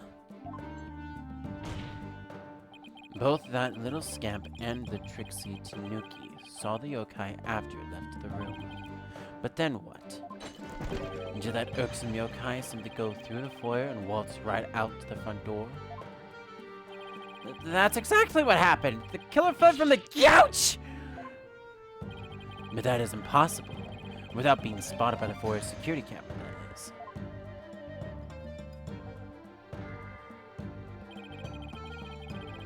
The electric eye here would have captured any pesky little yokai trying to escape. However, there is no sign of a Temataro anywhere in this security footage. What? Save for the foyer entrance, there is no other way to flee the manor, is there? I don't feel so good. Wait, I believe there is one other way to escape besides the foyer entrance. There's a large window in the foyer. It's possible to escape through there without being seen by the security camera. Hey, you're right! Silence.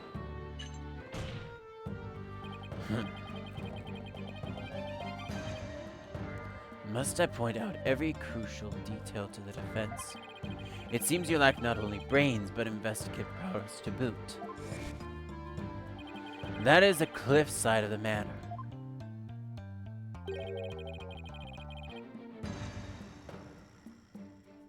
The only killer escaping that way would be a dead one. No! Wait, so the killer didn't escape out of the foyer window? What the heck, Ralph? I suppose your next proposal is a killer sprouted wings and flew off into the sunset. That would mean the killer really was a yokai. If only we had some sort of evidence that could point to a flying killer. Who's saying we don't? As completely far-fetched as it might be. What? You're saying we could prove the killer could fly?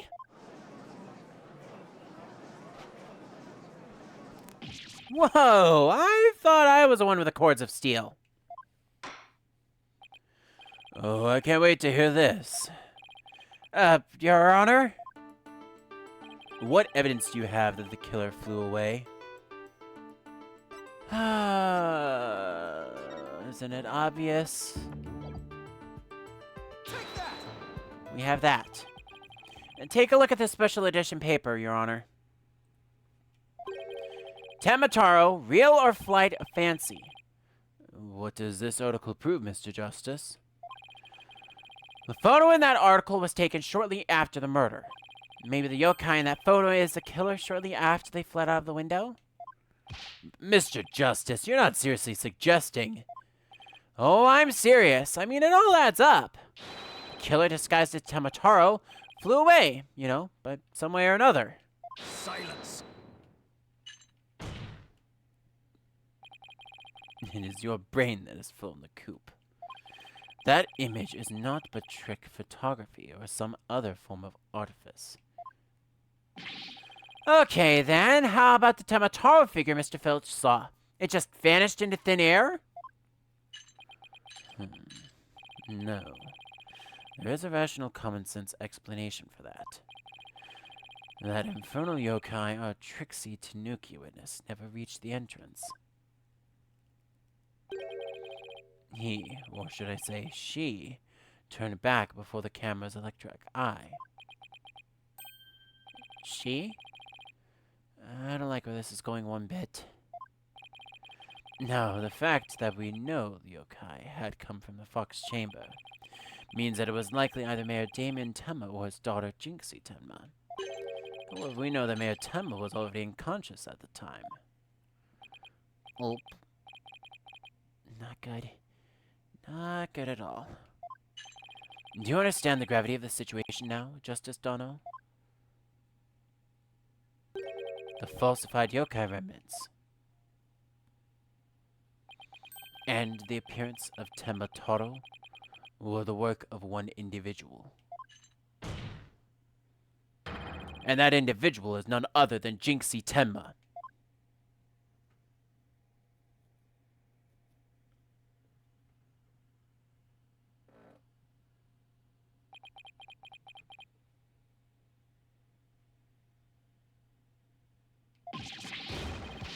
ah, no!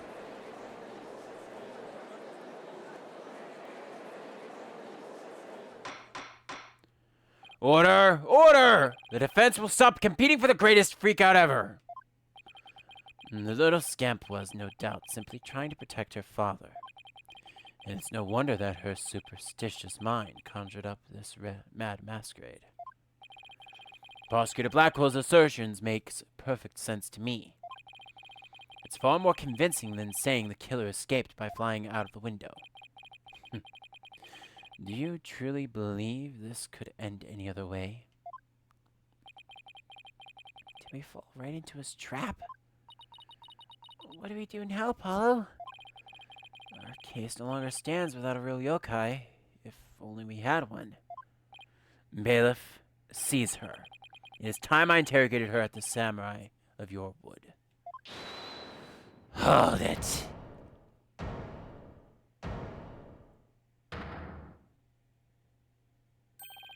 Mayor Tenma?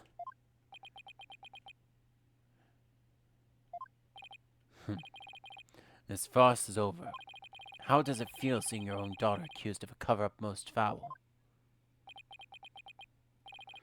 Temataro's true identity is... Now, Mr. Mayor, it would be futile at this point to claim you were the yokai. After all, you had been knocked out cold by a blow to the skull.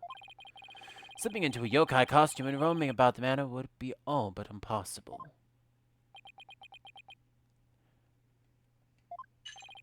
Consider this well. As it stands, your daughter will be arrested for obstruction of justice. But if you confess, the prosecution would be willing to overlook her little yokai farce. Confess? The defense intends to confess? Wait! Apollo! Prosecutor Blackwell is up to his mind games again. Mayor Tenma, no! Don't fall for his twisted words! If you're sent away for murder, Jinxie will be left all alone.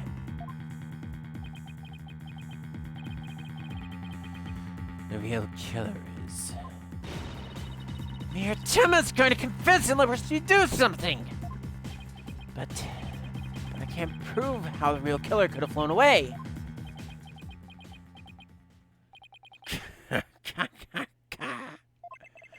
Look upon me in despair, for ripe is the time for my return. Huh? Uh-oh. I should watch what I wish for. Tell me you didn't, Apollo.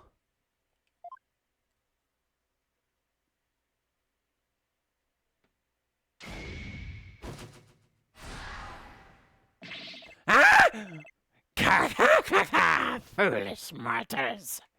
I am Tamataro, the yokai you seek. Mayor Temma? Silence! I am Tamataro, freed from the bonds binding me to the Forbidden Chamber. Behold, the return of the Demon King! What the... Demon King? Well then, I think it's time for me to take a vacation!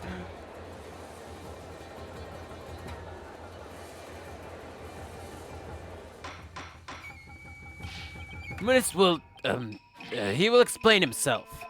Are you saying you're Temataro, the yokai we've been chasing this whole time? Indeed, it is I, Tamataro, the one whom you seek, come to reveal the truth.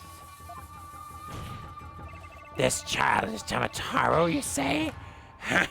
What nonsense! So, Mayor Temma is a yokai now? His body is mine now. So you're saying that Mayor Temma is being possessed by you? And that the yokai that Jinxie, Temma, and Phineas Filch saw? And the one captured in the newspaper photo, those were all you? The cursed power of these warding charms prevents me from revealing my true form.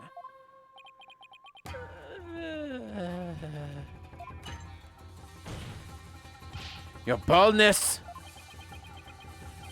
Can this not be interpreted as an admission of guilt? Well, a confession by a yokai would be quite unprecedented.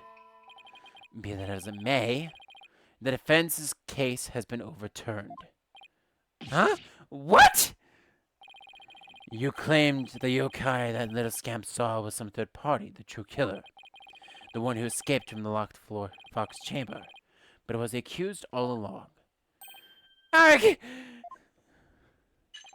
Ironic, is it not? Your yokai turned out to be the real, in a manner of speaking. For the Alderman's killer is none other than Mayor Tenma, and the yokai at the scene. And that too was Mayor Temma, or shall I say, our dear Temma Taro. The pieces have all fallen into place. How so, Prosecutor Blackwell? It seems I must spell it out for you. Mayor Temma killed the Alderman in the Fox chamber, which was locked at the time. He then removed the warding charms from the Forbidden Chamber's doors, but then fell unconscious from the blow to the Alderman had delivered to his head. That's when his daughter Jinxie Tenma stumbled upon the scene of the crime. The scamp fled in terror, whereupon the spirit of Temataro, freed at last from the charm's warning effect, took possession of the mayor.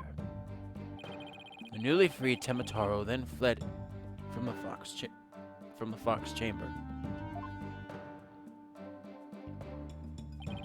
And so you see, the yokai Jinxie Temma saw was her father possessed by Temataro. Objection! But when we arrived on the scene, the mayor was found unconscious. How is that possible if he was supposed to have flown out of the foyer window? And then what? Do you mean to say the maid of Kyubi Manor, Jinxie Temma, was Temataro? Oh. Arg! That too is easily explained.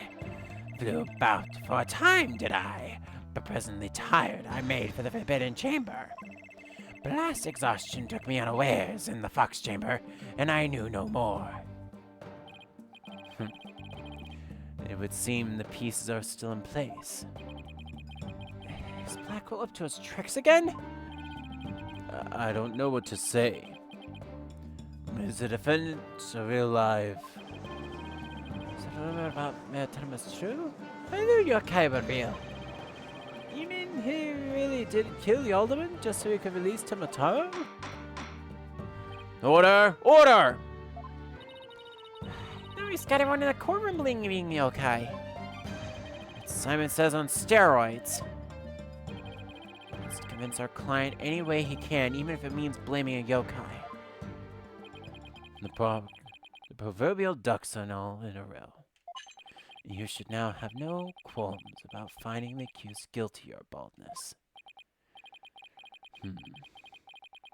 This is one of the most bizarre cases of my entire career. Otherworldly, in fact. Can yokai even be prosecuted under our legal system? Objection! Mayor Tenma is just pretending to be Tenmataro to protect his daughter. Plus, I already proved how a third party could have escaped from the locked room. A verdict at this point would be premature. Since both sides have raised valid points, I have no choice but to... Silence! This is a dark age of the law where defense attorneys are not to be trusted. This is but a ploy to gain time for them to fabricate evidence.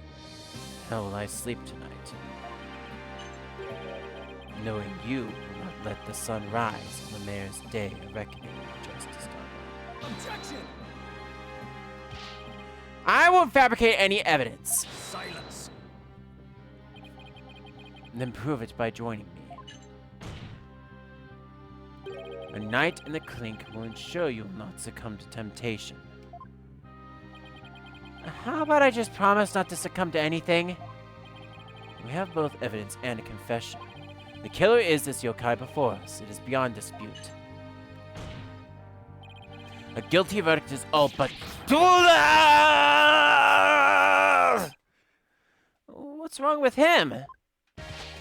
Prosecutor Blackwell, we've had enough of your hijinks. The foundation of justice is a fair play, and you are in serious violation of that.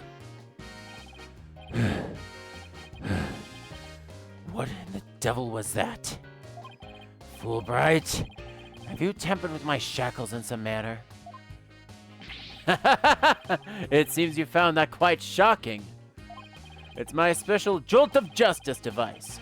Each press is a shocking reminder to behave. You shall pay for this.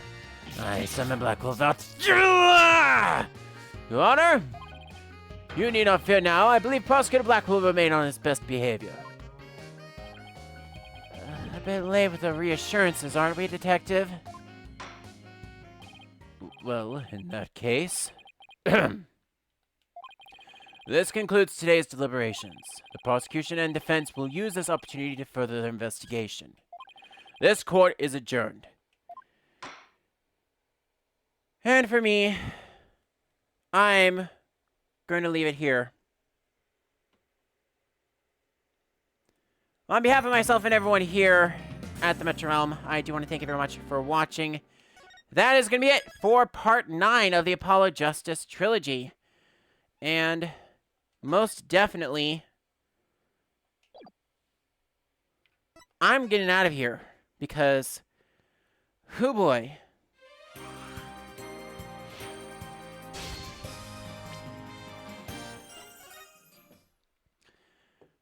I'm borderline tired. I definitely need to go get something to eat. But most importantly, I need to go and make sure that we still have a raid target for later on. So, with that said, I do want to thank you very much for watching. Unfortunately, that is going to be it for stream tonight. Going to do one last check of alerts, and it looks like I do not have any alerts to play through, so I'm going to stop the recording here. And tonight, we are going to raid a very specific individual because it is Thursday night, and he is doing some Zooter Bingo.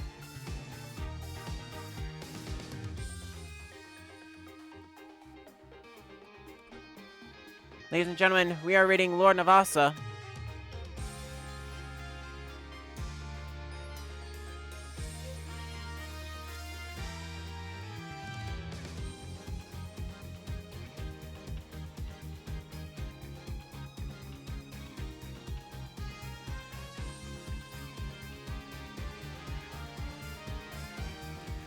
So on behalf of myself and everyone here at the Metro Realm, I again want to thank you very much for watching. We'll be back hopefully by Saturday, so we can go and have a little bit of some hangout time with everyone.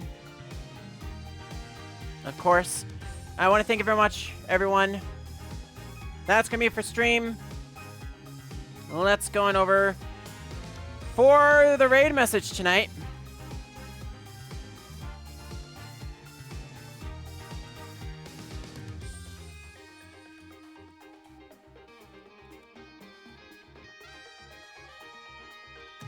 And Justice We Trust from hashtag DMA Live.